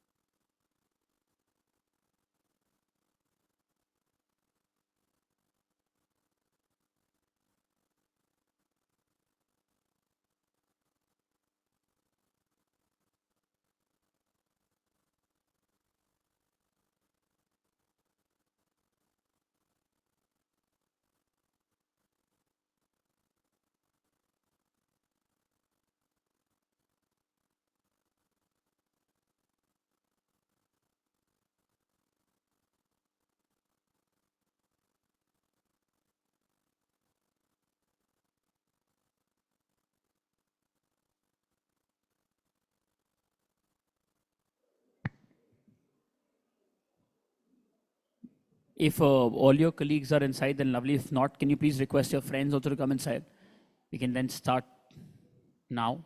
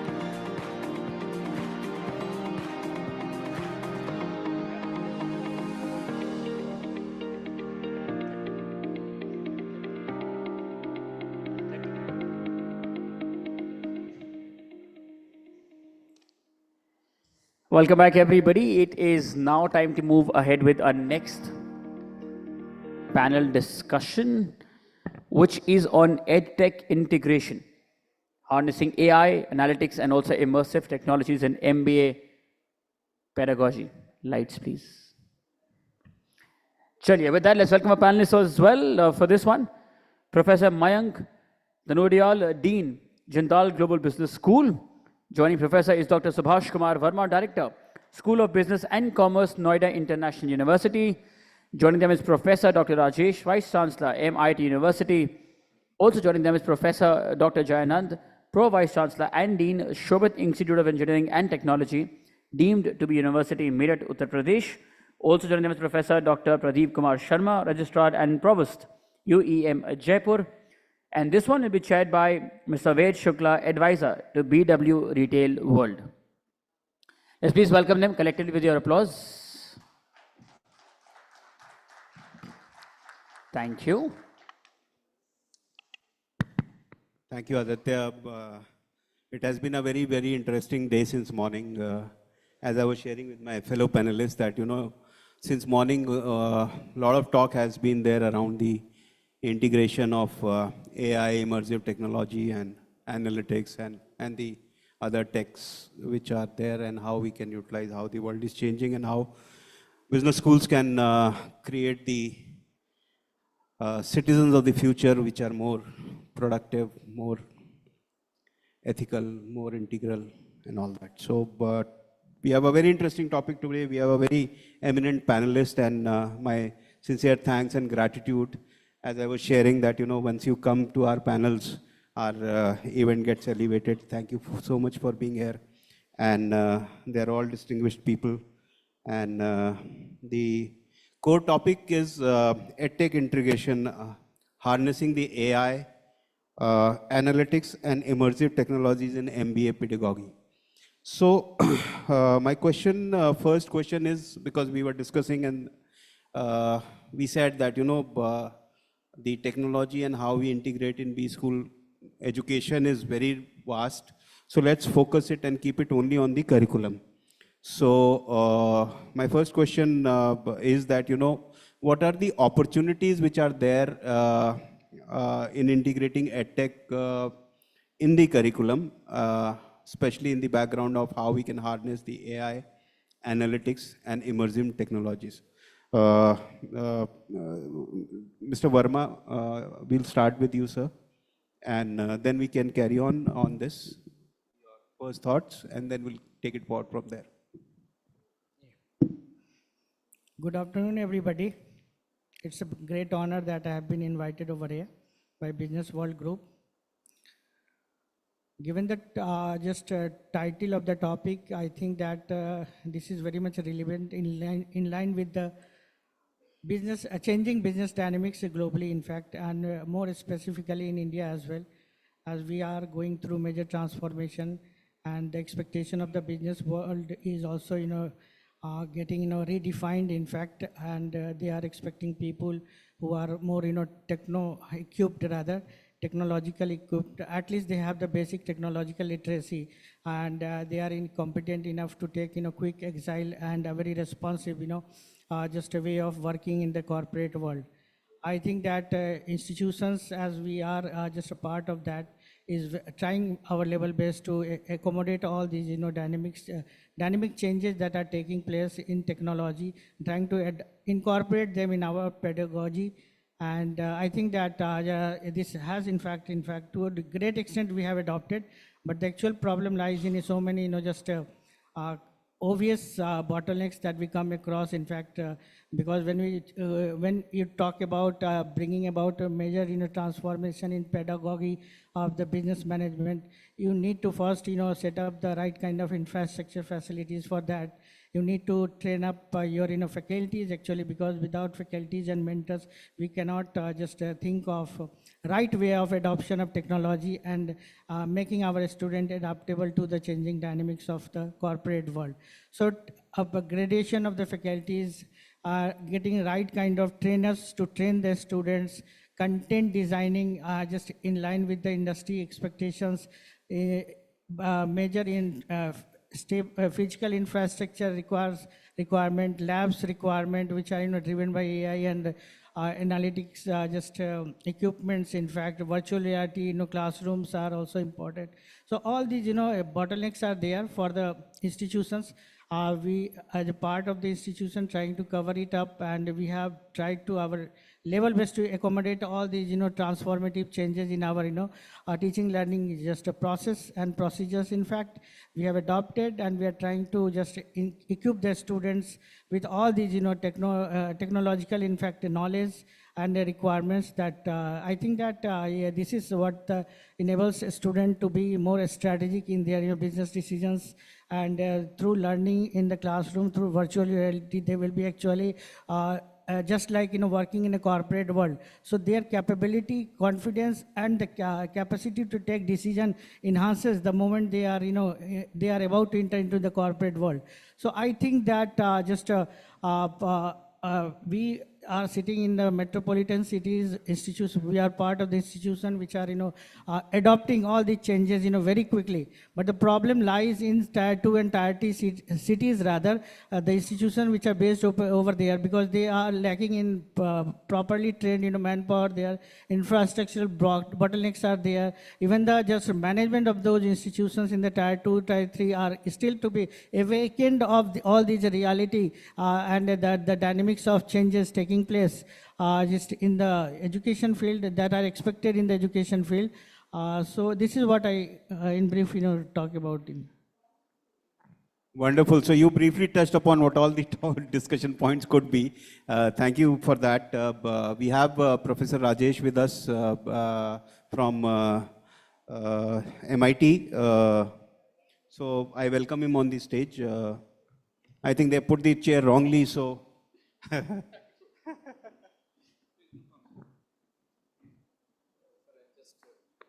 Sorry for my apologies, for being late, because the flight was a bit delayed. So I was just coming from the airport direct here. Sorry for that. No, sir, your being here is very, very welcome. So Professor Mayank Dhondial is with us. So I request him to shed some lights on this very relevant topic. So thank you very much, Mr. Shukla, for inviting me and inviting all of us on behalf of OP Jindal Global University. We are very thankful for providing us the platform. Now, AI, of course, is what we say, the elephant in the room. Everyone's talking about AI and technology. The opportunity, I'll just, sort of focus my comments on the opportunity. So opportunities, of course, are immense. The total AI market, in the next 5 years is expected to be $2 trillion USD. Many of the Fortune 500 companies, I was looking at one of the estimates, at least 50%, I think, of the Fortune 500 have implemented AI in at least one of the business, verticals. So obviously, and, OpenAI, it's not a very old company. It's already, I think, worth $500 billion, right? So, so much has happened in such a short span of time. Obviously, the opportunity is immense. And I think for all the students who are attending, this particular session, not knowing AI is not an option. So you might be an AI generalist, need not be a specialist, but you need certainly to know the AI tools and how you can leverage the AI tools to become a better version of yourself. That is non-negotiable. You can't do without it, because the companies are adopting AI at such a pace. They need people who understand AI at least to some extent. At least they know what prompts to use and how you can sort of make your work more efficient. So the opportunities are immense. Now, of course, the challenge is that the grads, and I'll limit my response to the B schools, not comment on engineering or any other science stream, but even for the business schools, I think it's very important that we are able to include components of AI so that the grads which are graduating from the MBA curriculum or the PGDM curriculum, they understand what's going on behind the box, even if they're not able to make any impact on it. Might be a black box for them, but they need to understand how to leverage it properly, and that is non-negotiable. So I'm sure many of the business, so when initially the AI came, many of us were in a shock, and the response was, how do we stop people from cheating? I think that was the main question, right? I mean, because the students were doing assignments using AI, and that was the main concern. But now I think the discussion, very rightly so, needs to go beyond the capability model, that how do we make our graduates capable of using AI so that they can be part of the workforce. And we were discussing earlier, in one of the discussion rooms, that the dream of India becoming, very shortly a 5 trillion economy, but, on the long term, a 10 trillion, 15 trillion economy cannot happen without our workforce actively knowing and contributing to this entire AI sort of, story. OpenAI, Gemini, they're all US players. There are, AI players coming out of China. Unfortunately, from India, you don't see that much action happening. And that rapidly needs to change if India is to rightly claim its position as the third largest economy, but more importantly in the geostrategic space, if we need to, make sure that our voice is heard. So this opportunity is closely tied to our national ambition. It's closely tied to where India needs to be, rightly so. And it's absolutely critical that as education players, as B schools, as engineering schools, we are able to actively contribute to it. I'll limit it. I know there are other esteemed panelists that need to contribute, so I'll stop here. Yeah, so thank you. I would go to now Professor Jayanand. Sir. Thank you. I'm Professor Jayanand, Vice Chancellor, Shogit University, Meerut. Integration of AI is not the option today. It is the necessity, in fact. What are the opportunities and challenges, it will come later on. That has to be there. And how far we are aligning with the recent trends of AI, that is to be seen by the institution, by the students, by the teachers. Now, the opportunities. Definitely, if I say that technical scholars, technical graduates, and those who are in the business studies, I would say business studies students needs more tech savvy of AI, because they need to understand the customers, the orientation, business analytics to be understood. They need to understand HR analytics. AI will save their time wherever they go after the graduation of MBA. So unless and until they know about the AI tools, they may not implement in the professional life. So it is a necessity for the institution to be integrated, to have the curriculum integrated with the AI tools that is there. Challenges. Definitely the challenges are there, because still our teachers, educators are not ready to accept the AI. Some of them are, the new freshers are there, even the old teachers, those who are having the capacity to learning, they do understand, but still the redundancies are there. So being an educational leader, we have to ensure that our educational institutions should accept the AI in the curriculum. So accordingly, we have to make the Board of Study, Academic Council, and other things, whatever the formalities are there, so that it should incorporate AI. And our scholars, our students, even I have seen the research scholars, today most of the students, most of the scholars, if they are working on the secondary data even, they are using the AI tools, and they are getting good responses. If suppose I'm taking the class of 60 in a batch, all of them may not be of same level of IQ. That is true. So what to be done as a teacher? I have to make customized assignment to make everybody. I cannot make the people, the students, those who are fast pacer, to slow down. So the slow learner has to be uplifted through the AI tools. We have to make the questions, we have to make the assignment, according to the need of the slow learner also. And in the same way, the fast learner also. Thank you, sir. Yeah, Professor Pradeep, thank you for coming, sir. Your comments, initial comments. Yeah, thank you, sir. When we are here discussing some of the aspects of integration of AI, first of all, I must thank the business world for inviting all of us over here for this discussion. Okay, how many students are there for management studies? How many students are there? Okay, a good number of students are there.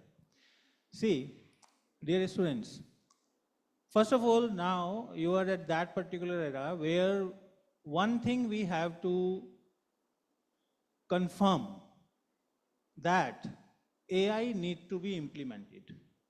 There is no choice. There is no yes, no, there is no tick mark button. It is already 100% need to be implemented. Your role, because you will be the person who will be taking this into future, within next 2 years, within next 1 year, within next 5 years. When we are talking about the integration of AI into businesses or in curriculum, so we are talking about two aspects of the coin. One is industry, one is academics. So when we are talking about academics with industry, we are actually into both. Because you have to look, when you are academics, what industry you will serve. So definitely you will plan at least what AI tool you will use. I will discuss few, not naming the tools basically. You have to see at your own what will benefit to you. Sir, when we are talking about business, I hope because it is all related to the business and all industries, academic institution, everything is governed by business. So when we are talking about business, business means foresightedness. Business means planning. Business means selecting right person. Business means assessment of the assets so that it can give you some improvements in future. When we talk about all these aspects of business, one thing is more important, prediction. Prediction of what you will have after a few years or after some time. And prediction of what you will gain if you do certain things now. So that predictive analysis tools, I think all the students, at least 5 tools you select, 5 tools. And after every 6 months, you revise the list and get the mastery. At least 2 data analytics tools you have to use. Because data analysis, big data analysis, as well as predictive analysis is definitely required in your field when you will be in the market. And when I am saying in the market, it's a very important term, sir. Market gives you a very small fraction of time to live. You have to perform. And when you have to perform, you have to be fast. You have to be accurate. And you have to be precise. So all these things, when you will be in the market, performing all these things, I think you will require AI knowledge. Because artificial intelligence right now, if I ask you that write a press note on this today's conference, just giving that agenda into ChatGPT, within few seconds you will give 800 words of very nicely written temperature 4 output, right? So you will see that within fraction of time you are using the things to generate what is expected. So now from you it is expected that within few months or few years you will be in the market and you have to perform best. So sir, the answer is for your question, we have immense opportunities right now and there are immense number of possibilities also when you will be in market. So my opinion in this, because we are from academics, when we are making the curriculum, we are, sir, integrating everything in line with the industry expectation right now. And I don't know that how many of the students are aware that when you are implementing the artificial intelligence software, what kind of computing power you require? Do you know? Do you know that how much computing power you require to run a simple artificial intelligence application? In your normal computer, you cannot do it. You have to have GPUs. India has only thousands of very less number of GPUs given by some World Bank funding and all. Sir, let me tell you, my university have installed 50 GPUs.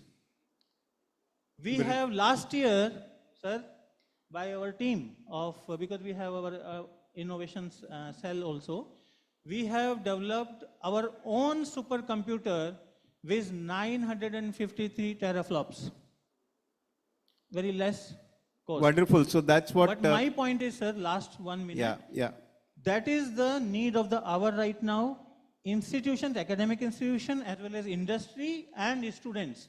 The future need to learn it. And when we are talking about 2047, definitely our youth will be there taking India Viksit Bharat. Thank you. Wonderful, Dr. Rajesh. So very interesting points. I mean, we'll take it up quickly. Yeah, Professor Dr. Rajesh. Yeah, first of all, I want to thank Business World for inviting all of us. And in particular, even though I have attended many like these kind of events, whatever they happen, but we want to participate so that, you will get the correct, the first-hand info, what we are doing as Vice Chancellors or as, the top academicians, what we are framing at. So the first thing is AI buzzword is like a vital event, okay? So it is there, but it is not visible to you because you don't know exactly how much you have to capture from it or how to tame it, because the correct word is taming. Now you might have heard about particular students, you might have heard about prompting, prompts also have been gathered. Suppose you are doing an assignment, let us say, in your business subject, whatever subject you are doing. And then they are also asking you to submit the prompts what you have used, okay, so that we can understand how you have arrived at something. But then the whole point is not all this. The whole point is that, like Sir said just now, yeah, it is harnessing. The correct word, I like the word very, very much, harnessing the AI. The potentiality lies in your, how you use it. For example, your capstone project, what you are doing in your final year or second year or third year, whichever. Particularly business management students I'm talking. Not normally in Harvard and in MIT Sloan management schools, in these kind of schools, what they do is, when they do a capstone project, that capstone project becomes a company. You have to start your own company or it a startup, whatever you are now calling a startup. So that culture is already there, prevalent there. But then as a student, you can also write to a professor in MIT Sloan School. You can write to a professor in Harvard and ask him that what kind of capstone projects they are doing and what kind of projects you have ideas, then harness it through AI. So that's the whole point. Because they're already doing it. They have done a lot. They have been bit forward, in what we are doing and what we are contemplating. They contemplate much faster because they are there in the beginning. That's all, nothing else. They have catched the train faster.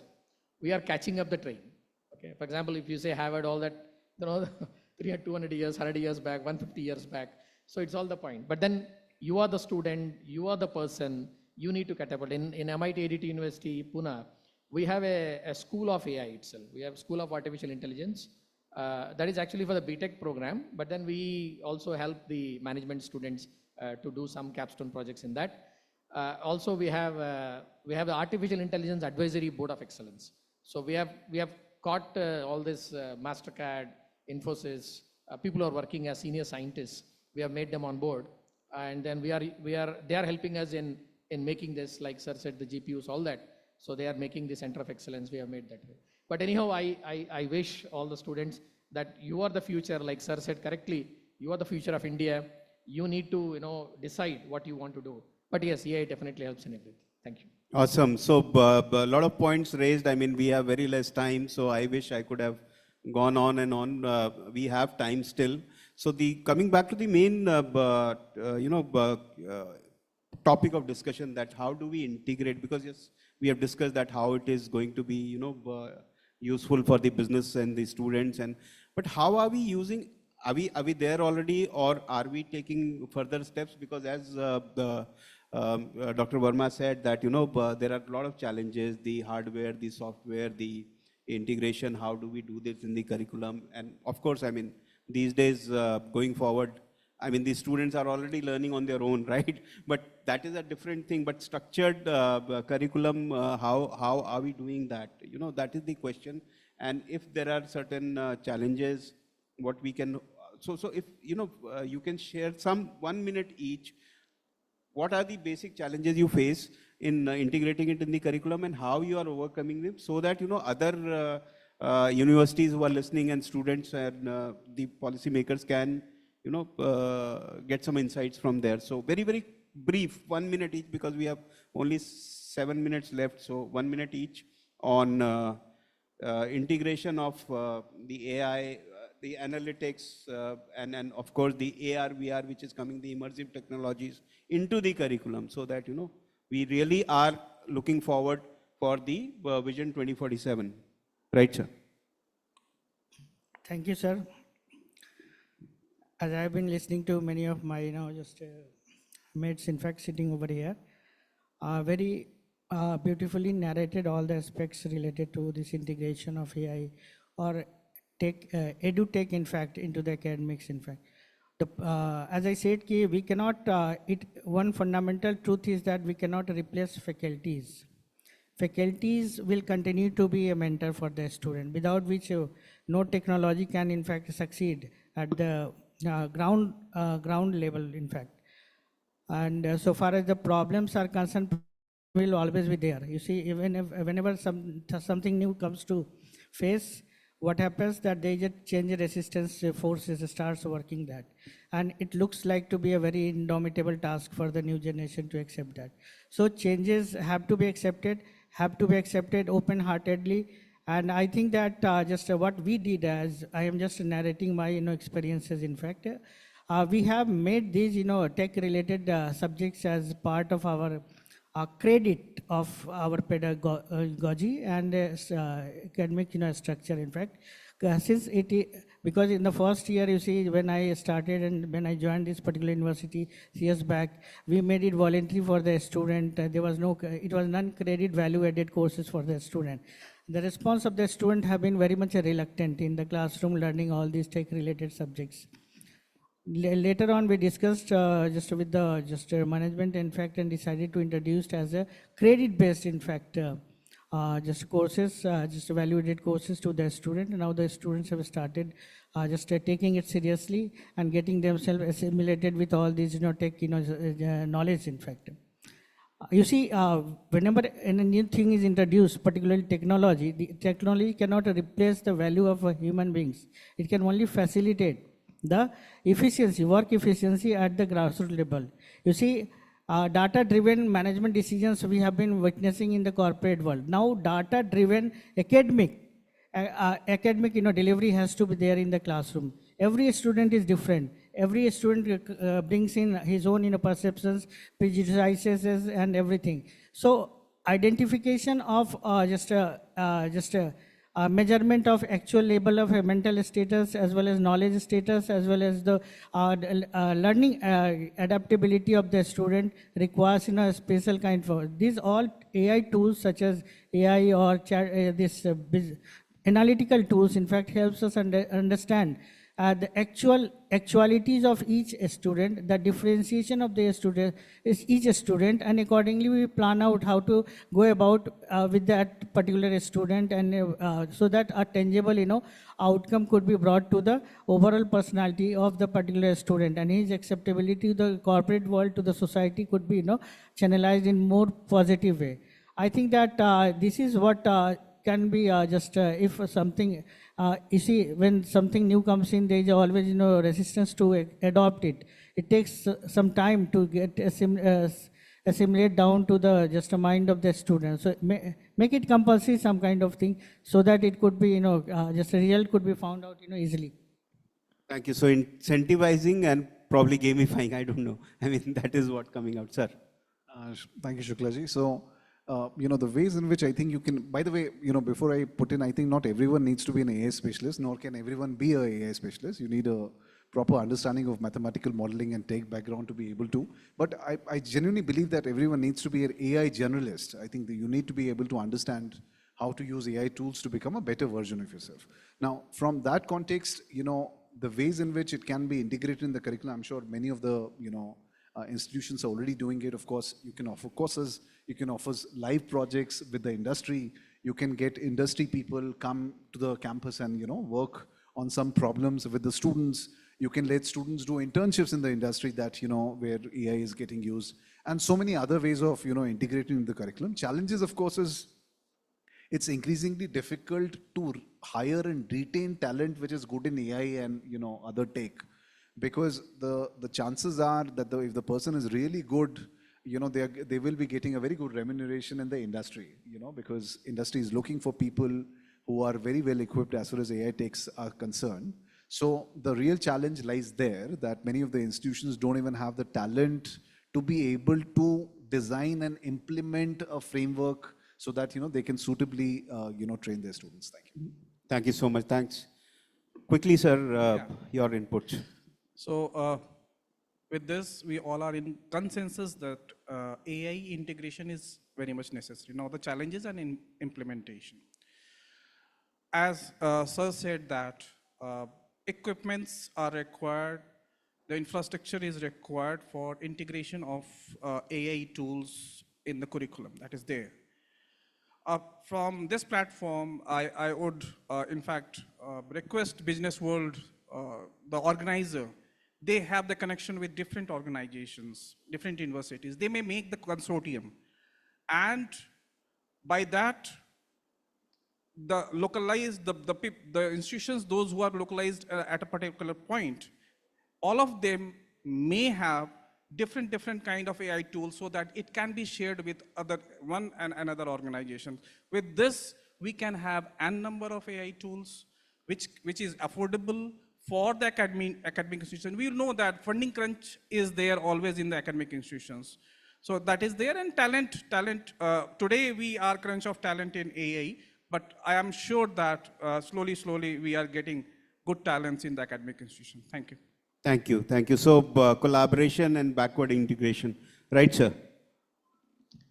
So when Sir Anderson put his mic, it was already the time left 0. So we are in the extra life. Sir, how much time in the extra No, 1 life? minute each, please. Okay. Yeah. So when a teacher is said to be 1 minute, it is not 1 minute. So I will request you to give some time. Now, sir, and I request all the students also to please put forward one step ahead from your side, because that is the biggest challenge. And the biggest challenge is we are not putting every student, every one of the student into any case studies. Every one of you should work on at least 1 or 2 case studies, business case studies, and every one of you should work at least 6 months in industry. At least 6 months. Everyone. Please do not dependent on the institution. You force it, or whatever the way you get it, you please get it. Number 1. Second, the biggest challenge is, as Sir said, that it is not possible to replace faculties. We have to think. We have to replace faculties. We have to replace faculty members with those members who are right-minded, who are rightly trained. The biggest challenge with the faculty members that we will not learn AI tools. We will not do this work. We have to replace those faculty members. We have to train those faculty members that it is the time, it is the need of the hour. We have to do it. Otherwise, where our students will get jobs, where our students will go, and where our industry will go. Will they hire from foreign? No. We have to train and hire. Right now, the best is collaborate with industries, train our teachers, and train our students.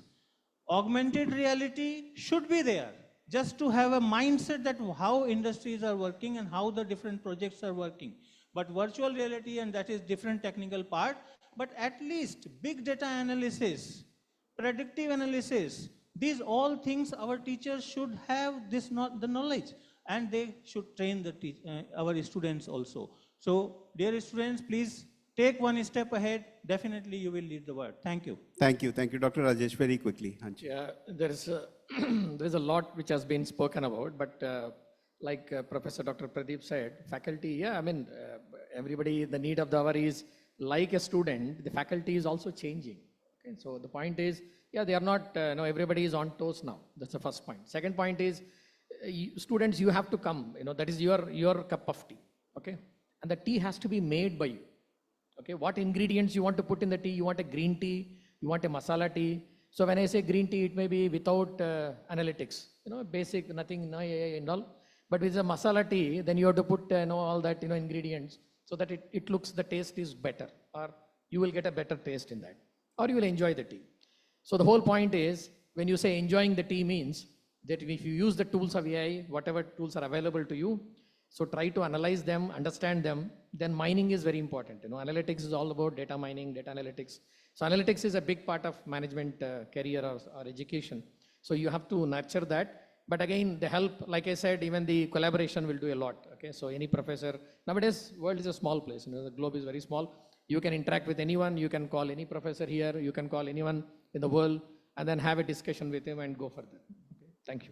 Thank you. So just to sum up, we have agreed collectively that AI, immersive technologies and analytics are very, very important for the curriculum. And we had agreed that, there are challenges in terms of acceptance, adaptability, skills. So if the curriculum can be incentivized and gamified, that would be a very good idea. Then as Sir added that, the humans are required, but the right kind of humans are required, because going forward, the world would be divided into those who use AI well and those who don't. So we have to, academics has to be there on that side where they know how to use AI well. And of course, then the collaborative, because the speed of tech is so fast that the business side is moving faster, possibly, and the academics is lagging behind. So when that backward integration happens, I think that would be the better thing. So collaboratively, as you rightly said, that collaboratively institutes can get together and do a backward integration from the industry, so that the faculty members are also well equipped and doing that. So I think but those are key takeaways. There are many. I think our editors will put it together, and Sir rightly said that, business world has a role to play in this, and we will definitely do that. And thank you for being such a nice panel. Thank you for being here. Thank you so much. Thank you. Thank you. Thank you.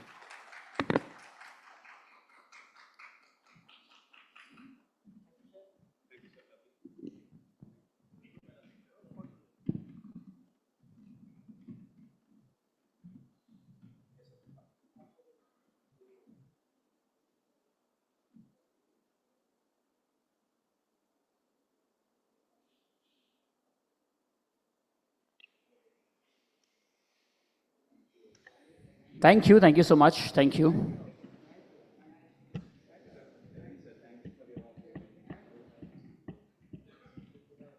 Our next panel, it's on diversity and inclusion, building equitable opportunities across campuses and also across classrooms.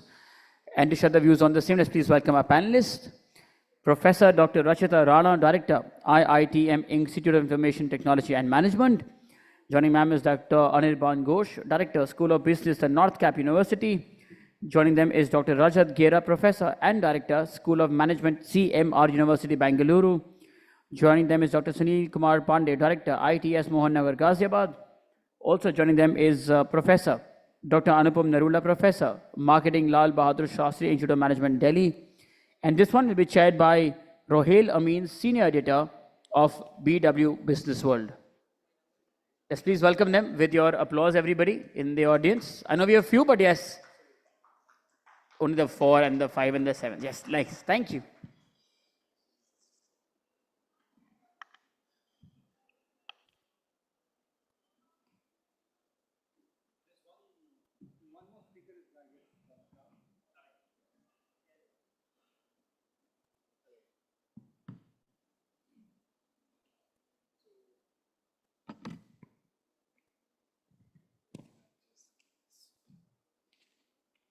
This is a very interesting subject. I think it's part of all important conversations, because I think when we talk about a campus, we have cultural diversity, we have linguistic diversity, but how do we ensure that we have an approach that is equitable to those diversities that are reflected on the campus? And precisely this discussion will trace those conversations with the experts, with their first-hand knowledge of the campuses, how they are implementing it. Let's hear the stories one by one.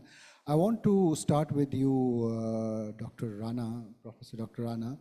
In your opinion, where do Indian higher education institutions most clearly fall short in translating access into meaningful inclusion, according to you?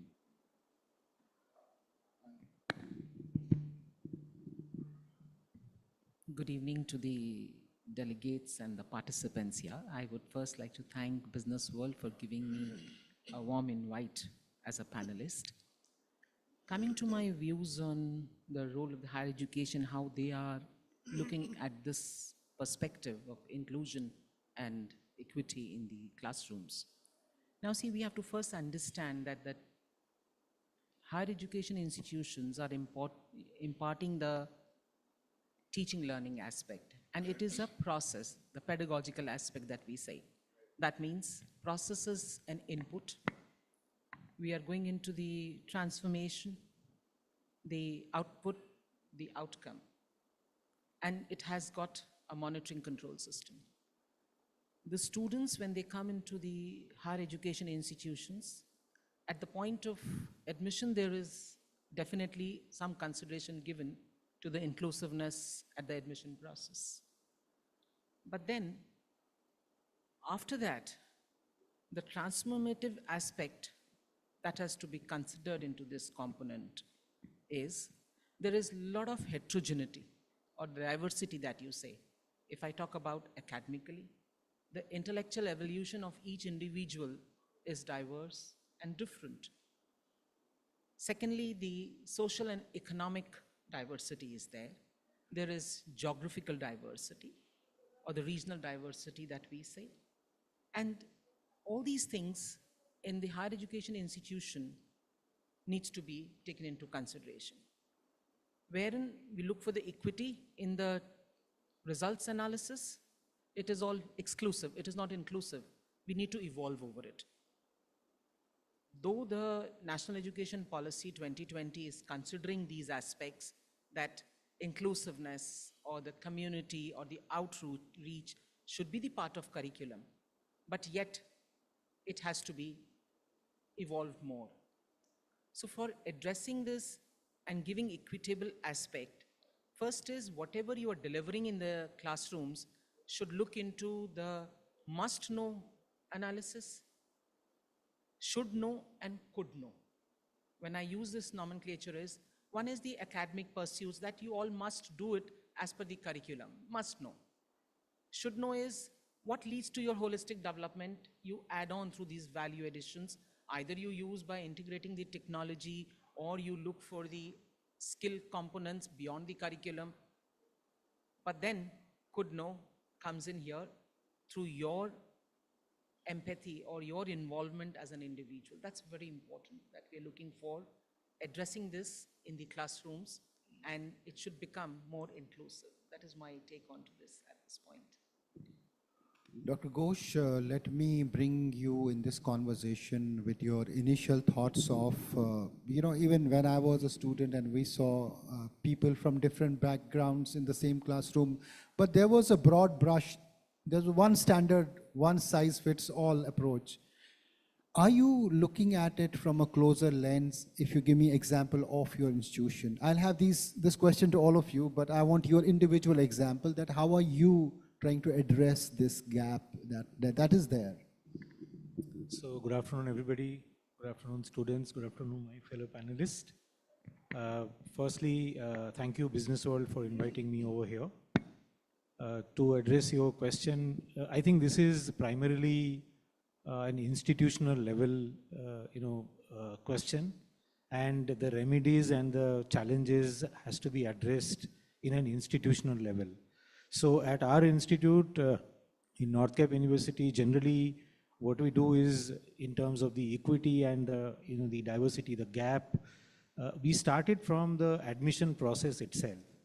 So there are diverse background of students comes to our university, and we try to include them in terms of giving them scholarships, giving them the pedagogy, the curriculum, which creates that kind of an environment by which they feel inclusive also. And when we are talking about equity, it's definitely a different ball game altogether, which I think we should definitely address it. As a business school, we should definitely address this, because diversity, equity, and inclusion, all three put together, makes our student as an holistically developed person. So it has to be a very holistically developed person, because when a student passes out from a management school and he goes to a market or goes to a professional area, the entire scenario is completely different. So what generally we do, we generally teach case studies, a lot of simulations in our classroom. But when you actually go into the market or go into the professional space, it's a lot different than the way people work. It's a lot different the way people work. There are a lot of the people work against time, the people work against incentives, and a lot of all that stuff. So I think that has to be addressed on an institutional level in business schools. But still, I mean, you cited the example of how you supplement them with, scholarships to create at least, on them on the level playing field. At least those are the steps you're doing at your own institutional level, right? Yeah, so that's very, very important that you, so not only about the scholarship or, the process in our, admission, but we also talk about how the pedagogy is also, we take different case studies from diverse locations, right? We call industry people also, and from different fields. We call industry people from different fields, because today MBA or a management, education has become very diverse. The way we teach in our classroom has to have some connect or a large amount of connect with the industry. See, I come from the industry. I have been in industry for about 20 years, then into academia for another 15, 20 years. So I can tell you that even if you're in the classroom, whatever you're learning as a framework, as a simulation, as a case study, when you go out and do a job, it will be completely different. So we need, as a management school, it is our responsibility that we equip our students into those kind of scenarios, those kind of environment where they feel more inclusive. Otherwise, they'll feel pretty much disconnect, when they actually get into a professional area. Dr. Pandey, if you can give me some example from ITS, that has worked to address this issue that we're talking about. Anything to begin with, or some real story that is there. Thank you. First of all, thanks to BW and BW team for inviting me and making me be part of this event. See, diversion, the inclusion and equity, these three terms, if we use. Now, diversity, it's something which is a reality now. And especially with the infrastructure development, access to resources, the ease of movement from one place to other place. When we used to study around 30 years back, if I had to travel from Varanasi to Hyderabad, there was only one train and which used to take around 36 to 40 hours to reach. Now, so that was one of the limiting factors. Access to resources. I still remember when for the first time when I accessed the internet, there was NICNET connectivity. We used to have the telephones, and through telephones we used to access internet. And if in between some call comes, it used to disconnect immediately, and then it used to take about half an hour to reconnect. So now access to the infrastructure, again, that internet, because it takes. Then the availability of resources in terms of what is happening in the rest of the world. So lots of things are happening. People are having taste of all these things. And now, I will not say problem, but the issue which is coming up is the diversity in terms of language and the reason. the global movement, global mobility of the learners. Because now if you go to Greater Noida or any other place in an institution, you will find a student is studying from India, various part of the country, and then people coming out from the other places too. So now, creating a platform or some mechanism where that communication, that dialogue takes place is, I think, is the key to remove the barrier of language, number one. They connect among those learners, because once they connect among themselves, they start sharing something. They experiment what you were telling. I just experimented one thing. Recently, there was a trade fair in Pragati Maidan last month. So what we did, out of 280 students of MBA course, we took choice from the students, those who would like to visit this. All the students, they expressed their interest that they want to visit this Pragati Maidan. We told we will not give anything. There is no transportation from institution. Yes, of course, that entry fee, that entry tickets we will arrange, and rest of the things you have to take care of. Trust me, if a class is scheduled at 9:15 a.m., a student continue to come till 9:30, 9:45. But there at Pragati Maidan at 9:45 a.m., all 40 students and 3 faculty members are present. What assignment we gave? That you have to visit at least 10 stalls. You have to interview at least one person at each stall. That recording has to be there. You have to collect the information in what domain that company is operating into, what the products they are offering, what is the uniqueness of their product, and means information like this had to collect. And then they were given that task of collecting this information. They had to prepare a report in 2 to 5 pages and a PPT of 5 to 7 slides. And each student had to give a presentation of 5 to 7 minutes before all the faculty and all the students, whether they went there or not. Trust me, the kind of info, the kind of commitment, the kind of passion, and the kind of presentation students prepare, probably we could not have taught them in 3 to 4 months' time. So creating a platform where these students and faculty get a platform to communicate, to interact with themselves, not only that, because toughest thing is, if their students are sitting in their group with their friends, it is not that difficult to communicate. But if we put them at some place where nobody is known to them, and then if we ask them to interact, probably that first step, going there and saying hello, it breaks lots of barriers and puts lots of confidence. So that confidence building measures are very important, and diversity is now reality. The inclusion is not the responsibility of HR, but it's the academic responsibility. And if these two things are channelized, aligned, then equity will be the outcome. And that's why we are looking. I think one of the reasons why students really liked the Pragati Maidan thing and they were very keen is because I think also at institutions across what I have seen as an outsider is we are force feeding them, you know, कि भाई आपको आना ही आना है वरना आपको हम exam नहीं देने देंगे. They are compelled, you know. So I think somewhere we'll come to it later, but I think that approach is also at play at all institutions. There is a kind of it's like a punishment factor that is working, you know, for education. So force feeding them. I don't know whether it's right or wrong, but I mean, but it is a fact, right? Just if you give me a minute, that was the reason why we have seen that a student now, since many students are sitting, they just can ignore it. What we have seen that inside the classroom today, a student doesn't want to study the syllabus inside the class. Until unless a classroom is a happening place, engaging place, and he or she gets something which otherwise is not available in the syllabi, or he or she is not able to follow, it will be very difficult to bring a student into the class. So what we have done, we have made mandatory that yes, of course, we have to complete the course in 45 hours. I personally interacted with all my faculty. How much time do we actually require to complete the syllabus? 30 hours, 32 hours. So I asked them, what do you do in 45 hours? Either you overstretch those things, or only God knows what happens. Right. What they did, now 30 hours has to be, the classes are to be adjusted in 30 hours, and in rest 15 hours, such kind of field works, the workshops, the training programs, the guest interaction, and this has yielded a result to us. Right. I want to bring in Dr. Narul. I heard, I mean, we address the conversation around diversity. We talk about it in our forums, inside the campus also.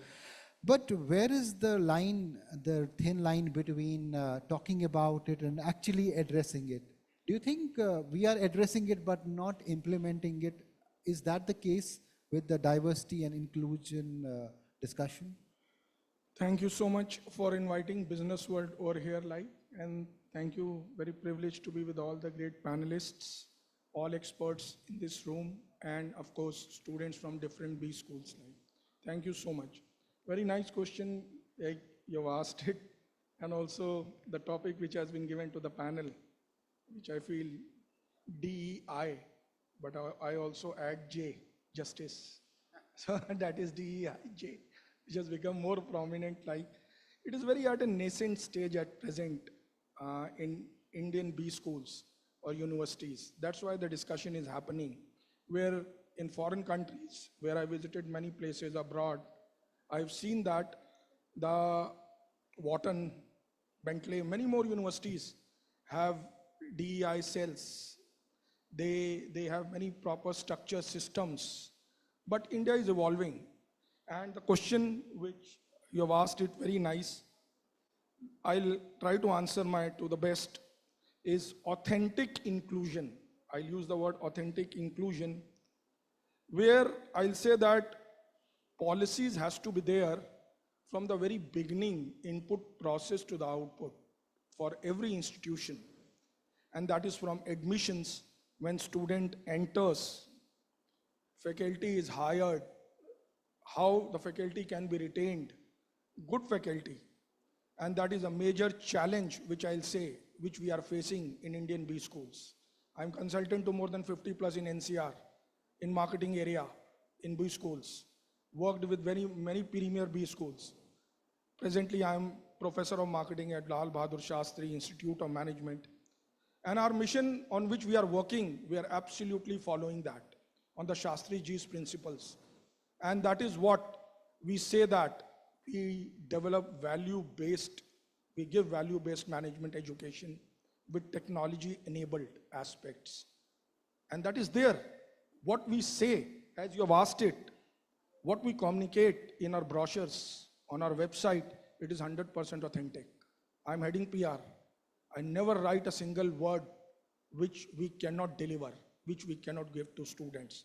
I'm saying in a public platform with so much confidence. I remove that because I don't want to create gap 4 in service industry, and that is a communication gap. And when we say that, it starts from admission onwards. So here comes a thin line when, sir, you're asking it, that what you do in DEI, specifically, you have to bring that in brochures. You have to authentically bring inclusion, not through brochures, voices, communication. If you do, you say. If you can't, only specifically be authentic that what you are doing it in DEI. And we have started, Lal Bahadur Shastri Institute of Management is actually started DEI. And it should be backed by budget allocation. Anything cannot happen without. And if you see and go and see the data, which is very less in Indian institutions, how many per annum the budget is being allocated by institutions on DEI? Many universities, I work with Premier, 10 lakhs, 15 lakhs, 20 lakhs, not more than that. Those who have started per annum, I'm saying that. But if you compare with the other foreign universities, what are the DEI budgets? That is one, another aspect. Curriculum change, a lot more discussions happened in the morning. I was listening to that from the experts. Only few institutions, premier B schools, are able to bring experiential learning. As my few panelists very rightly said that, sir has said that recently, that students are only interested now in more of an experiential learning. Textbook days are gone. Textbook days are gone. Trainings are minimal. You have to bring more practical aspects in teaching. And learning by doing is the best. Herbert Simon long back said, learning by doing is the best way to learn. And in management education, learning by doing is the best technique. We at Lal Bahadur Shastri Institute of Management are running 3 experiential programs. Number 1 is rural. Number 2 is international immersion. Number 3 is outbound leadership programs. And we are sending, rural has happened just now in trimester 1. Now immersion will come after trimester 3, and outbound will also come. So these 3 experiential learning programs, we are practicing it from long back, and through which the students are being taken to the rural areas, foreign universities, exchange programs. They are learning from international faculty, Tata's social immersion programs, where we are seeing that the leadership skills are developed and a care for the society is also very important. So social initiatives are very important to be taught in the B schools so that students are social sensitive. When they come out, they work for business, but business for the welfare of society. This is very important. Business versus society. And if you will not look in future, business versus society, you will see the situation which is happening in Delhi. And being so tough to, which you call it in certain months, to stay at Delhi. So business versus society is a very important parameter which students should understand. So this was which I want to bring. And finally, faculty accountability is very important. Faculty should be accountable how they are implementing DEI in the classrooms, across campuses, and student outcomes should also be valued, evaluated. Specifically, I'll use on DEI aspect. These are few of. I think you've raised some really wonderful points there, and let me bring in Dr. Rana again. I want to touch upon slightly on the holistic way of addressing this question, which is also the availability of tech. All the students have access to tech. It does not differentiate wherever you come from. You can use ChatGPT, irrespective of where you come from.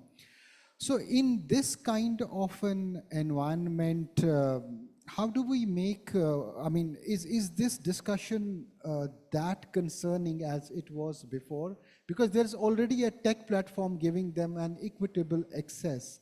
So how concerned should we be now that, they are from different backgrounds and all? We can start with, we can get views from everyone on this. Yes. Now see, nowadays when we take the students' admission, especially in the higher education, initially the childhood used to be up to 14 years, and then we used to say they're adolescents. But now with the technology creeping into the education, it has shrunk to 9 because of overexposure in the real times. And secondly, in this, the student, when they come to the college, it is mobile first. The repercussions of it, the attention span is minimal. Something like reels, even the movies, you don't have patience. Rightly, my panelist said, they are not into the classrooms, they are engaged into the mobile or other technology. So now judicious use of the technology is very important. In diversity, be it economically or from the social, it has one major impact. It creates a intra-conflict in the minds of the students coming from diverse groups, as well as inter-conflict. See the problems, okay, the peer, I have a better technological assets, tools to myself, he doesn't have. Or if you're coming from the different backgrounds, the exposure to the technology and its usage, that creates an intra-conflict. Am I competent? I am not. Am I able to communicate better? They try to get into a shell then. I'll give a very particular example of this. One of the family migrated from UK because of the father's transfer back to India. Due to some family commitments, they had to move back to India. That student was only exposed to the English language, having an Western accent to communicate. The students in the class, they started having a जिसे कहते हैं ना मजाक बनाना बच्चे को. And gradually he withdrew from the communication because he was not able to communicate in Hindi. You said the diversity and the inclusions. And parents having this concern, the teacher not being qualified well enough to appreciate, posed this problem to the parents. They went and consulted the doctor, tagged him as autistic, or having another probability of absent seizure. The entire route of that child's journey changed. But the problem lies in the inclusion, and like sir said, the faculty, you should appreciate, and they should be trained to appreciate the behavioristic aspect, the trauma aspect in the classrooms. And this can be done through the engagement of technology, like Atal and all these programs are there. Pandit Madan Mohan Malviya faculty development programs are being engaged, but they should be more on inclusions, appreciating the problems of the young, because now the adolescent age has extended, what I feel in the real-time experience. It doesn't end at the age of 18 years. It has gone up to the age of 25. That managing the emotional quotient, the social quotient needs to be appreciated. In fact, they are not yet mature enough to take such decisions. So this is the things where the technology and the diversity should be definitely a part. They are there, and we should be able to appreciate such aspects in it. Dr. Ghosh, I want your views on equitable opportunities in the backdrop of access to tech. Where does it give it a new turn, this conversation? Does it get a new, what you call a new curve, hit a new curve altogether? So see, there are different aspects to whatever we are discussing. So there are different pillars in an educational institutions. I will stick to only the School of Business, which I specializes in, not in other field. There, I think it does have impact there as well, right? See, the management school or the School of Business needs to be more diverse, more dynamic than the other school, probably. That's what my take is. Now, when we are talking about tech, so let me tell you that I've been teaching for the last 15, 20 years. Students are very smart. Okay, they're nowadays, because of the technology, because of a lot of diversity in terms of the way they're getting into, I think they're pretty smart. Now the point is that when we are talking about adapting technology into a management school, is our faculty members equipped to handle that?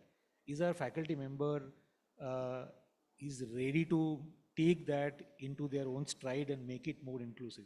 See, today when you teach, for example, take any subject, say I teach marketing subjects, right? Brand management subject. If I go to a class and if I talk about something which is already there in Google, why would a student will listen to you? Because they're scared of punishment. No, so if you're doing that, then you're not actually, imbibing that organic inclusion. Yeah, of course. So here the point is that the faculties nowadays, because of tech, which is available to the students and the faculty both, the faculties needs to work even harder nowadays. When they enter into a classroom, they need to really work very, very hard. They need to take out real case studies, which is probably not available on It has made faculty level up to, go is, to another level actually, It is right? completely faculty who can make it an inclusive classroom. I don't buy that point wherein we say that students, yes, experiential learning in a business school, if you are not into experiential learning, then what are you into? That my question is. You have to be in experiential learning. You have to send your student to industry visits.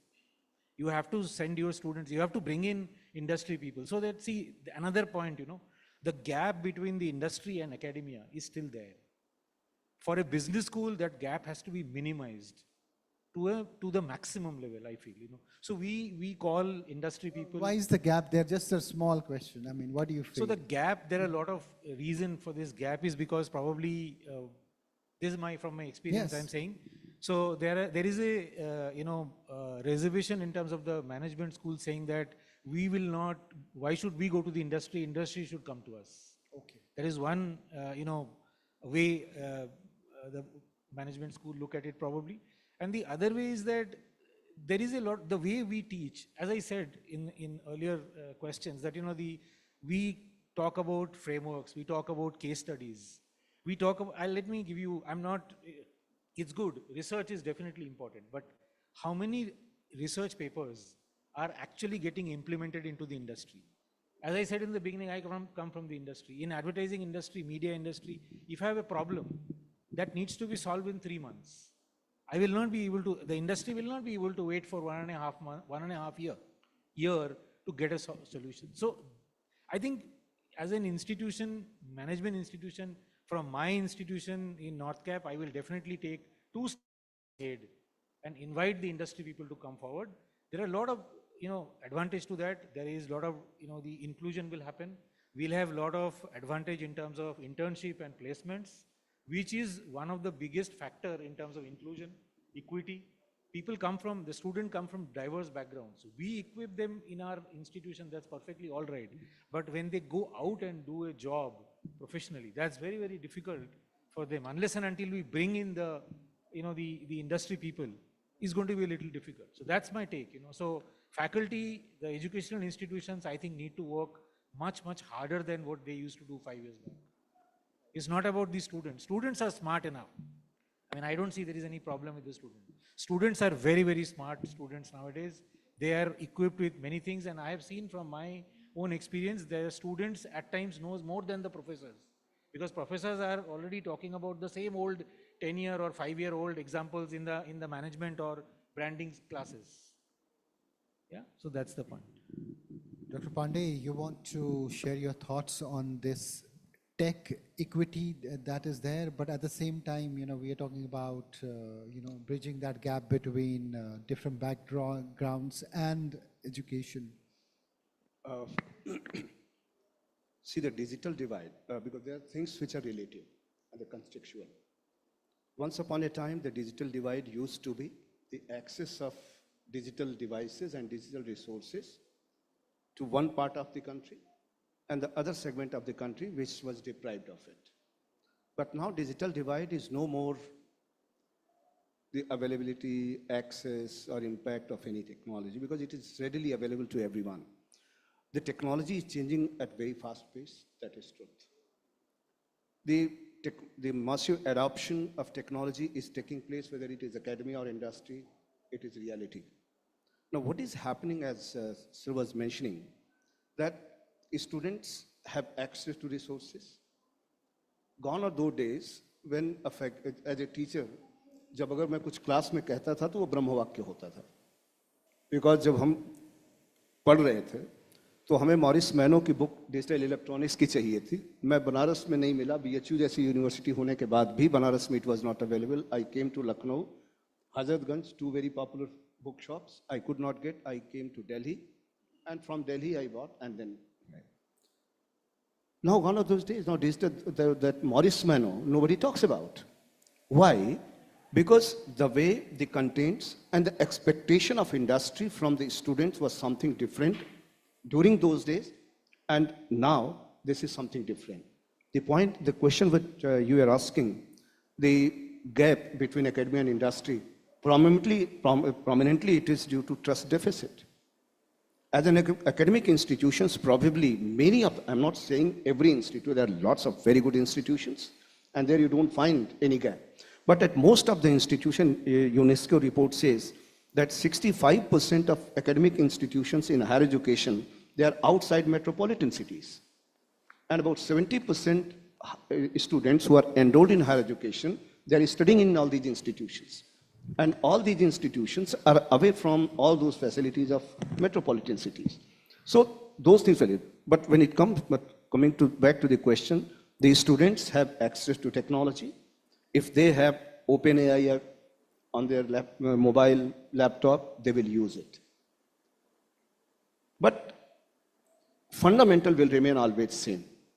Now, I was reading 2-3 days before a news that an institution have asked the students to write your answer through ChatGPT, but along with the answer, you also give your prompt.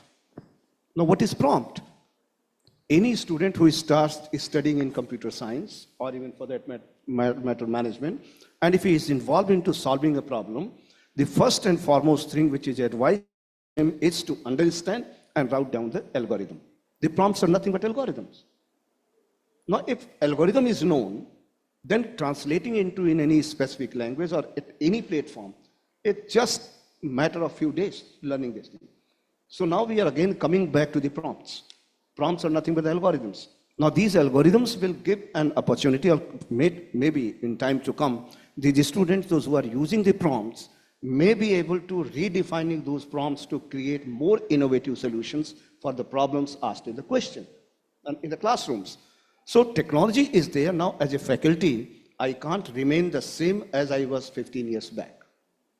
If students are using technology, if they have all the avenues for the information, what they require about the course, about the syllabi, now I as a faculty need to be smart enough to understand that what could be the better way to explain this or to make the students convince me that this could be done in a better way. Probably that will increase the interest of the students, they will come back to the classes. So technology is evolving, it will keep evolving, but all those evolution, if you look back in last 70 years how technology is evolved, 70 years back during early 60s, we used to have data, today also we are having data. What has changed? The way data used to be stored, the way data used to be accessed, the way data used to be, from flat files, now we have reached to big data. Network, from 5 computer network, now we are into massive IoT networks where billions of devices are connecting with each other, communicating with each other, producing humongous data of petabyte, gigabyte, yottabyte data. And now the problem is where to store this data.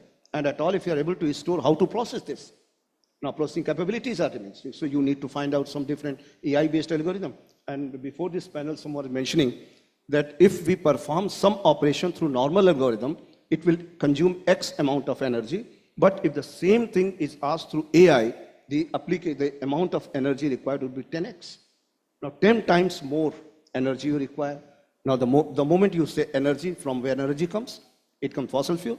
If fossil fuels come, the carbon dioxide, the CO2 is going to be increased, added to environment, and then the biggest challenge will be in aligning with the SDG, which is again coming back to us.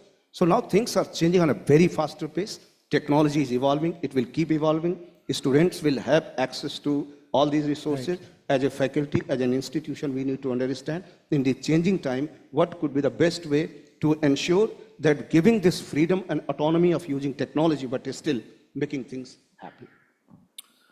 Dr. Narula, your quick thoughts, and then I have my final question lined up.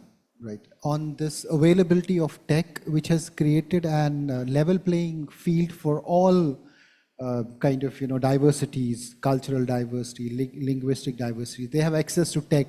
So it's a level playing field out there.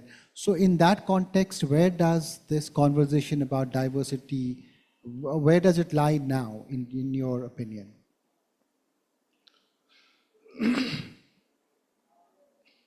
See, tech, you are very right, sir, like tech has brought level playing field. But what I feel is that critical thinking is gaining a lot more importance now because of tech. Because tech is giving everything. Students have to interpret. Students have to analyze, being humans. Because the next era which I'm seeing, next 10 years, will be an era of combination of tech and human-centric aspects. So tech has brought level playing, but the fact is that we have to also, with diversity, we have to also bring inclusion. Inclusion, why I'm saying, because some student learns very faster. Some students learn slightly slower. So the faculty has to move with the slowest person in the class. That's what we have seen in 30 years.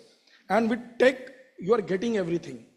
But fact is that how you can bring that slow learner to that level where the fast learner is able to take it very faster from the tech. So that aspect is a challenge for a faculty also. Being a faculty, absolutely, I'm an administrator from 10 years also, but fact is that being a faculty, what I feel is that to bring that student who is a slow learner equivalent to that of a fast learner being a main duty of a faculty, so that parity comes in learnings with the parity of technology. And if faculty is able to do this, then I'll say the actual equity and inclusion in the classroom has started by taking the whole class together for learning. That is what. So my final question, we have 10 minutes, so we'll keep it to 3 minutes each at the most. This is slightly related, but very important question I need to ask you, because this is also something I really want an answer to. I've met students, and there are students in the room, and they know a lot of stuff, and they are in the classroom still learning it. What is the value add that campus is bringing to students these days, which they cannot get otherwise, minus the faculty? What is that value add that they're getting at the campus in today's times? I just want to understand from a larger point, which they cannot get otherwise.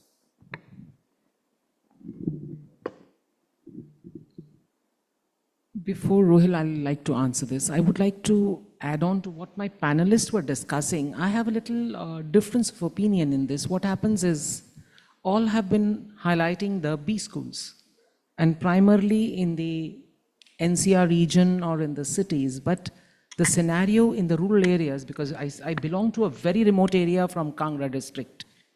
What is happening there? Even the schools are closing, faculty is there is a government infrastructure, but the mindset of the people is, shehron mein achhi padhai ho rahi hai. The schools are closing down, the colleges are closing down. We are talking about so many things here with respect to the inclusion and the diversity. Nowhere are we touching on to the core problem, because India is not only belonging to the cities and the prime areas.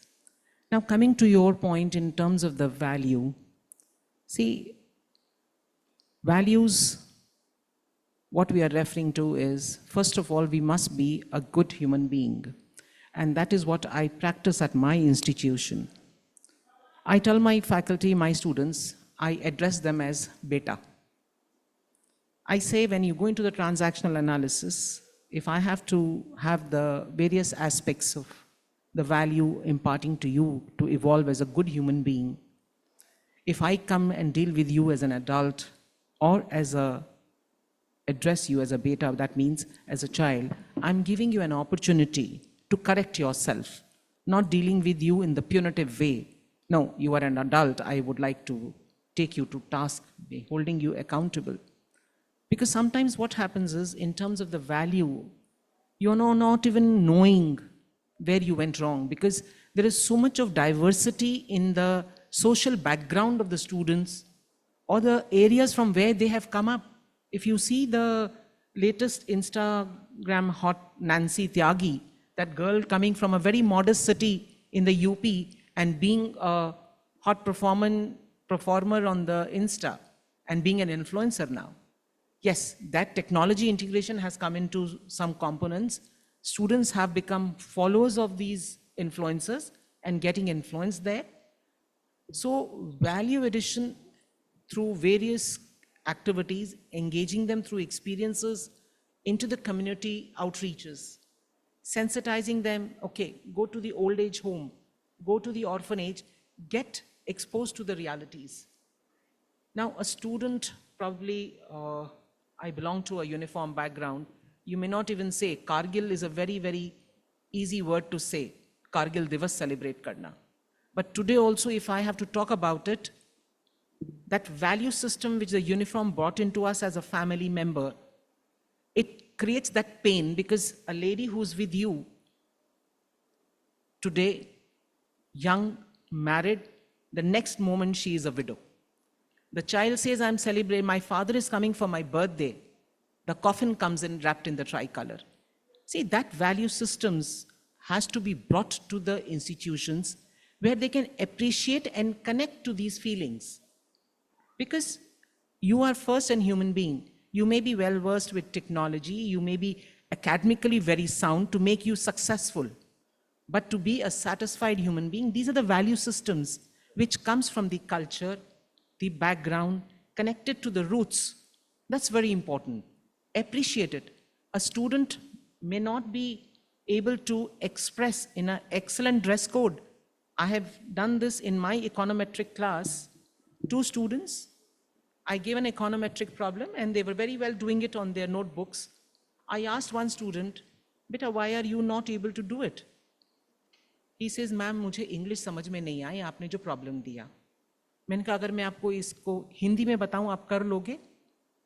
Moment I told him in Hindi, before the entire class could solve, he gave me the answer. I said, okay, this is how you change.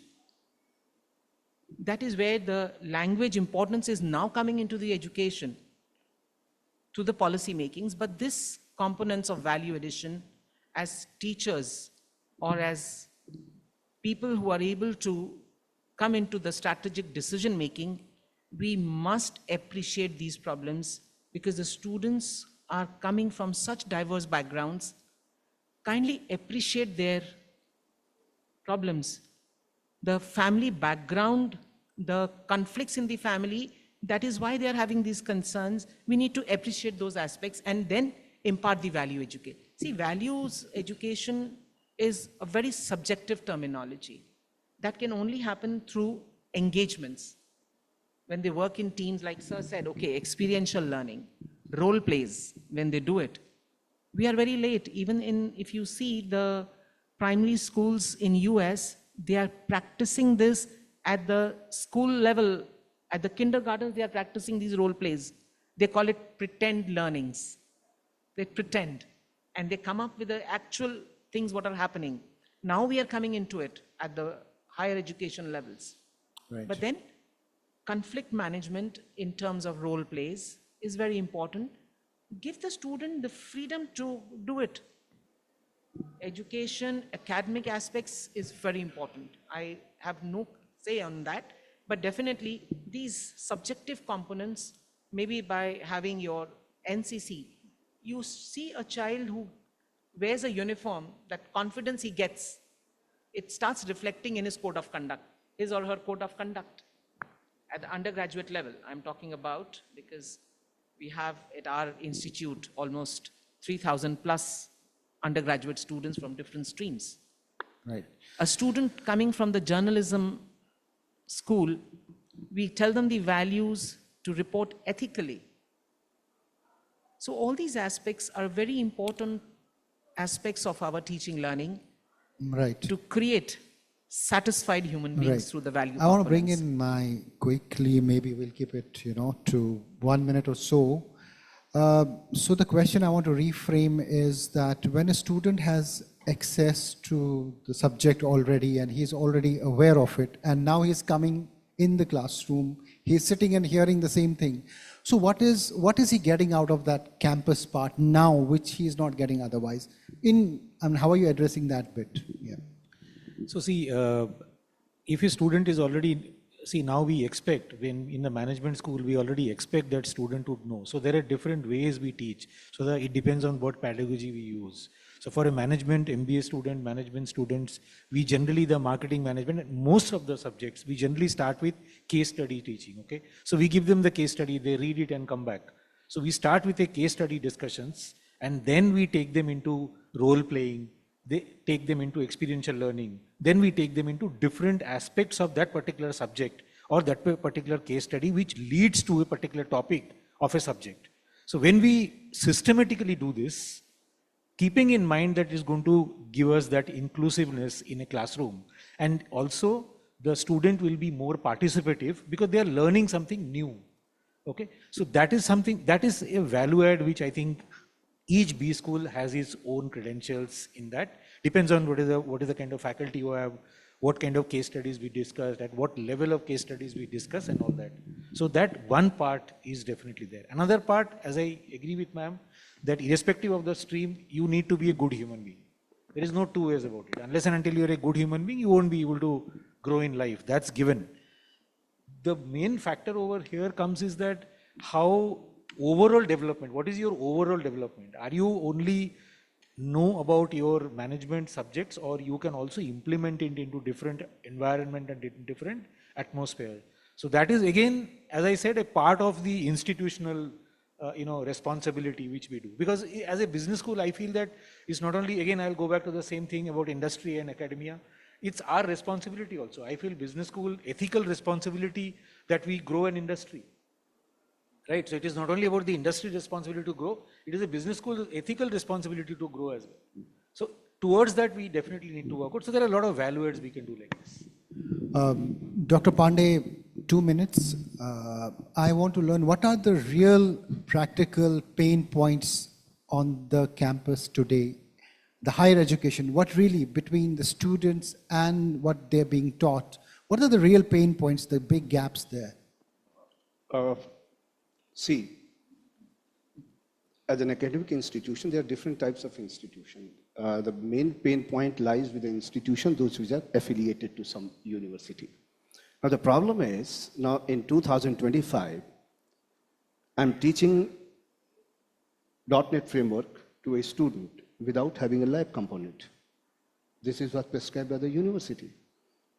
Now, what is happening that I'm not blaming to any university or institution, it means they might have their own justified reasons, but what is happening today as an affiliated institute, you are given a set of subjects to teach.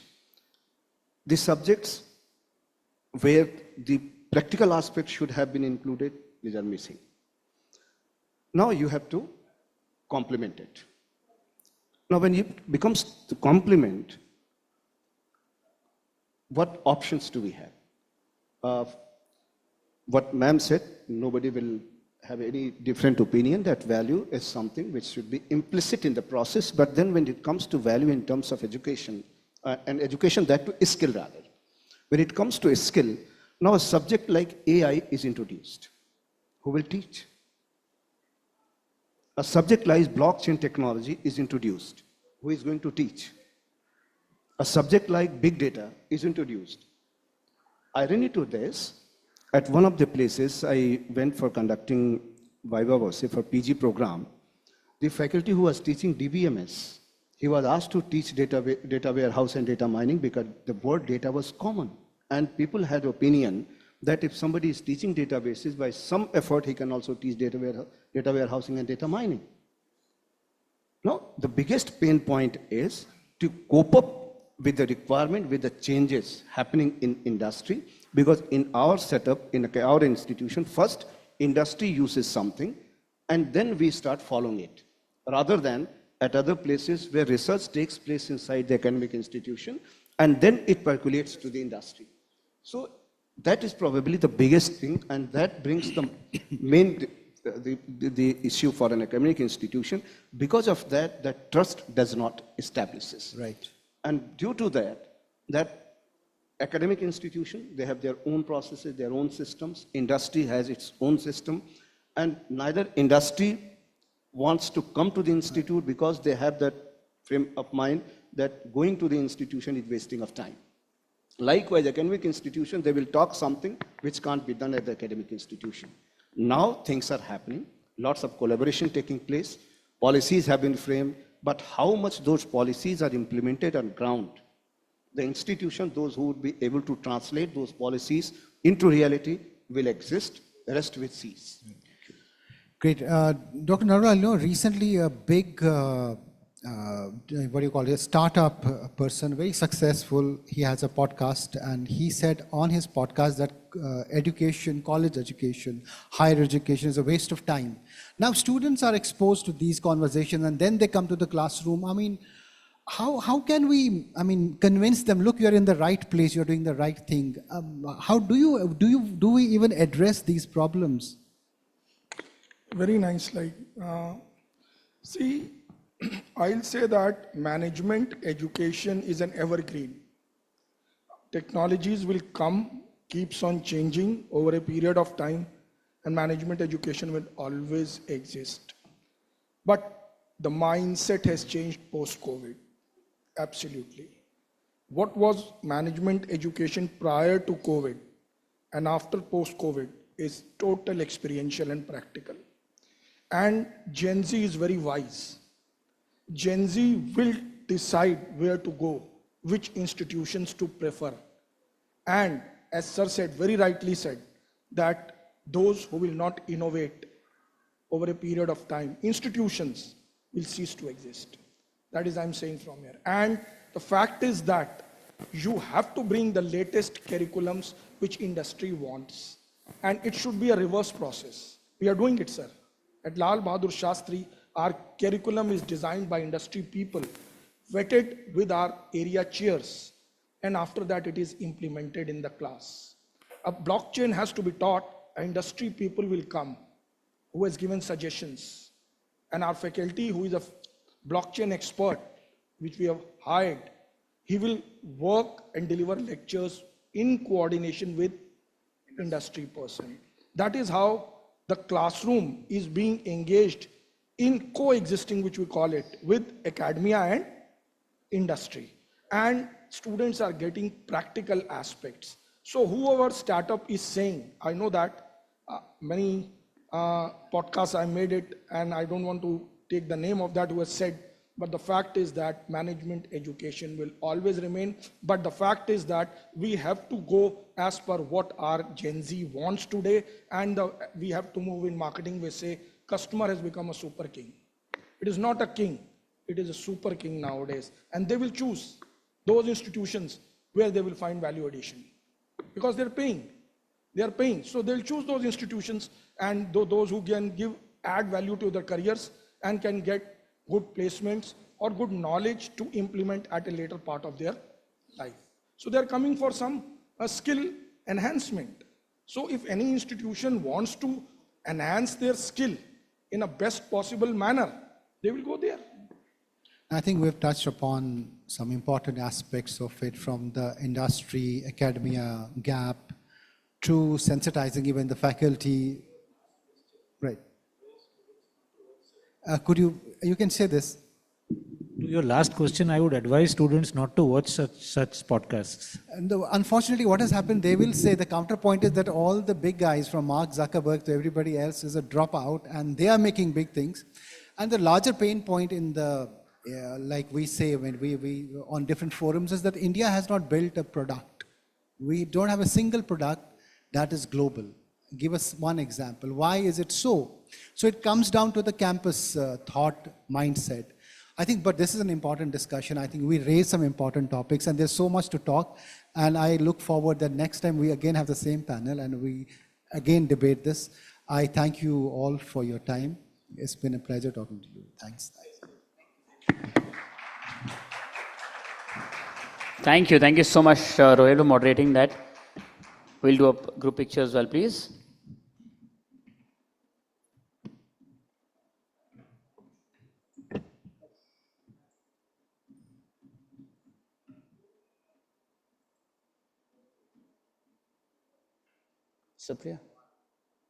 Supriya? Can we call wait, sir? Thank you so much. Thank you. Surely, with that, we come to an end of our discussions for today. We have a very quick, short and sweet awards ceremony. We've got 4 awards to give. And this is the 7th edition of BW Future of Management Education Awards 2025. We come together to recognize the visionaries and the change makers who are redefining education management in India through innovation, sustainability, and also with their unwavering commitment to excellence. I would once again take this moment to thank our partners for today: Exchange for Media, the Thick Shake Factory, Joy Travels, Opal Events, Fandroom, Beanley Coffee, IWM Buzz Reality Plus, Impact, and also Pitch. May I please request our friends to play the partner AV, the sponsor AV.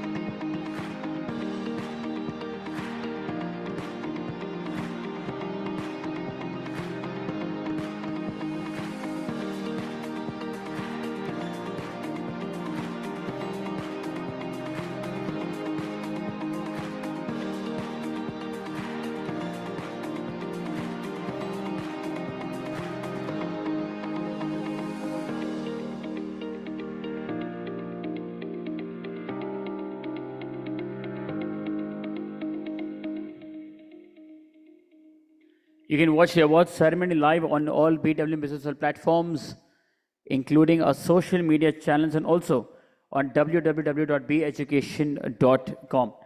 Any picture that you share online, any view, any opinion that you share online, please also use the hashtag BW Future of Management Education. With that, it is now time to reveal the winners of the 7th edition of BW Future of Management Education Awards 2025. To present the award, may I please request Mr. Ved Shukla, advisor to BW Retail World, to please join us on the stage. Sir.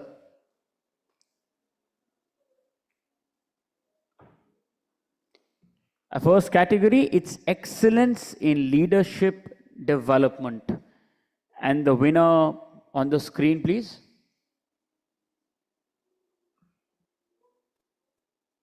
Yeah, it's okay. You want take 30 seconds. हम इसको अच्छे से करना चाहते हैं. Take. Not a problem. But you're students from where, guys? Is it far? I'm sorry, I'm not from Delhi. But do you guys stay far? You stay nearby. Localites. And you stay nearby to this hotel? Half an hour is near only, yeah. Half an hour is not far. Anyone from Noida or Gurgaon who's come specially? No, then it's near. Chalo. The first one, it's excellence in leadership development. And the winner, please.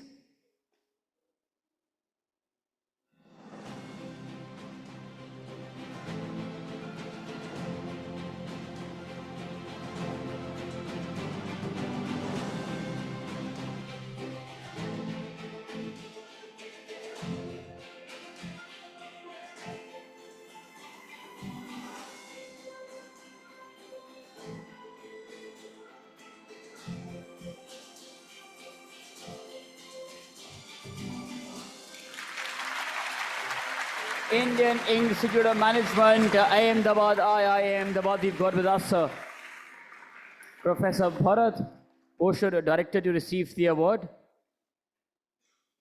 On behalf of IIM Ahmedabad, this is Excellence in Leadership Development.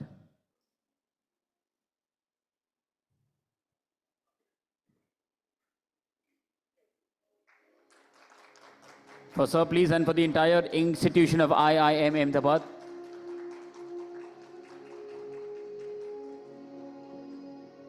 Congratulations, sir.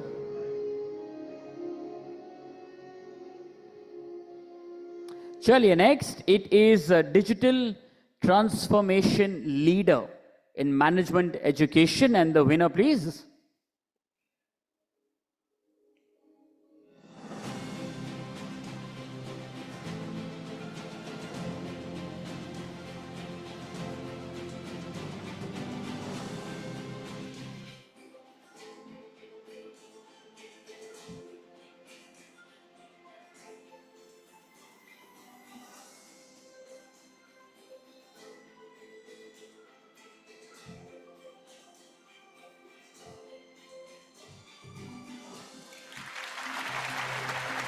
Indian Institute of Management, Calcutta, IIM, Calcutta. We have with us Professor Alok Roy, the Director, to receive the award on behalf of the entire institution.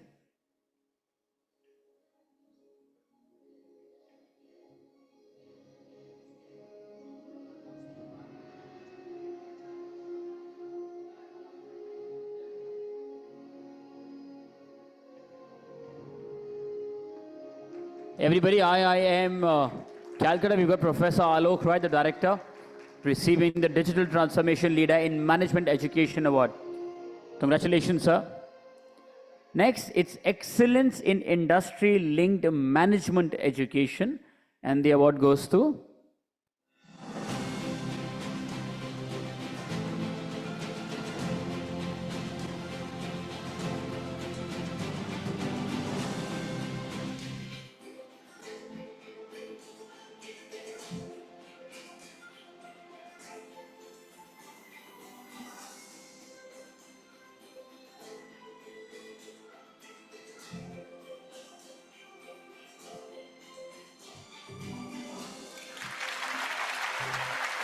IMT Ghaziabad. We had Professor Atish Chadapati, Director before, but now we have Professor Amit Sareen to receive the award on behalf of the entire institution, IMT Ghaziabad. For them, please. Excellence in Industry-Linked Management Education. Congratulations, sir. And the next that I asked for today, it is the best B school for emerging leaders. And the winner, please.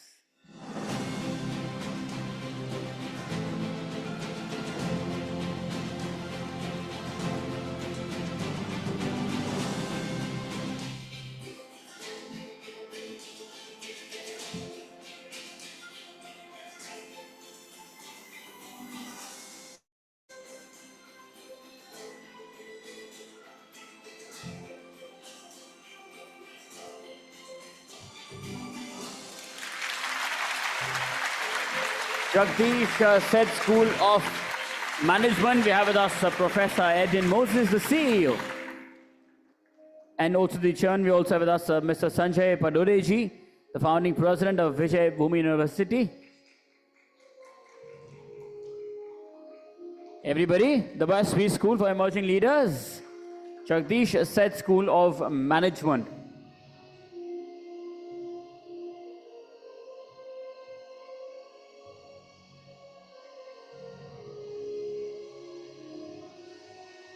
Thank you so much. May I please request all the winners of today to please join us on the stage. Gentlemen, with the trophies, please. Professor, we would also require you after that for a group picture. Yes, sir. Please, gentlemen with the trophies, right here, for a group picture as well.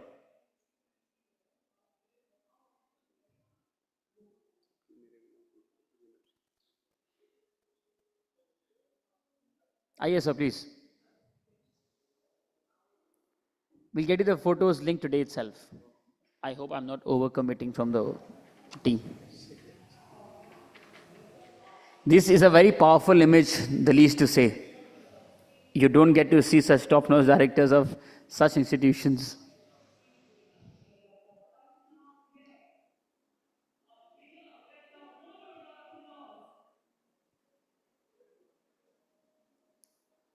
Thank you so much, gentlemen. Congratulations, thank you.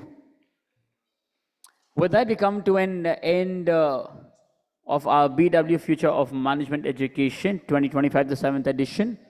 I wish all of you the very best for your future. Thank you so much for being with us. Do enjoy yourselves. Take care. Happy Christmas, or Merry Christmas and a Happy New Year as well, guys. Thank you.